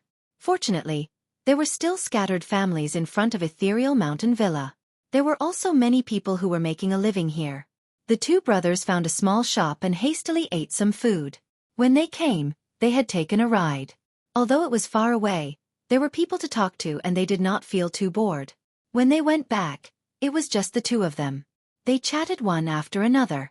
It was fine when there was a shady place, but when they were exposed to the sun, it was really unbearable. There were not many people walking on the road from Ethereal Mountain Villa to Pingyang City. Even if there were, they were riding horses or sitting in carriages. These people were also in a hurry, and no one paid attention to the two brothers walking on the road. When the two brothers walked to the vicinity of Pingyang City, they were already sweating profusely. However, when they saw the outline of the city gate, the two immediately became spirited and their footsteps quickened. Fortunately, the Lotus Flower Escort Agency was near the city gate and it was easy to find out. Not long after, the two brothers arrived in front of a large door. This was a very large door. In front of the door, there were two lion statues, one on each side of the door. It looked very imposing. A black plaque hung above the door. On it, there were 4 large golden words. Zhang Xiaohua recognized the second word, Hua. It was probably Lotus Flower Escort Agency. There were also a few people standing at the door. However, they were all dressed in plain clothes and did not have any swords hanging from their waists. The two brothers walked up the stairs and immediately, one of them came up to greet them. That person looked at the two brothers' attire and could not help but frown slightly. However, he still asked with a smile, "May I ask if the two brothers are here to find guards or to find someone to deliver the goods?" Fortunately, he had heard about the escort agency from Yu Luan previously. Zhang Xiaohu did not make a fool of himself. He also cupped his fists and said, "The two of us brothers are here to learn from the Lotus Flower Escort Agency." That person sized up Zhang Xiaohu and nodded, saying, "Please wait a moment." Then he shouted to the back Xueqi, "Come and bring these two to the side room. They're here to learn martial arts." Behind them, a very smart and thin manservant answered and ran over, leading the Zhang brothers through the door. Inside the door was a very spacious area. There were many weapons placed on one side of the area. There were also some stone locks and other objects placed in the corner. At this time, the sun was still very strong and there were not many people in the area. The people practicing martial arts should still be resting. That manservant brought the Zhang brothers to a row of houses on the right side of the area. He walked to the second door and carefully knocked on the door. After a while, a hoarse voice asked from inside, "Who is it? Come in." The manservant pushed open the door and brought the Zhang brothers into the room. The room looked like a study. Behind the desk sat a man in his 40s. He was dressed like a scholar and his eyes were hazy. It looked like he had just taken an afternoon nap. Of course, this person who was disturbed from his good sleep was not very happy. He sized up everyone and asked unhappily, "Xueqi, what's the matter?" That manservant quickly smiled apologetically and said, "Master One, these two are here to learn from a master. Can you make the arrangements?" When Master One heard this, he waved his hand and said, "I know. You can go." The manservant smiled and said, "Then I'll have to trouble Master One. I'll go out now." Then he said to Zhang Xiaohu, "This is Fourth Master One of the Lotus Flower Escort Agency. He's in charge of recruiting people. You can listen to his arrangements." Zhang Xiaohu cupped his fists in thanks. That manservant left and closed the door behind him. Fourth Master One looked at the two's attire and frowned. However, he still took a book from the left side of the table and flipped it open. He asked for the two's names and wrote them down with a brush. Then he asked, "Do you want to live in the escort agency or outside?" Zhang Xiaohu said, "Of course we'll live in the escort agency." Fourth Master One nodded and said, "That's good. The tuition fee for a year of martial arts is 50 taels of silver. Food and lodging is 30 taels of silver. The two of you will be paying 160 taels of silver. Bring the banknotes over." When Zhang Xiaohu and Zhang Xiaohua heard this, they were dumbfounded.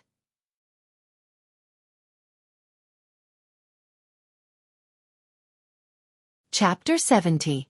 Silver. The two brothers asked in unison, "We need to pay silver to learn martial arts?" Hearing this, Fourth Master Wen's expression changed drastically. He slammed the brush in his hand on the table and said angrily, "If you don't pay silver, who will teach you?" "Looking at you, are you trying to fool me?" The Zhang brothers said that they didn't dare. Then, Zhang Xiaohu told him about how the ethereal villa's guards had asked them to come over. Only then did Fourth Master Wen's anger subside slightly.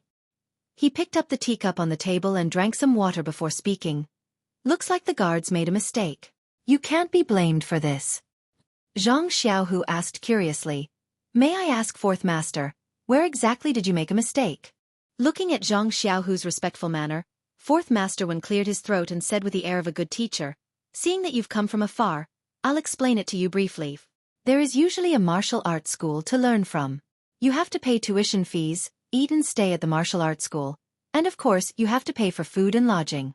Our Lotus Flower Escort Agency is the largest agency in Pingyang City, so we don't have our own martial arts school. Our agency also functions as a martial arts school and usually recruits people to learn martial arts. However, it's wrong for you to go to the ethereal villa to learn martial arts. Martial arts schools recruit people regardless of age. They look at the foundation and comprehension of martial arts and usually accept people. However, the best age to start learning martial arts is 5 or 6 years old. It's very difficult to become successful in martial arts in the future. The martial arts school recruits people to teach normal martial arts routines, while the villa recruits disciples from the Misty School. Usually, they only recruit 5 or 6 years old children. They definitely won't accept you if you go there." At this point, the Zhang brothers' expressions changed drastically. They originally thought that they would stay at the Lotus Flower Escort Agency for a while, and still want to join the ethereal villa. It looked like they had thought too simply.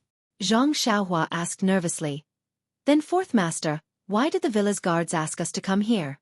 Fourth Master Wen smiled and stroked his beard, saying, "Other than recruiting people from the martial arts school, the Lotus Flower Escort Agency's main business is of course the escort agency's business. During this period, the agency is short of manpower and needs to recruit some escorts and bodyguards." "I guess that's what he meant." Zhang Xiaohu hurriedly asked, "Do we need to pay?" Fourth Master Wen said, "The bodyguards and armed escorts work for the escort agency. Of course, they don't have to pay money. They are paid every month." Zhang Xiaohua asked again, "Can I learn martial arts?" Fourth Master Wen said, "Yes, of course one must have martial arts skills to protect oneself. How can one not learn martial arts?"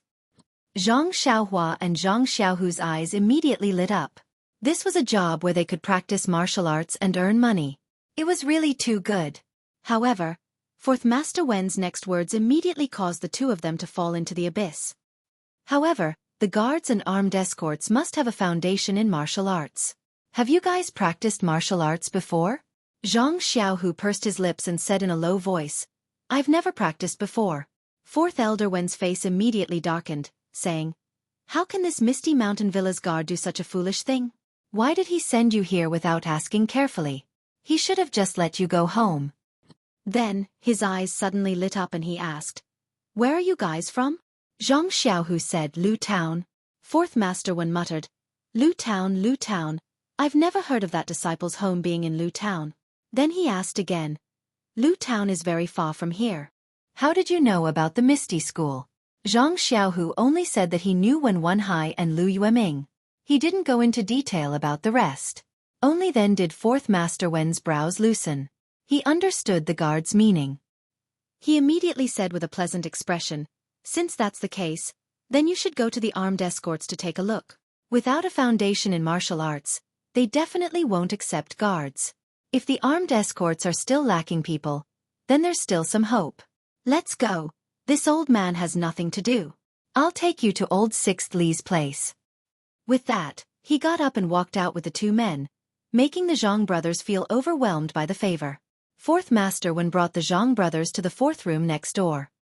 He had the two men wait outside while he pushed the door open and entered. There was a lean man in his 30s in the room. He was smoking a pipe with great interest. When he saw Fourth Master Wen enter, he couldn't help but smile and say, "Fourth Master Wen, how do you have time to come to my place?" Fourth Master Wen looked at the room full of smoke and walked to the window. He pushed it open and fanned the smoke in front of him with his hand, saying, "Old Sixth Li, would it kill me to smoke less?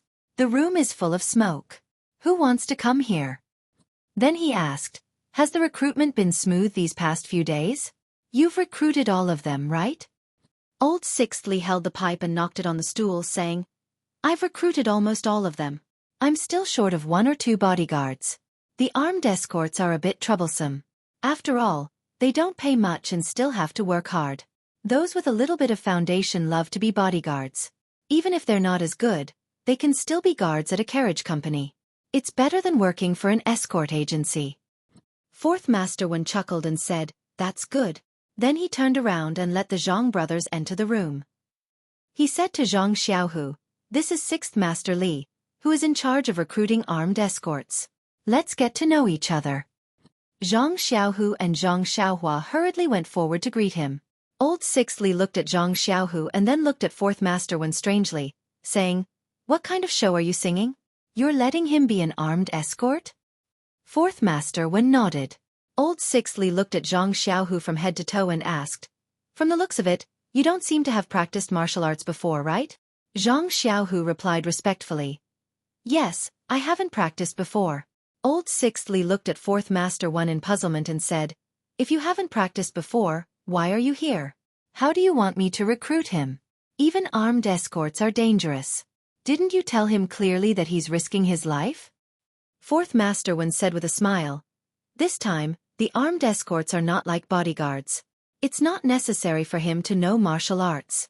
I know this very well. He just wants to learn martial arts. Furthermore." Then, Fourth Master Wen muttered a few words into Old Sixth Li's ear. Old Sixth Li nodded repeatedly when he heard this, but in the end he still said, "Although an armed escort doesn't say that he has to know martial arts, if his body isn't good enough and he doesn't have the talent to practice martial arts, I still can't accept him. Otherwise, if there are any problems in the future, I won't be able to explain it to those people." Fourth Master Wen said with a smile, "They're all farmers, so there shouldn't be any problems with their bodies. Take him to the martial arts training ground for a test. It's best if he can do it. If not, tell him clearly. He can't throw away his life just because he wants to practice martial arts." He turned around and said to Zhang Xiaohu, "Don't you think so?" Zhang Xiaohu nodded repeatedly. Old Sixth Li had no choice but to say to Zhang Xiaohu, "All right then, come with me." With that said, he brought Zhang Xiaohu to the square outside the house. At this moment, there were already some people practicing martial arts in the martial arts training ground. Some people were practicing their punches and kicks, some people were fighting with weapons, and some people were holding stone weights to build up their strength. Old Sixth Li brought Zhang Xiaohu to the side of the stone weights. The few people who were lifting the stone weights put them down and bowed to Old Sixth Li and company. Standing to the side, Old Sixth Li pointed at a stone weight and said to Zhang Xiaohu, "This is a stone weight of 100 pounds. Can you lift it?" Zhang Xiaohu shook his head and said, "I don't know. I've never lifted it before." Old Sixth Li said, "Then give it a try." Zhang Xiaohu nodded and walked forward. He grabbed the stone weight with his hand and lifted it with all his might. Then, he took a deep breath and imitated the way someone lifted the stone weight. He raised the stone weight above his head with one hand and then put it down. He turned back to look at Old Sixth Li. Old Sixth Li nodded and said, "It's all right. That's 150 pounds. Try again." Zhang Xiaohu looked at the slightly larger stone weight next to him and still lifted it. However, his forehead was already covered in sweat. Old Sixth Li seemed to be a little satisfied. The people who were watching the show did not have the contempt from before. After all, at Zhang Xiaohu's age, his body did not look very strong. It was not bad to lift 150 pounds without training. Old Sixth Li did not give up. He pointed to another one and said, "This is a 200 pounds. Try again." At this time, the people next to him were also stunned. This 200-pound stone weight was not the heaviest in the martial arts field. However, not everyone in this group of people could lift it when they first arrived. Only a few obviously muscular men could show their faces at the beginning. The rest could only lift this 200-pound stone weight after practicing and building up their strength. Old Sixth Li let Zhang Xiaohu try to lift it now, either to deliberately make things difficult or to see Zhang Xiaohu's potential. Zhang Xiaohu was like a newborn calf at this time. Naturally, he was not afraid. He stepped forward and weighed it first. He felt that it was very heavy. However, when he thought about his future martial arts practice, he took a deep breath as before and lifted it with one arm. Unfortunately, when he was about to lift it over his head, his arm went soft and the stone weight fell to the ground. Zhang Xiaohu's face was a little pale, but the people around him cheered and clapped.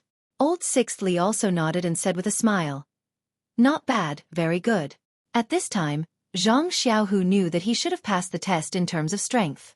Then, Old Sixth Li asked Zhang Xiaohu, "You haven't practiced martial arts at all, right?" Zhang Xiaohu nodded in agreement. At this time, the people practicing martial arts next to them were attracted by the applause. Old Sixth Li pointed to a young man who had just come over. He was about the same age as Zhang Xiaohu and said, "Little monkey, come over and show us the Liuha fist." Then he turned to Zhang Xiaohu and said, "Watch carefully. When he finishes, repeat it for me." The Liuha fist was a simple introductory fist technique. Under Little Monkey's hands, it was actually very impressive. It seemed that he had put in a lot of effort. Zhang Xiaohu watched his every move attentively. When Little Monkey finished, there was no lack of applause from the side. Old Sixth Li looked at Zhang Xiaohu. Zhang Xiaohu closed his eyes and seemed to be recalling. After a while, he slowly started from the first move. Although there was no momentum, it was methodical and methodical. And the more he played, the more shocked Old Sixth Li was. Everyone was also dumbfounded. He only stopped when he played 60 to 70% of the fist technique. Scratching his head, Zhang Xiaohu said embarrassedly, "I forgot the rest." Old Sixth Li said sternly, "To be honest, you really haven't practiced martial arts before? You haven't practiced this fist technique before? Please collect it, thank you."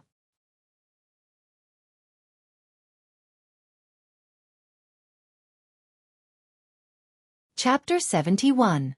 Zhang Xiaohu was baffled as he said, "Of course, I've never practiced before. This is my first time practicing." Old Li Lu was a bit excited as he said, "Amazing. Although you can't be called a genius, it's still rare. This six harmonies fist is very complex. For you to be able to remember 60% to 70% of it on your first try, it can be seen that you have talent."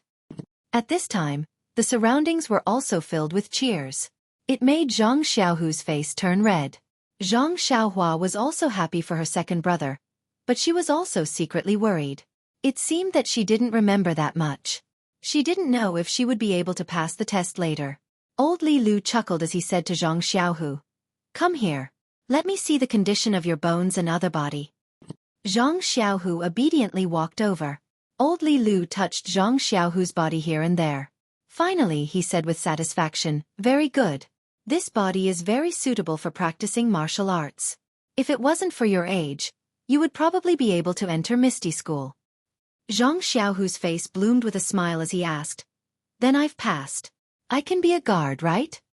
Old Li Lu smiled and said, Pass, of course you passed.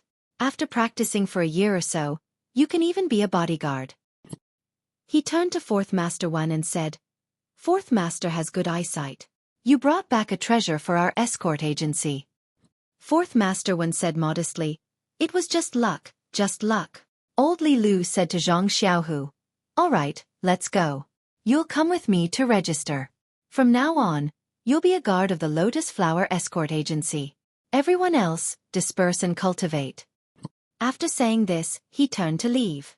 Everyone also prepared to disperse. At this time, a voice sounded, "What? You won't let me take the test?" Everyone stopped in their tracks. Old Li Lu looked and saw that it was Zhang Xiaohua. Zhang Xiaohu immediately said, "That's right. My brother hasn't taken the test yet. Doesn't he need to take the test?" Old Li Lu sized up Zhang Xiaohua and asked, "How old are you?" Zhang Xiaohua said in puzzlement, 13 years old. Li Laolu laughed, and the people around him laughed as well. Then, Li Laolu asked, "Do you know that the escort agency has an age requirement when recruiting guards?" Zhang Xiaohua shook her head. Li Laolu smiled and said, "The escort agency is open for business. Of course, the people we recruit must be adults. Our guards must be at least 16 years old. Look around. Is there a child as young as you?" Zhang Xiaohua looked around. Sure enough, most of the people around her were in their 20s. Zhang Xiaohu and Little Monkey were considered young. At this time, Zhang Xiaohua couldn't help but feel that the world was so small. The Misty School's requirement to recruit disciples was around 5 or 6 years old. She was too old. It wasn't easy to find the Lotus Flower Escort Agency, but they recruited guards who were at least 16 years old. She was too young. What should she do? Why was learning martial arts so difficult? However, she still didn't give up. She said loudly, "I'm young, but my strength isn't small. You also let me lift the stone weights. How heavy do you think I can lift?" Li Laolu still shook his head and said, "It's not that I don't want you, but you're too young. You can't even take care of yourself. How can you contribute to the escort agency? The escort agency's rules are like this. How can I make an exception?" After speaking, he turned to leave. Zhang Xiaohu grabbed him and pleaded, "Sixth Master Li, look. Xiaohua's strength is really great. Take a look first." Zhang Xiaohua was so anxious that she was about to cry. If it wasn't for the fact that she swore in front of her grandmother's grave that she would never cry again, her tears would have already fallen. Seeing that her second brother had grabbed onto Li Laolu, she hurriedly ran to the stone weights. She ran to the 200 gene stone weight that Zhang Xiaohu hadn't lifted and said, "Look, I'll try lifting this." After speaking, she grabbed the stone weight with one hand and used her strength to lift it above her head. Li Laolu was unhappy that Zhang Xiaohu had grabbed onto him. He originally wanted to break free, but when he saw Zhang Xiaohua lift the 200 gene stone weight, he couldn't help but be stunned. When Zhang Xiaohua saw that he didn't speak, she thought that he was too light. She hurriedly threw the 200 gene stone weight on the ground. Looking at the ground, she picked up the largest stone weight and weighed it in her hand. She took a deep breath and shouted, "Up!" She lifted the largest stone weight with one arm. In an instant, the training field was silent. Everyone was dumbfounded. Their eyeballs fell out of their sockets. Li Laoyo's eyes were wide open. His mouth was also wide open. You could stuff a big duck egg in it. After a long while, someone said timidly, that stone weight, is it the 500 gene stone weight?" At this moment, a dignified voice sounded. "What are you all doing there? You don't practice martial arts properly and only know how to watch the show." At the same time, a female voice sounded, Zhang Xiaohua? Why are you here?" Everyone turned to look and saw a gray-haired old man walking out from the corridor in the backyard. The onlookers said, "The third Master Chu is here. Let's hurry and leave."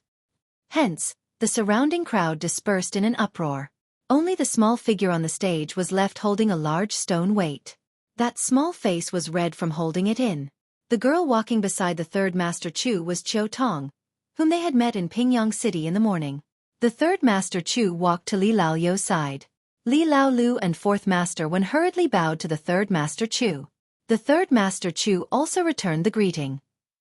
Seeing that Zhang Xiaohua was still holding the stone weight, he frowned and said, "What are you doing? Why aren't you putting it down?" Zhang Xiaohua did not know who he was and of course did not dare to put it down. Instead, she looked at Li Laolu. Li Laolu also hurriedly said, "Put it down, put it down." At this moment, Zhang Xiaohua finally let go of the stone weight and threw it on the ground. The stone weight hit the ground with a bang, sending up a cloud of dust. The third Master Chu turned to ask Qiu Tong, "You know them?" Qiu Tong smiled and said, "Yes, this is the child I told you about just now. He helped me retrieve my money bag in the morning." His name is Zhang Xiaohua. This is his older brother, Zhang Xiaohu. The third master Chu smiled and nodded, saying, "Good child." Then he asked Li Laolu, "What's going on? Why did you let the child lift the stone weight?" Li Laolu hurriedly and respectfully explained the ins and outs of the matter. In the end he said, "Zhang Xiaohua's strength is really extraordinary. Not many people in our Lotus Flower Escort Agency can lift this stone weight. However, he is still young and is a child. He did not follow the rules. Third master, please make the decision." When the third master Chu heard that Zhang Xiaohua had lifted the 500 gene stone weight, he was also very moved. He couldn't help but look at the stone weight that had been thrown to the side, as well as the short child beside it. Qiu Tong also played the drums on the side, saying, "Xiaohua is a good child. If it wasn't for him, my money bag would have been taken away by someone long ago. Although I told third uncle that I would definitely return it, I still owe someone a favor. Third uncle, please let go." The third master Chu smiled and said, "You silly girl, you're too muddle-headed. You knew that the disciples of the sect were all 5 or 6 years old, yet you still brought them to the entrance of the villa and left them there. The guards that our agency recruits are all adults above the age of 16. Aren't you making things difficult for me?" Qiu Tong also smiled and said, "In the morning, they didn't say that they were going to be apprenticed to a master. I thought that they were relatives from the sect who came to see their loved ones. Besides, aren't you the one in charge of the Lotus Flower Escort Agency? Can't you just say the word?" The third master Chu said, "Right now, I am the one in charge. However, these rules were set by the sect leader. How can I so easily violate them? Besides, the guards are supposed to be escorts. How can a child like him go? If his life is in danger, wouldn't that be harming him?" Qiu Tong lowered her head and thought about it. That was true. She could only look at Zhang Xiaohua sympathetically. The third master Chu continued, "However, I do have a way to satisfy both sides. Do you want to hear it?" Qiu Tong was stunned. "Satisfy both sides?" The third master Chu said, "Didn't you just say that the family of the person in charge of the medicine fields in the villa had passed away and that there was no one to weed and fertilize the fields? You wanted me to find someone who can farm and who is also quite strong to assist you? Isn't this child in front of you a very good candidate? Doesn't he just want to learn martial arts? Can't you just find a martial arts master in the villa to teach him? If that doesn't work, he can also find some time to come here and practice." Qiu Tong's eyes also lit up. She repeatedly said that it was a good idea. Then, Qiu Tong called Zhang Xiaohua to the side and explained the matter in detail to him. She asked him if he knew how to farm. Zhang Xiaohua naturally nodded and said that he knew how to farm. What a joke. Farming used to be his main occupation. How could he not know? At this time, what choice did Zhang Xiaohua have? The Misty School didn't accept him and the Lotus Flower Escort Agency didn't want him. In any case, he could still practice martial arts at Xuanxi Villa. He just had to farm. What was wrong with that? However, when he heard Qiu Tong say that Xuanxi Villa would receive 5 coins a month, his heart bloomed with joy. Zhang Xiaohu only received 6 coins a month as a guard. He didn't have to work hard to farm and could earn so much money. How could he not be happy? However, in the future, he would be at Xuanxi Villa while his second brother would be at the Lotus Flower Escort Agency. It was a troublesome matter that they couldn't be together all the time. Zhang Xiaohu also heard the conversation and asked Qiu Tong, "Where is Xuanxi Villa?" Qiu Tong said with a smile, "It's right next to Misty Mountain Villa. Why didn't I tell you in the morning that it was on the way?" Zhang Xiaohu said to Zhang Xiaohua, "Xiaohua, the escort agency isn't far from Xuanxi Villa. I'll visit you when I have time. It's not dangerous to stay there. Father and mother don't have to worry. When you grow up in a few years, you can come to the escort agency to be with me." Zhang Xiaohua agreed when she heard her second brother say so. Qiu Tong was also very happy. She had hit it off with Zhang Xiaohua in the morning and looked at him as if he was her little brother. Now that she could help him and complete her mission, it was really the best of both worlds. Thus, Zhang Xiaohu and Zhang Xiaohua parted ways at the escort agency. On the other side, Li Laolu brought Zhang Xiaohu to his room to handle the procedures and arrange a room for him. Third Master Chu had also heard about Zhang Xiaohu's test and told him to pay more attention to Zhang Xiaohu. He might become the pillar of the escort agency in the future, so of course, he had to cultivate their relationship well. On the other side, Zhang Xiaohua took his small bag and followed Qiu Tong into the carriage. They once again rode out of the city to the eastern suburbs. Please collect it, thank you.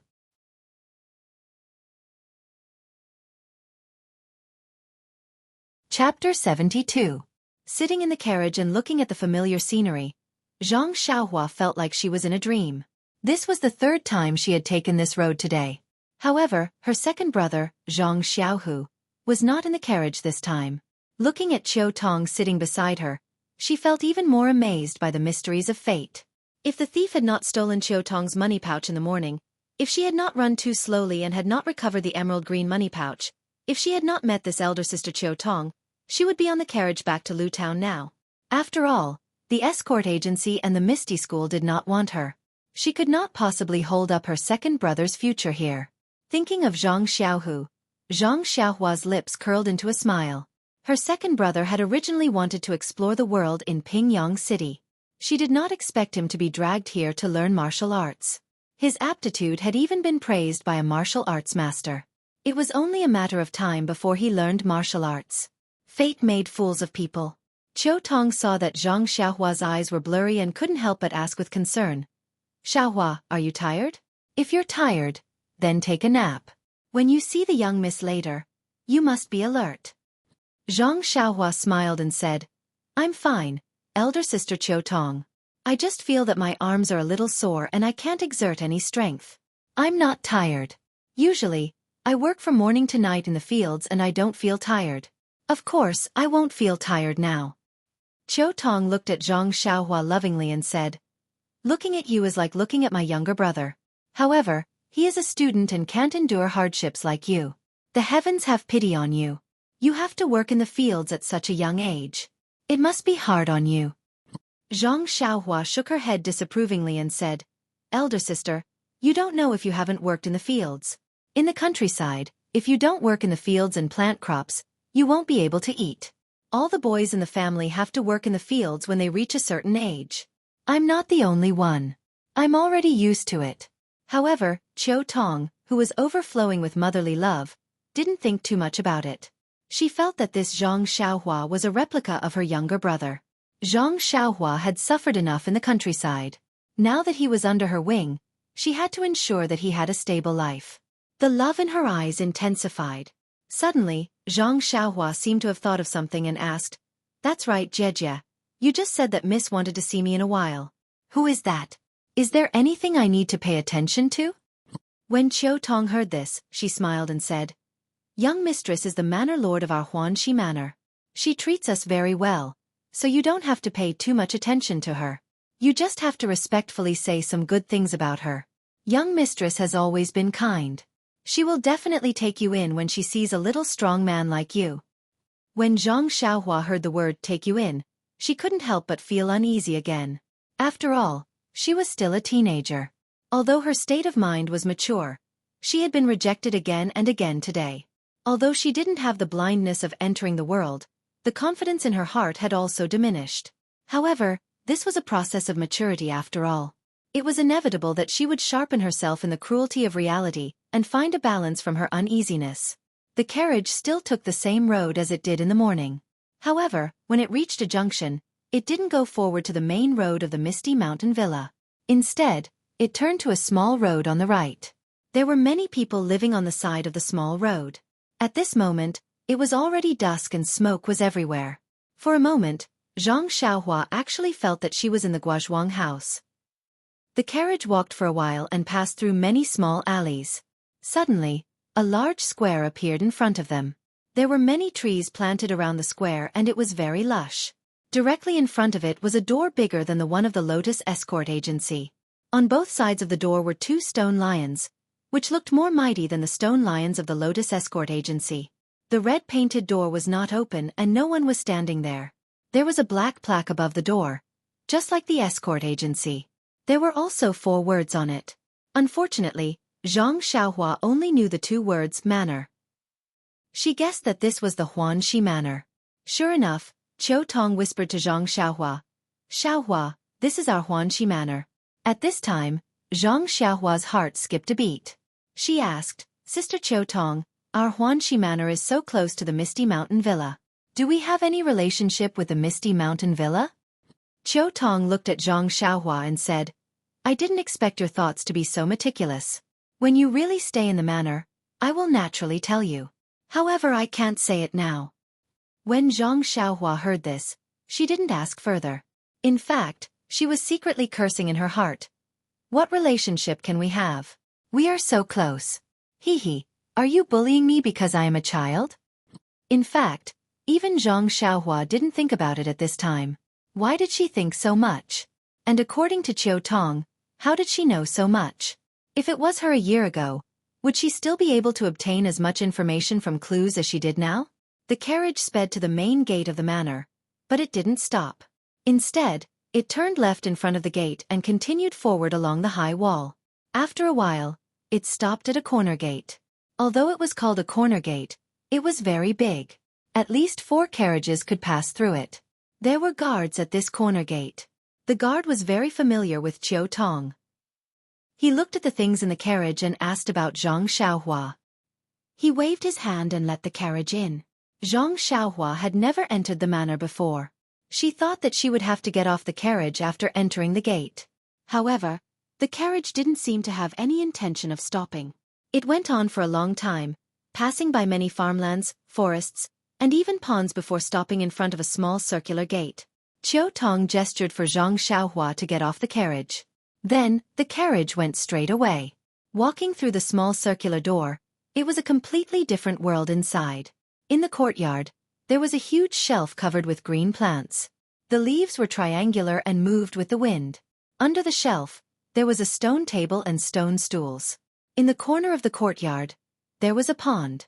Looking from afar, there were some red and green fish swimming in it. On the right side of the courtyard, there was a row of more than 10 houses. They looked even bigger than Mr. Lu's house in Balagu. On the left side, there was an empty space. There were some stone locks, weapons, and other things. It was probably the place where they usually practiced martial arts. In front of them was a circular door, but they did not know where it led to. Qiu Tong led Zhang Xiaohua into the courtyard.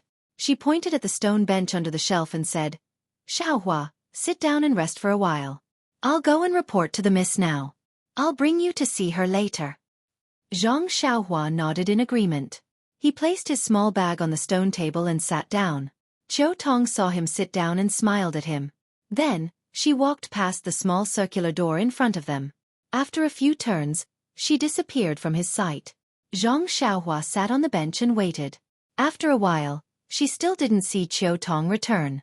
She got a little impatient and stood up.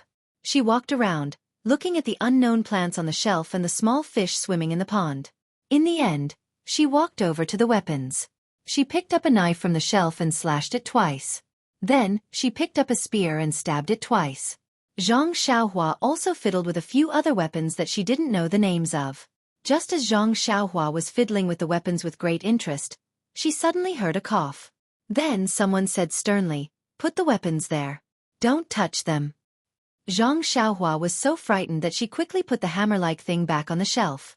Then, she turned around and saw a tall red-faced old man standing by the small gate. He was about 50 years old and had a white beard and hair. He stood there with an air of authority. The old man strode over and asked sternly, Whose child are you? What are you doing here? When he got closer, Zhang Xiaohua saw that the old man's left sleeve was tucked at his waist. Only his right hand was exposed. He was actually an old man with only one arm. Zhang Xiaohua quickly replied, My name is Zhang Xiaohua. Big sister Qiu Tong brought me here. She said she wanted me to plant herbs. The old man was even angrier when he heard her. He stomped his foot and said, What is this Qiu Tong doing? She brought a child here. How strong can she be to do farm work? After speaking, he didn't wait for Zhang Xiaohua to reply. He turned around and walked through the small gate. Like Qiu Tong, he also disappeared after a few turns. Only Zhang Xiaohua was left standing under the shelf, confused. But this time, he didn't dare to move around blindly. He sat down obediently and counted the ants on the ground.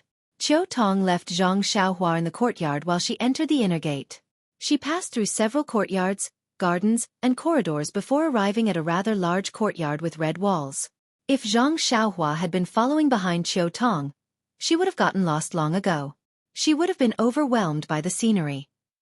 Across the courtyard was a large hall. The doors and windows of the hall were carved with beautiful patterns. It was very beautiful. The sky wasn't completely dark yet, but the hall was lit. There were a few tables and chairs in the hall.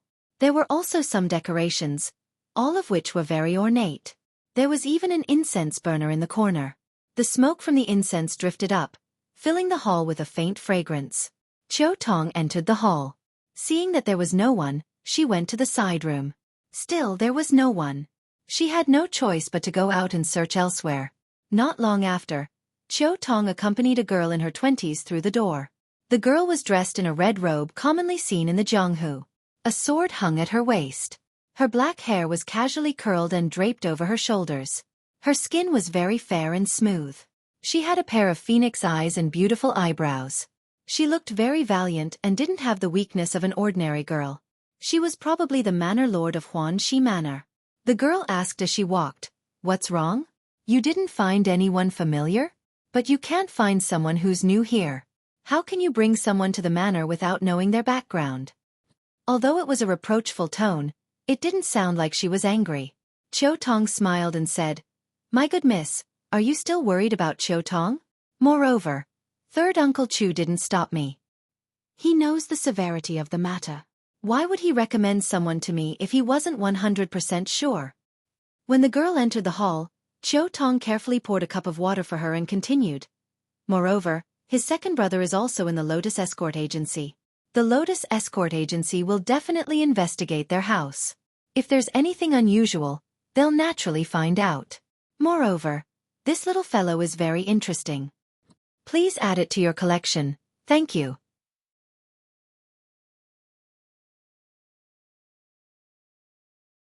Chapter 73. Before Qiu Tong could speak, the sound of footsteps could be heard. The two of them looked up to see the one-armed old man walking into the hall. The one-armed old man walked up to them and bowed. The young miss nodded and Qiu Tong quickly returned the greeting.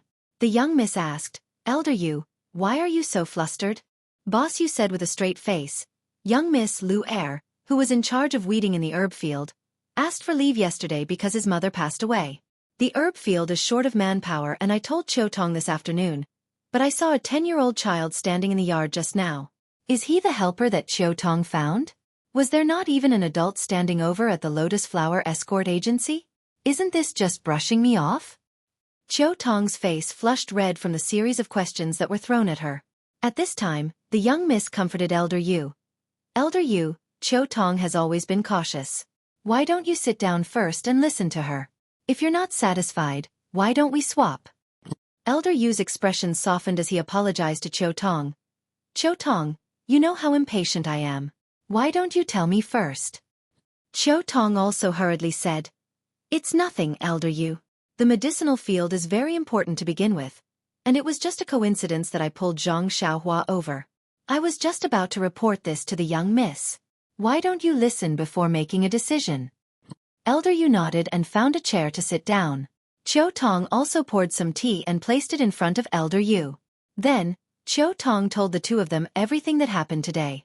When they heard that Zhang Xiaohua helped Qiu Tong get back her purse, the two of them nodded and thought that she was a very good child. When they heard that Zhang Xiaohua lifted the 500 gene stone, the young miss was extremely moved. Elder Yu didn't quite believe it and asked, "Were you there? Did you see that stone weight was 500 gene?"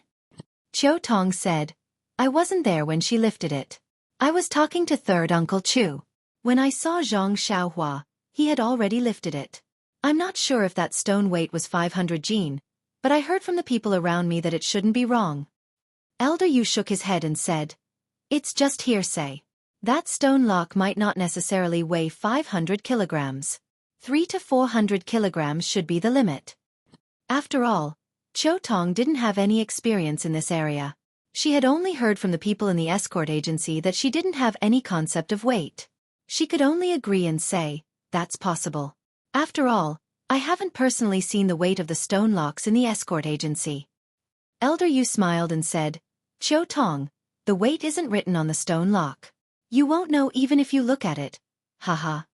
Qiu Tong blushed and said angrily, "Elder Yu knows that Qiu Tong doesn't know martial arts, Yet you still use this to make fun of me. Seeing that there was no barrier between the two, the young miss was very gratified and said, Elder Yu, even if it's 300 to 400 kilograms, it's still extremely rare for a 10-year-old child. However, his age is just as third Uncle Chu said, extremely awkward. With such aptitude, if it was discovered a few years ago, he would have been accepted into the Misty School and would have been a great help to our sect. However, now that he's been accepted into our Xuanxi manor, it's not good to let him continue to be buried. Elder Yu, I'll leave this child with you for now. Let him do some manual labor and there's no need for him to help out in the medicinal fields.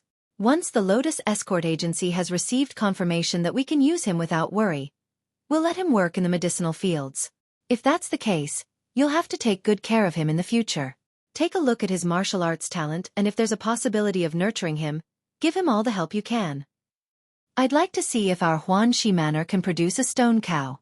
When Elder Yu heard this, he saw that the young miss's arrangements were watertight and didn't say anything else. However, when he heard the last sentence, he immediately thought of the giant stone cow's figure compared to Zhang Xiaohua's small and tender body.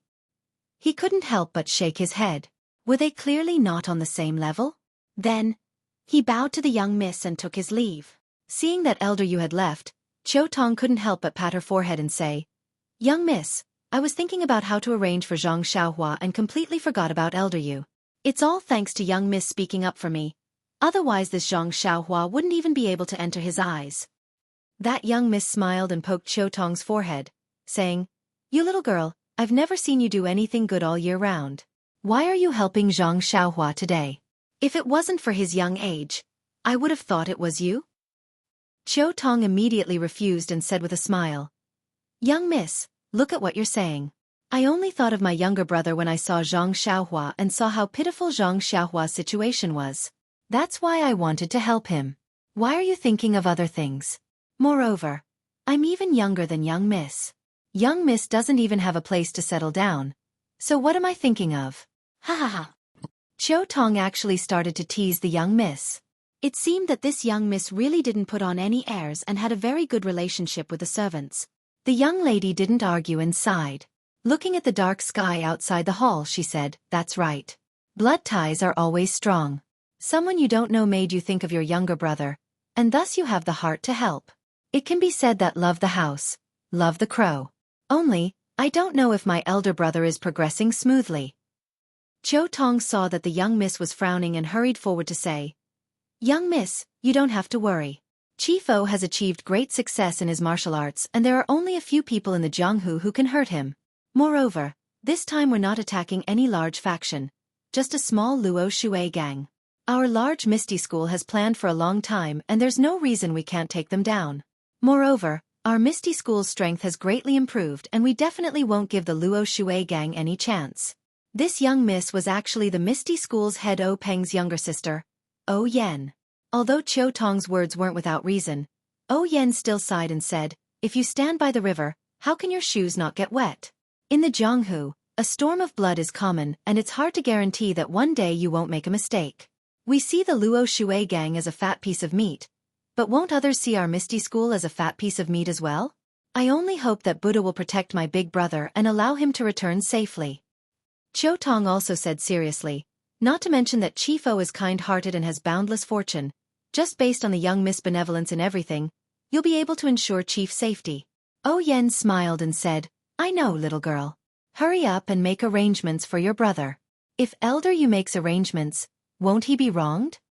Qiu Tong said I won't go. Although I was the one who brought him in, he has to be like the others. Otherwise, Zhang Xiaohua will be lazy and Elder Yu won't be able to manage him. O Yen said, Qiu Tong, I've always said that you're smart. Why are you so muddle-headed now? Zhang Xiaohua is just a child who just came from the countryside. If he mingles with a group of young people, it's inevitable that he'll be bullied. Qiu Tong finally understood O Yan's meaning and said, I understand. I have to hurry up and take a look. Those people in the medicinal field aren't good people. I can't let this child be bullied. After saying that, she bid farewell to O Yen and turned to leave the hall. Suddenly, O Yen called out to her, Qiu Tong, wait. Qiu Tong obeyed and returned, asking, Young miss, is there anything else? O Yen said, You don't have to go either. Let elder Yu make the arrangements. Chiu Tong didn't know whether to laugh or cry, saying, My dear young miss, what do you mean by this? One moment you want me to go, and the next moment you don't want me to go? Oh Yen smiled and said, I'm not teasing you. I wanted you to go just now because I was afraid that the child would be wronged. I'm not letting you go now because I want the child to be wronged a little and see his mentality. He's a child after all. Being wronged a little is good for him to understand the ways of the world and grow up well. Zhang Xiaohua grew up in the countryside and doesn't know how to scheme against others. It's good to let him experience it. Isn't there a saying that when the heavens are about to bestow a great responsibility, they must first torment the heart? Chiu Tong nodded thoughtfully. She was secretly happy for Zhang Xiaohua in her heart. The young miss must have meant that she wanted to nurture Zhang Xiaohua well. It was also an opportunity for Zhang Xiaohua. Thus, she gave up on the idea of going out and stayed to chat with O Yen. Zhang Xiaohua's heart couldn't help but be in a mess after Elder Yu's harsh words. He didn't know whether to sit or stand. He was afraid that the hateful one-armed old man would come back and tell him that he should leave. Huan Shi Manor didn't want someone like him. Then where should he go in this boundless night? Just as Zhang Xiaohua was worrying about his gains and losses, there were noises and footsteps outside the door. Zhang Xiaohua hurriedly stood up and carefully looked at the small round door. Not long after, the light of a fire could be seen. A group of people holding torches or lanterns walked into the small courtyard. The person at the front was a young man who was as thin as a bamboo pole. He was in his early 20s and wore a green robe and a small hat. He held a lantern in his hand. When he saw Zhang Xiaohua standing under the shelf, he couldn't help but be stunned. He walked up and asked, Who are you? Before Zhang Xiaohua could reply, the group of people had already entered the courtyard. Zhang Xiaohua didn't count them, but there were about 10 people. Most of them were holding lanterns and wearing green robes and small hats. There were also some who held torches and were dressed in martial attire. Zhang Xiaohua noticed that the people dressed in martial attire didn't mingle with the people in green robes and small hats. They didn't even walk into the courtyard together. The people in green robes and small hats came in first, and the people in martial attire walked in last. Moreover, the people in martial attire were obviously burly and looked very powerful. The people in green robes and small hats were slightly more ordinary. Zhang Xiaohua knew that the young man in front of him was probably the leader of this group of people. Thus, he respectfully replied, This one is called Zhang Xiaohua. I'm here to plant the medicinal herbs. However, there seems to be a problem. Just now, a one-armed old man went inside to look for someone. Zhang Xiaohua? Ha ha ha, Xiaohua, this name is not bad. Hearing Zhang Xiaohua introduce himself, some of the people in green robes and small hats couldn't help but laugh. They all whispered, hearing this name, it's a girl's name. However, he looks ordinary. Now that the sky is dark, I wonder how his skin is? How can he be worthy of the name Xiaohua?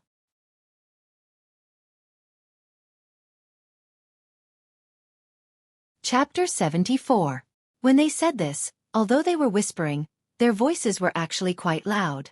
They didn't have any intention of avoiding Zhang Xiaohua. Someone even said, Who said that only girls can use this name?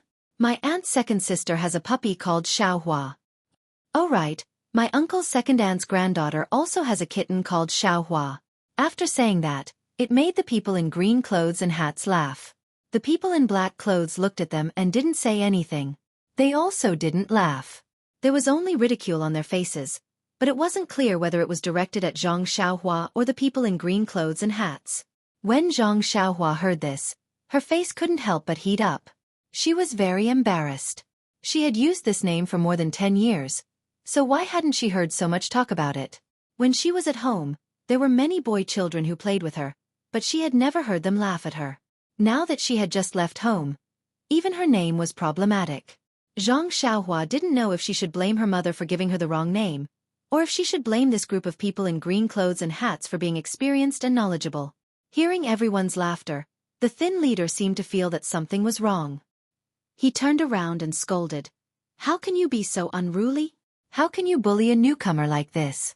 Quickly go back to your room. Those people curled their lips and with a face full of ridicule, they relaxed and returned to their rooms. It was as if meeting Zhang Xiaohua had lifted their tiredness. When the people in black clothes saw that they had all left, The simple middle-aged man walked over and patted Zhang Xiaohua's shoulder. He didn't say anything, just smiled, and led them back to their rooms. Zhang Xiaohua noticed that their rooms were connected to the rooms on the right side of the courtyard. When the thin bamboo-like young man saw that everyone had left, he also walked forward with an apologetic smile and said, "Hello, Zhang Xiaohua. My surname is Tian and my name is Xueqi. Everyone calls me Brother Xi. I'm the manager here. Those people just now didn't know anything, so please don't mind them. They don't have any bad intentions. They were just bored in the villa and wanted to have some fun. If you get along with them for a long time you will know." "Right, Elder Yu. Oh, that one-armed old man. How did he arrange for you?" Zhang Xiaohua gratefully looked at the smiling young man and said, "I haven't said anything yet. Elder Yu hasn't returned yet. I don't know what to do with me." Tian Zhongxi said, "Why don't you come with me first and stay in my room for a while until Elder Yu comes back?" Zhang Xiaohua hesitated and said, "That's not good. I'll wait here." However, Tian Zhongxi picked up Zhang Xiaohua's small bag from the stone table and did not allow him to hesitate. He said, "Let's go. It's okay.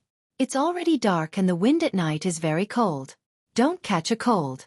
If you get sick before you start farming, wouldn't it be very bad?" After saying that, he walked away. Zhang Xiaohua helplessly followed behind, but his heart was filled with gratitude. Tian Zhongxi's room was the first in the inner door. It was a very simple room with a table and 2 chairs. There were 2 Kong beds in the room. One of them had a bedding while the other had a cabinet. There were also some items on the ground that seemed to be placed neatly. Tian Zhongxi placed Zhang Xiaohua's bag on the table and poured a cup of water for Zhang Xiaohua from the teapot on the table. He said with a pleasant expression, "Drink some water first and wait here. If it's not enough, pour it yourself. I'll go wash my face." Zhang Xiaohua thanked him and took the teacup. He hadn't had a sip of water since lunch. He was so thirsty that his throat was smoking. He didn't stand on ceremony after taking the teacup and drank it in one gulp. Then, he poured another cup and drank it in one gulp before putting down the teacup. Tian Zhongxi handed the teacup to Zhang Xiaohua and took out a copper basin from the door to wash his face. While Zhang Xiaohua was waiting for Tian Zhongxi to return, he heard a shout from outside. Zhang Xiaohua, where are you?" Zhang Xiaohua knew that something was wrong and quickly ran out. As expected, the one-armed Elder Yu was shouting loudly in front of the stone table under the shelf. Zhang Xiaohua ran in front of Elder Yu and said, "Hello Elder Yu, I'll be sitting in Brother Shi's room for a while." Elder Yu's old face was still stiff as he said, "And since you know that I'm called Elder Yu, then you should know that I'm in charge of the medicine field. I don't care who brought you in, but since you're here, you have to listen to me. The higher-ups haven't assigned you any work yet, so you should first familiarize yourself with the environment." At this moment, Tian Zhongxi also walked over with the copper basin. Elder Yu called out to him, "Zhongxi, come over. You guys already knew each other just now, right? This is Zhang Xiaohua from the Lotus Flower Escort Agency. Don't assign any tasks for now. Familiarize yourself with the environment first. You can make the arrangements." When Tian Zhongxi heard the words Lotus Flower Escort Agency, his face couldn't help but twitch. However, he quickly put on a smile and said, "All right, Elder Yu, don't worry. I'll properly familiarize Zhang Xiaohua with the environment." That Lu heir left in a hurry and didn't even put away the bedding in his room. "Why don't we let Zhang Xiaohua stay on Lu heir's Kong bed?" Elder Yu nodded and said, "You can make the arrangements as you see fit." When he finished speaking, Elder Yu didn't even look back as he walked into the inner door and quickly disappeared. Tian Zhongxi then brought Zhang Xiaohua with him to a room. The moment Zhang Xiaohua entered the room, she smelled a strong stench of stinky feet. She looked up and saw a skinny middle-aged man wearing green clothes and a small hat sitting at the head of the Kong bed with his eyes narrowed. He was humming a little tune while rubbing his stinky feet with both hands. From time to time, he would even bring his fingers to his nose to sniff, as if his hands were stained with Yi Lai Xiang. Not only did Zhang Xiaohua furrow her brows, that Tian Zhongxi even called out, "Ma Jing." Then, he quickly walked over and pushed open the window. When Ma Jing heard Tian Zhongxi's call, he quickly jumped down from the Kong bed and put on his shoes. He rubbed his hands on his clothes and said, "Brother Shi, why did you come to my room? What's the matter?" Tian Zhongxi didn't walk over, but stood by the window and furrowed his brows as he said, "Ma Jing, It's not that I want to criticize you, but you're already in your 30s and you're still like this. No wonder you can't even find a wife. Ma Jing wasn't happy and said in a strange tone, Brother Shi, can you not always talk about this?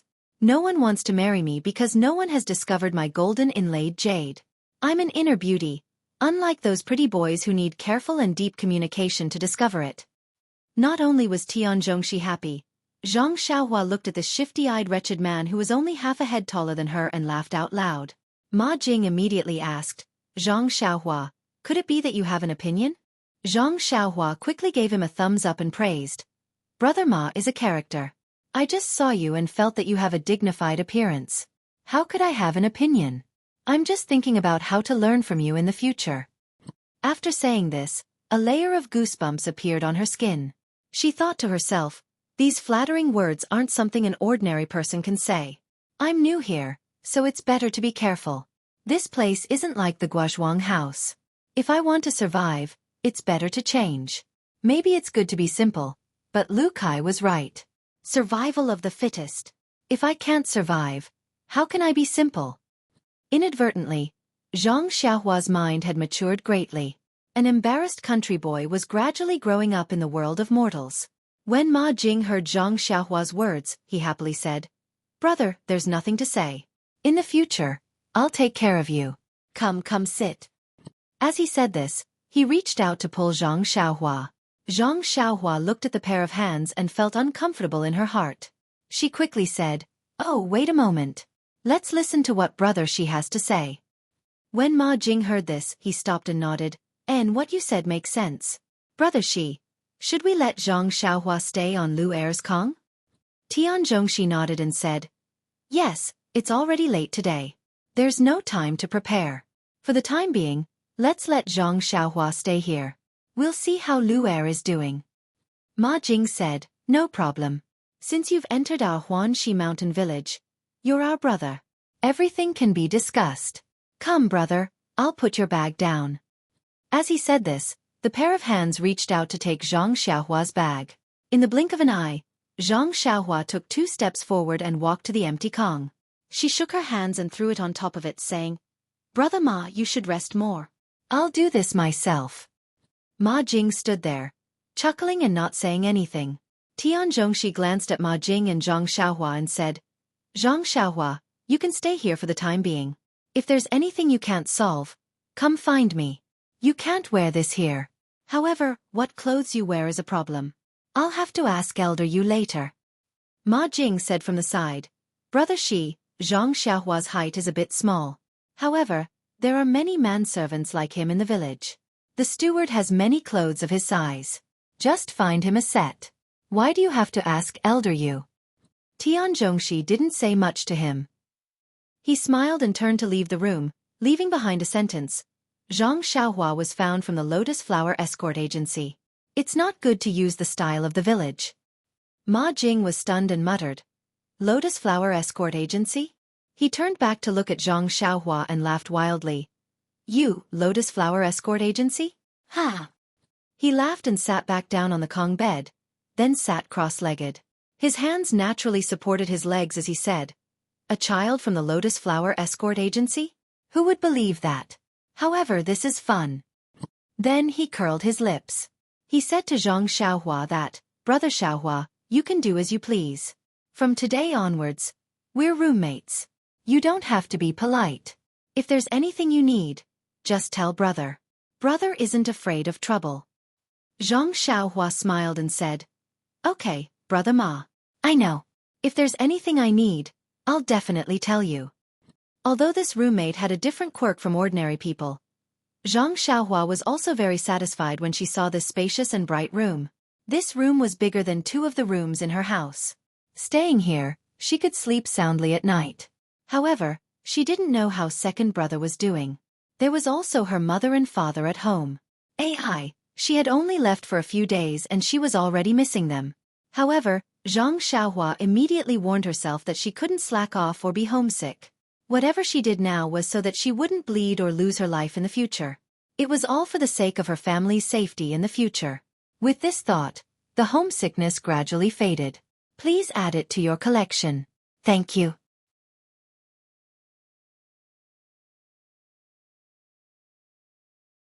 Chapter 75. Zhang Xiaohua tidied up the bedding on the Kong, opened his own bundle, and took out all the things he needed to use. Afterwards, he put the bundle into the small cabinet on the Kong. Although someone had lived on this Kong before, and Lu Er had just left, the things were tidied up neatly. Lu Er didn't leave anything behind, so Zhang Xiaohua didn't have to tidy it up for him. After tidying up everything, Zhang Xiaohua sat on the Kong, waiting to carefully look around the room. At this time, he heard his stomach rumble.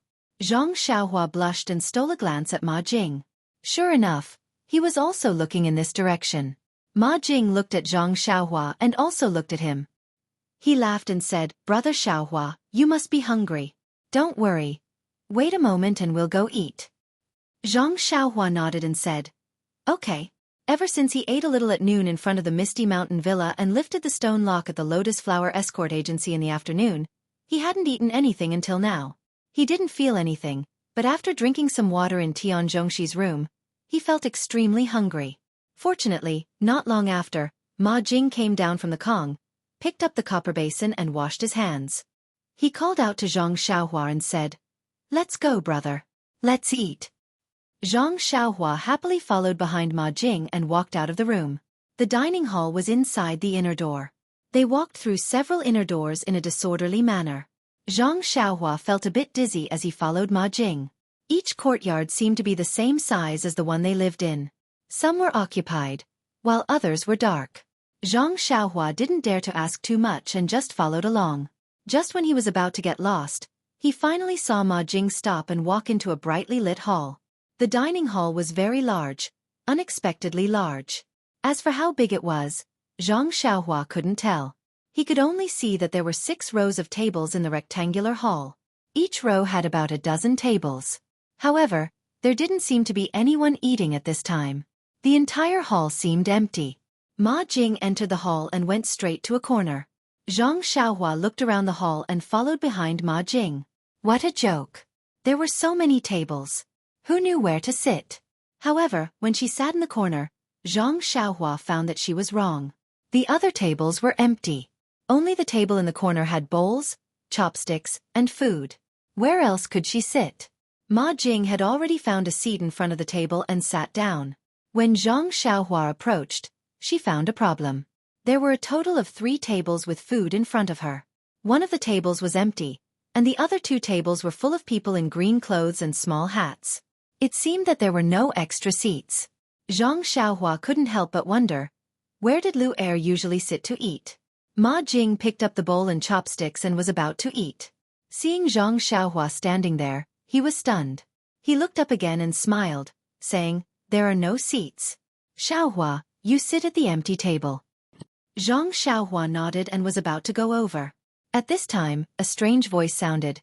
"You just came and you're already picky about food? You don't even look at yourself. You want to eat first-class food?" Zhang Xiaohua was stunned. She looked back and didn't see who said it.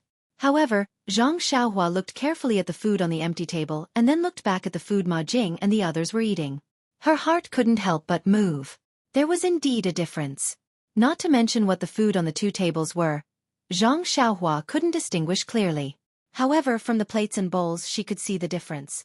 The plates that Ma Jing and the others were eating were obviously bigger, and the number of plates were fewer. On the other table, there were obviously more plates, but the plates were smaller. Of course, the quality of the plates and bowls were different, but Zhang Xiaohua didn't know. At this time, even if Zhang Xiaohua was stupid, she knew that he couldn't eat on that table. What's more, Zhang Xiaohua wasn't stupid. She just didn't go out to the countryside and didn't see the world. Therefore, Zhang Xiaohua stopped. There was a trace of doubt in her heart. What did this Ma Jing mean? Just as he was thinking about it, someone else came in. Zhang Xiaohua looked up and saw that it was the 4 men in tight clothes. They walked straight to the empty table and started eating. They didn't even look at the people at the other 2 tables. Instead, it was the simple middle-aged man who had patted Zhang Xiaohua's shoulder. He glanced at Zhang Xiaohua but didn't say anything, nor did he invite him over to eat. Just as Zhang Xiaohua was abnormally embarrassed and didn't know what to do, a voice sounded behind her. "Zhang Xiaohua? Why don't you sit down and eat?" Zhang Xiaohua looked back. It turned out that Tian Zhongxi was walking over. Zhang Xiaohua said, The tables are full. There's no place to sit. Xueqi was stunned. Looking at the people at the two tables who were eating, he couldn't help but frown. Immediately, he smiled and said, "Hee, there is. Come with me." After that, he walked to Ma Jing's side and pulled out a stool from under the table. He said to Zhang Xiaohua, "You can sit here." Then, he patted Ma Jing and the person next to Ma Jing on the shoulder and said, "You two make way. Make room."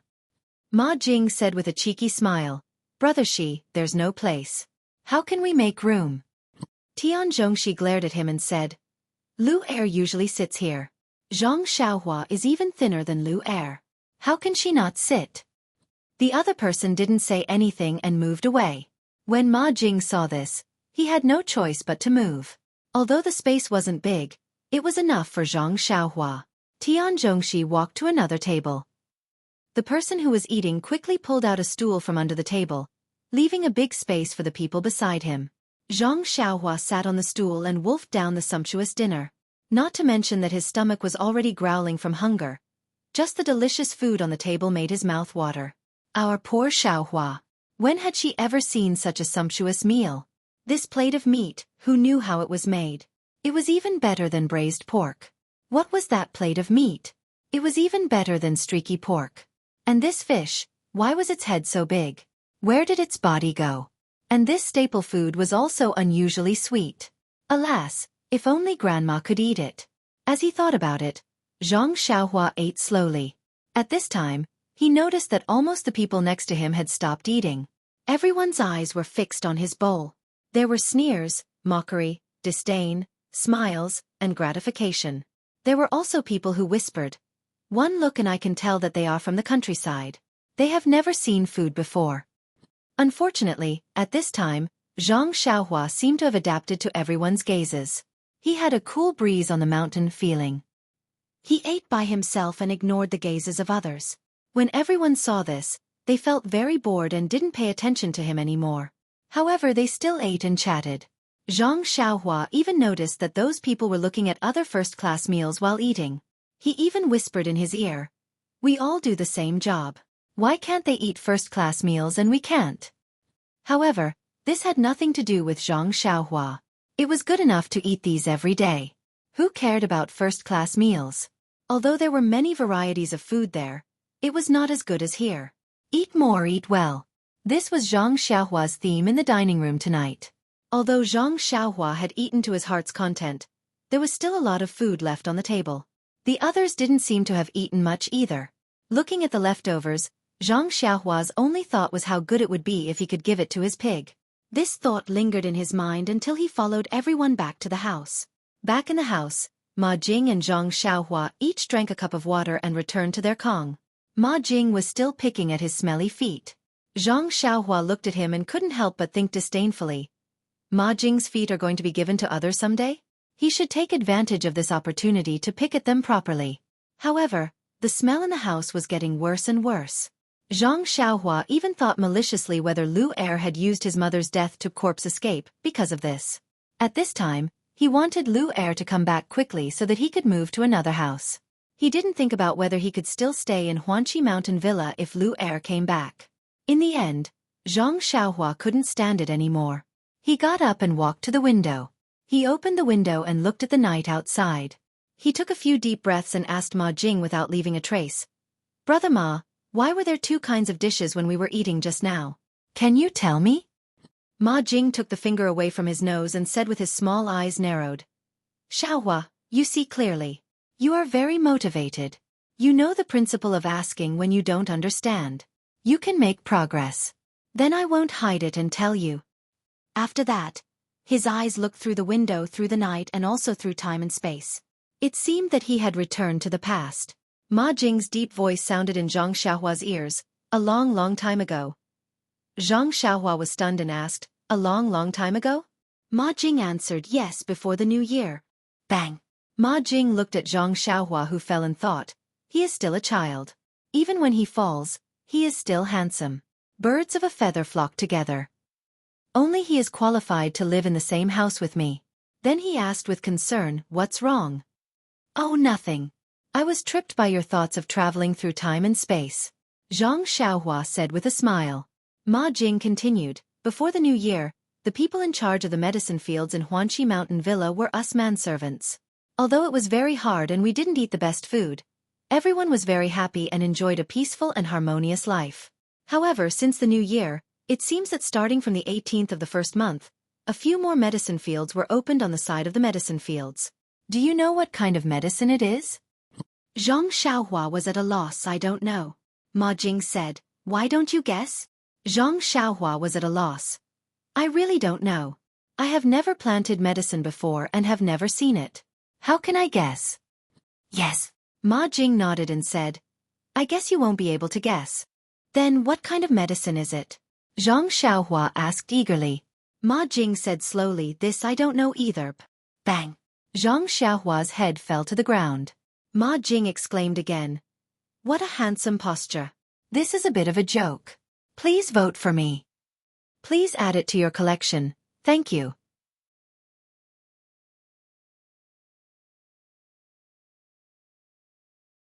Chapter 76.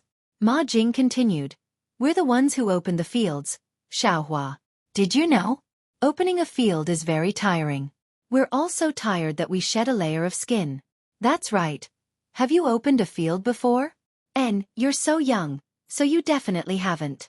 You probably don't know how hard it is to open a field. When the cold wind blows and the snowflakes fall, our hands are all frozen and cracked. Look, my fingers haven't even healed yet. When the wind blows and it rains, my bones ache. Zhang Xiaohua looked at the dancing Ma Jing. On one hand, she wanted to kick his mouth until it was broken so that he could finish his words. On the other hand, she was afraid that he would put his fingers in front of her and let her see them. She didn't dare go forward. She secretly despised him in her heart.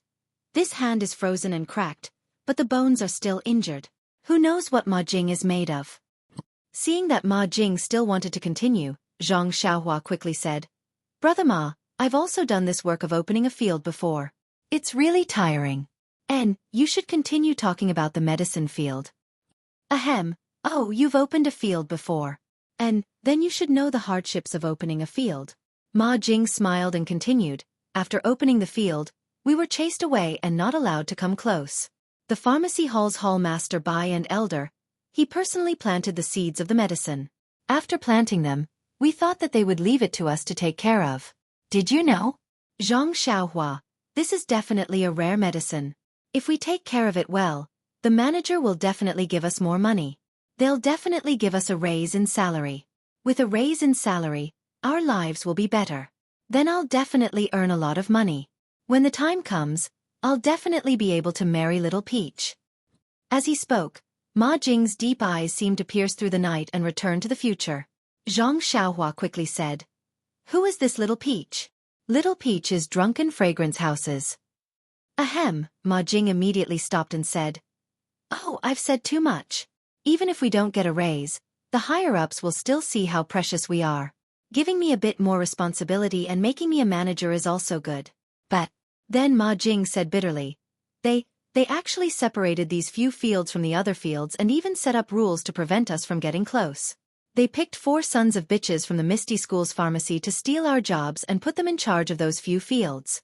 The most important thing is, their treatment is actually better than ours. Not only do they get 3 taels of silver a month, but their meals are also better than ours. They can actually eat first-class meals. Moreover, when they go on business trips, their carriages are all first class and the hotels they stay in are also 4 stars higher than ours. Tell me, isn't this infuriating? It's not just me, all of us brothers are holding back our anger. We want to teach them a lesson, but, Ma Jing, who was gnashing his teeth just now, stuttered a little. Zhang Xiaohua asked curiously, but what? Sigh, Ma Jing sighed, his head hung low. His finger stopped drawing circles in the air and said, But we don't know any martial arts. How can we beat them? You guys don't know any martial arts? Zhang Xiaohua cried out in alarm. What's wrong? Is it strange that we don't know any martial arts? Who said that servants need to know martial arts? Ma Jing said unhappily when he saw Zhang Xiaohua cry out.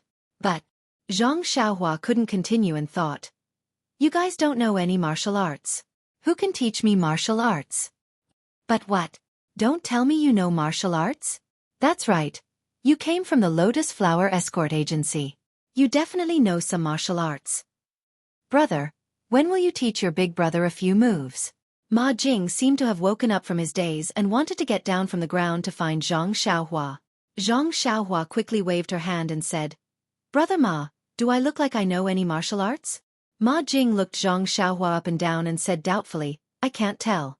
I heard that the disciples of the Misty School all start practicing martial arts at the age of 4 or 5. At your age, you're already very strong.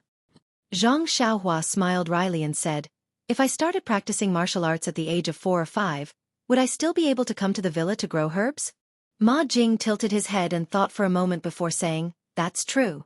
Then you would have been at the Misty Mountain Villa and not at the Huanxi Villa. As he said this, he sat down again and began to do his idle business. However, Ma Jing immediately asked curiously, Then how did you end up at the Lotus Flower Escort Agency and how did you come here? Isn't the Lotus Flower Escort Agency a lot stronger than this place? Zhang Xiaohua smiled wryly and explained, It's not that I don't want to be at the Lotus Flower Escort Agency. It's just that I wanted to be a guard at the Lotus Flower Escort Agency. But they didn't want me. Coincidentally, just as I was talking to Fourth Master 1, Big Sister Chiu Tong from the villa went over to ask for someone and took a fancy to me. I didn't have anywhere to go anyways, so I came here. Ma Jing narrowed his eyes and said, That's right. Guards need to be escorted. With your small body, who would dare to take you? What? Chiu Tong, how did she take a fancy to you? Do you know her? Ma Jing's small eyes immediately widened and shot out a divine light. Zhang Xiaohua hurriedly explained, How could I know Big Sister Chiu Tong? She saw that I was pitiful and didn't have anywhere to go, so she came looking for me. Ma Jing nodded and said, That's right. Chiu Tong is a kind-hearted girl. Not only is she a good person, but her figure is also very good. That butt, that chest, sigh, Ma Jing's deep gaze seemed to pierce through the night and space to see Chiu Tong, who was busy taking care of Yen. Ma Jing mumbled to himself for a while and suddenly smiled mysteriously at Zhang Xiaohua. Brother, although Chiu Tong was the one who found you, don't have any improper thoughts about her. Chiu Tong is everyone's dream lover. Who knows how many people have a crush on her? Did you know? The one next door. Zhang Xiaohua was speechless. This Ma Jing wasn't just an ordinary gossiper. He'd spied on most of the privacy of the dozen or so people in the courtyard. At the same time, this made Zhang Xiaohua secretly raise his guard. He had to avoid this gossipy man if he had any matters to discuss.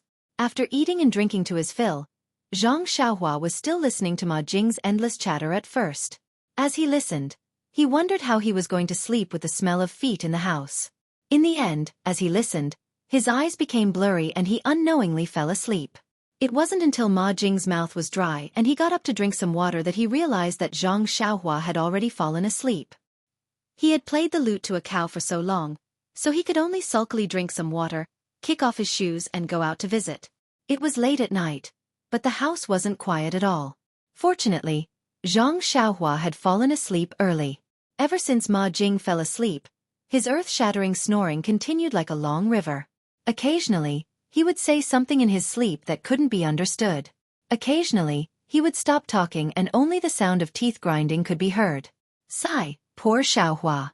Fortunately, he didn't wake up at night. Otherwise, wouldn't he be so frightened that he wouldn't be able to sleep? Well, even if he woke up, he would be immediately fainted by the stench in the house. There was no chance for him to hear so much noise. It turned out that Ma Jing didn't wash his feet. However, our Xiaohua couldn't smell the smell of Ma Jing's stinky feet at this time, because his breath was long and faint. If you put your finger on Zhang Xiaohua's nose, you couldn't feel that he was breathing. Perhaps he wasn't breathing air? Perhaps at this time, he wasn't breathing through his mouth and nose, but through all the pores on his body? No one knew. The next morning, Zhang Xiaohua woke up on time. Before he could figure out where he was, the pungent stench immediately rushed into his nose. Zhang Xiaohua moved like a rabbit and rushed to the door like an arrow. After rushing out, he took a few deep breaths of fresh air and then remembered that he was in Huanxi Villa and his situation. Looking back at the hut, which was no different from other rooms, he really didn't want to go in. Seeing that the yard was still quiet, he thought that everyone was still sleeping, so he walked out of the round door outside. When he came here yesterday, it was already dark, so he didn't see very clearly. Although he had a general understanding of Xueqi Villa, he was still frightened by the scene in front of him when he went out now. In front of him was the foot of a mountain. At first glance, there were many farmlands and some woods, and there were countless continuous houses beside it. Is this Xueqi Villa? Why is it even bigger than the Guozhuang house? The mountain seemed to be in the villa. There were many trees and farmlands on the mountain, which were in the shape of stairs. Zhang Xiaohua was confused for a while. Can people farm on the mountain? After the shock, Zhang Xiaohua didn't want to think more. Since he had already entered Xueqi Villa, there would be plenty of opportunities to go there in the future. These days, he had been shocked by many things outside. Now thinking about it, even if he didn't learn martial arts, this trip was not in vain. Thinking of martial arts, Zhang Xiaohua's heart skipped a beat. He faced the rising sun and gulped down a mouthful of warm water. His whole body felt comfortable. This was already his daily homework. After that, he recalled the 6 harmonies fist that he had seen people practice at the Lotus Escort Agency yesterday. He began to practice it one by one. However, after a few moves, he forgot the rest. He racked his brain and tried to think for a while. He forced himself to practice a few more times, but no matter how hard he tried, he could not remember it. Zhang Xiaohua could not help but be annoyed with himself. Could it be that he was not cut out for martial arts? But since my second brother can learn so fast, and I am his brother, I can't be so different from him, right? Zhang Xiaohua painfully thought. When he turned around, he saw a pair of eyes looking at him. It turned out to be the middle-aged man in martial arts yesterday. Zhang Xiaohua hurriedly went over to salute. The man also smiled and saluted back. Then, he walked to the side, took up a posture and began to practice. Zhang Xiaohua didn't know what kind of boxing he was practicing. He only felt that his steps were like dragons and tigers, and his punches were very impressive. Zhang Xiaohua's eyes were full of stars and he was very envious. Not long after, the other 3 people also came out in martial arts clothes. They stood in different positions and began to practice martial arts. Zhang Xiaohua watched from afar. When they finished practicing and returned to the small courtyard, Zhang Xiaohua followed them back. Looking at the backs of the 4 people, Zhang Xiaohua couldn't help but think, if I can have their skills, I should be able to protect my family's safety. But I don't know if they are willing to teach me.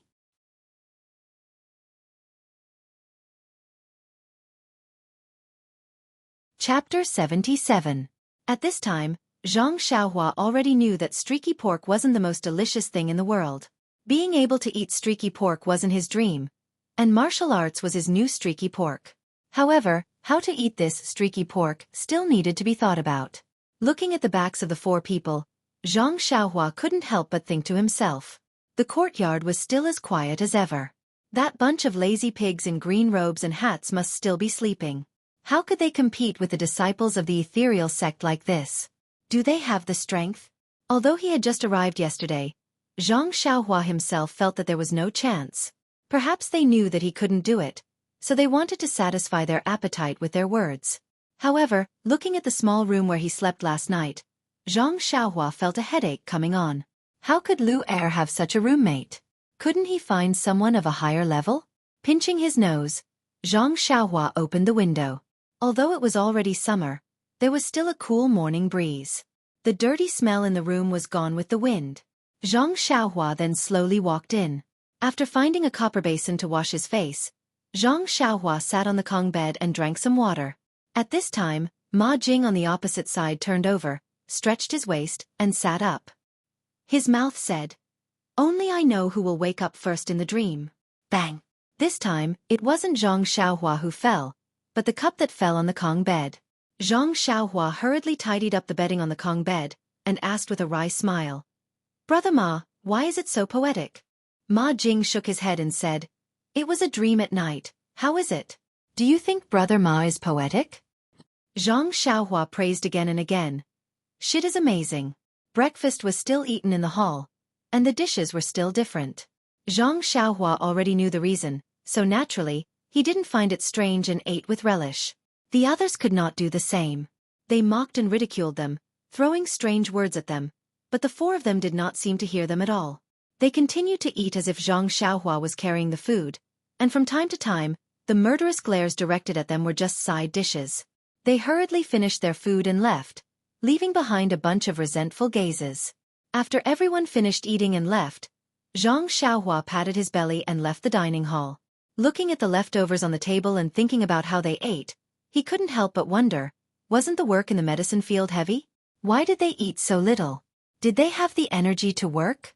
Zhang Xiaohua returned to the room and saw that Ma Jing had finished tidying up and was about to go out, so he quickly followed behind. However, when he passed the outer door, he was stopped by Tian Zhongxi. Tian Zhongxi smiled and said to Zhang Xiaohua, "Xiaohua, you're new here, so don't rush to work. You wait here for a while. I'll arrange it for them, and then I'll come over to greet you. You can first understand the situation with me." Zhang Xiaohua was stunned, and immediately responded, "Okay, you go ahead. I'll wait here." Seeing Zhang Xiaohua standing at the door, Tian Zhongxi took Ma Jing and the 4 people who were dressed in neat clothes and left first. Zhang Xiaohua didn't find it strange, but Ma Jing secretly asked Tian Zhongxi, "Brother Shi, can't you just let me take care of Zhang Xiaohua? Why do you have to take care of him personally?" Tian Zhongxi said, although Zhang Xiaohua came from the Lotus Escort Agency, his background and other things haven't been clarified yet. Although it seems that there's no problem, it's better to wait until it's clear. That's what the supervisor said last night. We'll just do as he said. Ma Jing was stunned, and said with a crying face, "Why didn't you say so earlier? Yesterday, I told him a lot about our mountain villa's secrets." Tian Zhongxi was stunned, and then said with a smile, "What secrets can you know? When you know, it won't be a secret anymore. Even I don't know the important secrets of our mountain villa, so how do you know? Don't think too much." Zhang Xiaohua shouldn't have any problems, otherwise he wouldn't have let Qiu Tong bring him back. Only then did Ma Jing relax. Zhang Xiaohua stood outside and watched Tian Zhongxi and the others walk away. When he heard footsteps behind him, he turned around to see Elder Yu walking over. Zhang Xiaohua quickly bowed in greeting. Elder Yu walked over and patted him on the shoulder with a smile. "Zhang Xiaohua, I heard that you want to learn martial arts?" Zhang Xiaohua's eyes lit up. "That's right, Elder Yu." Elder Yu asked again. "Yesterday I heard from Qiu Tong that you're very strong. You can actually lift 500 jin of stone weights?" Zhang Xiaohua shook his head. "Elder Yu, my strength is a bit strong. I also lifted 2 stone weights yesterday, but I don't know how heavy they are." Elder Yu said, "It's a good thing that you want to learn martial arts, but you've already passed the best period to learn martial arts. Practicing martial arts for self-defense is not a problem. Do well, and I'll find someone to teach you. How about it?" Zhang Xiaohua couldn't believe his ears.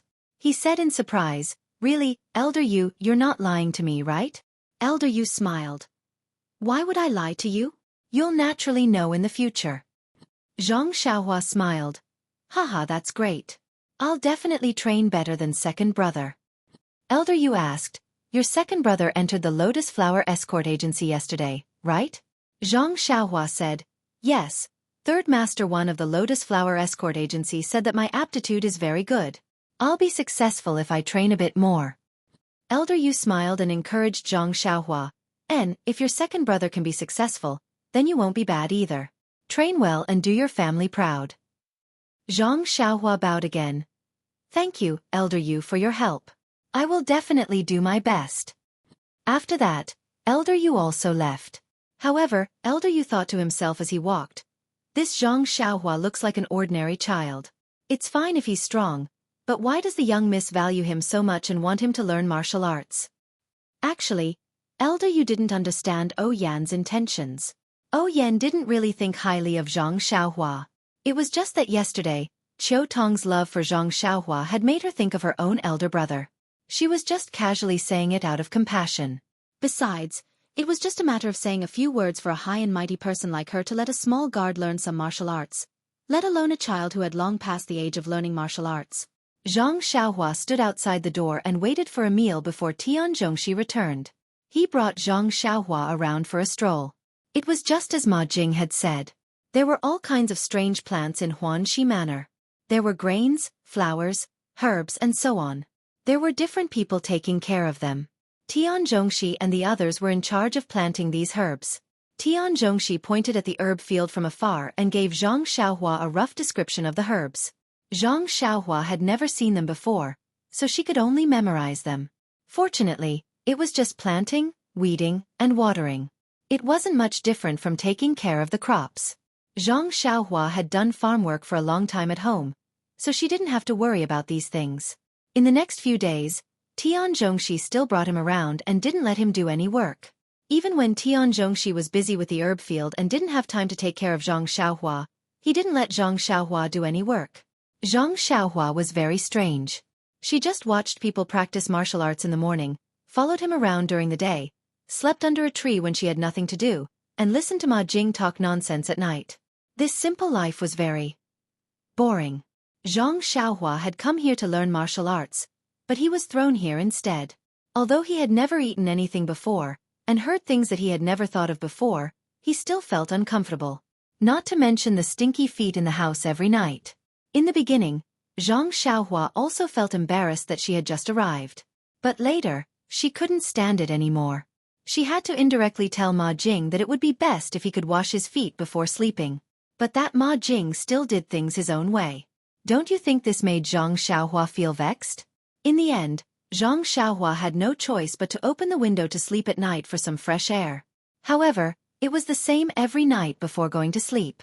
In the morning, Ma Jing would close the window again. The air in the house was still very dirty. Ma Jing must have woken up from the cold at night and got up to close the window himself. That afternoon, Ma Jing mysteriously looked for Zhang Xiaohua and whispered to her, "Xiaohua, do you think my feet are very smelly?" Zhang Xiaohua said embarrassedly, "It's not too smelly, but a little." Ma Jing nodded and said, "I know. From today onwards, you don't have to worry." "Really?" Zhang Xiaohua asked in disbelief.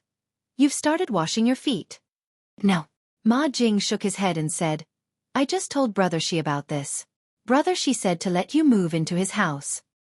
"Really? Brother Shi said that to you?" Zhang Xiaohua asked. "Yes, that's right.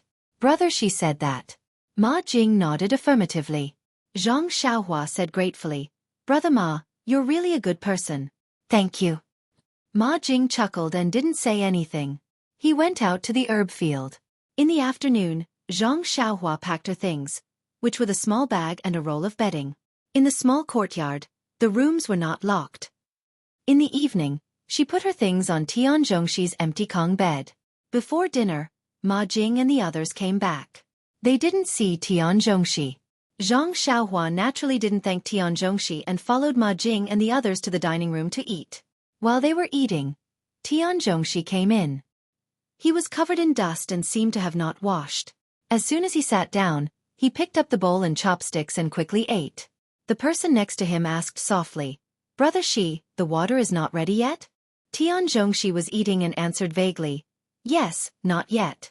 I still have to do it later." Zhang Xiaohua saw that he was eating in a hurry and didn't dare to go forward immediately. When he was almost done eating and was about to get up to leave, she went forward and said, "Brother Shi, thank you.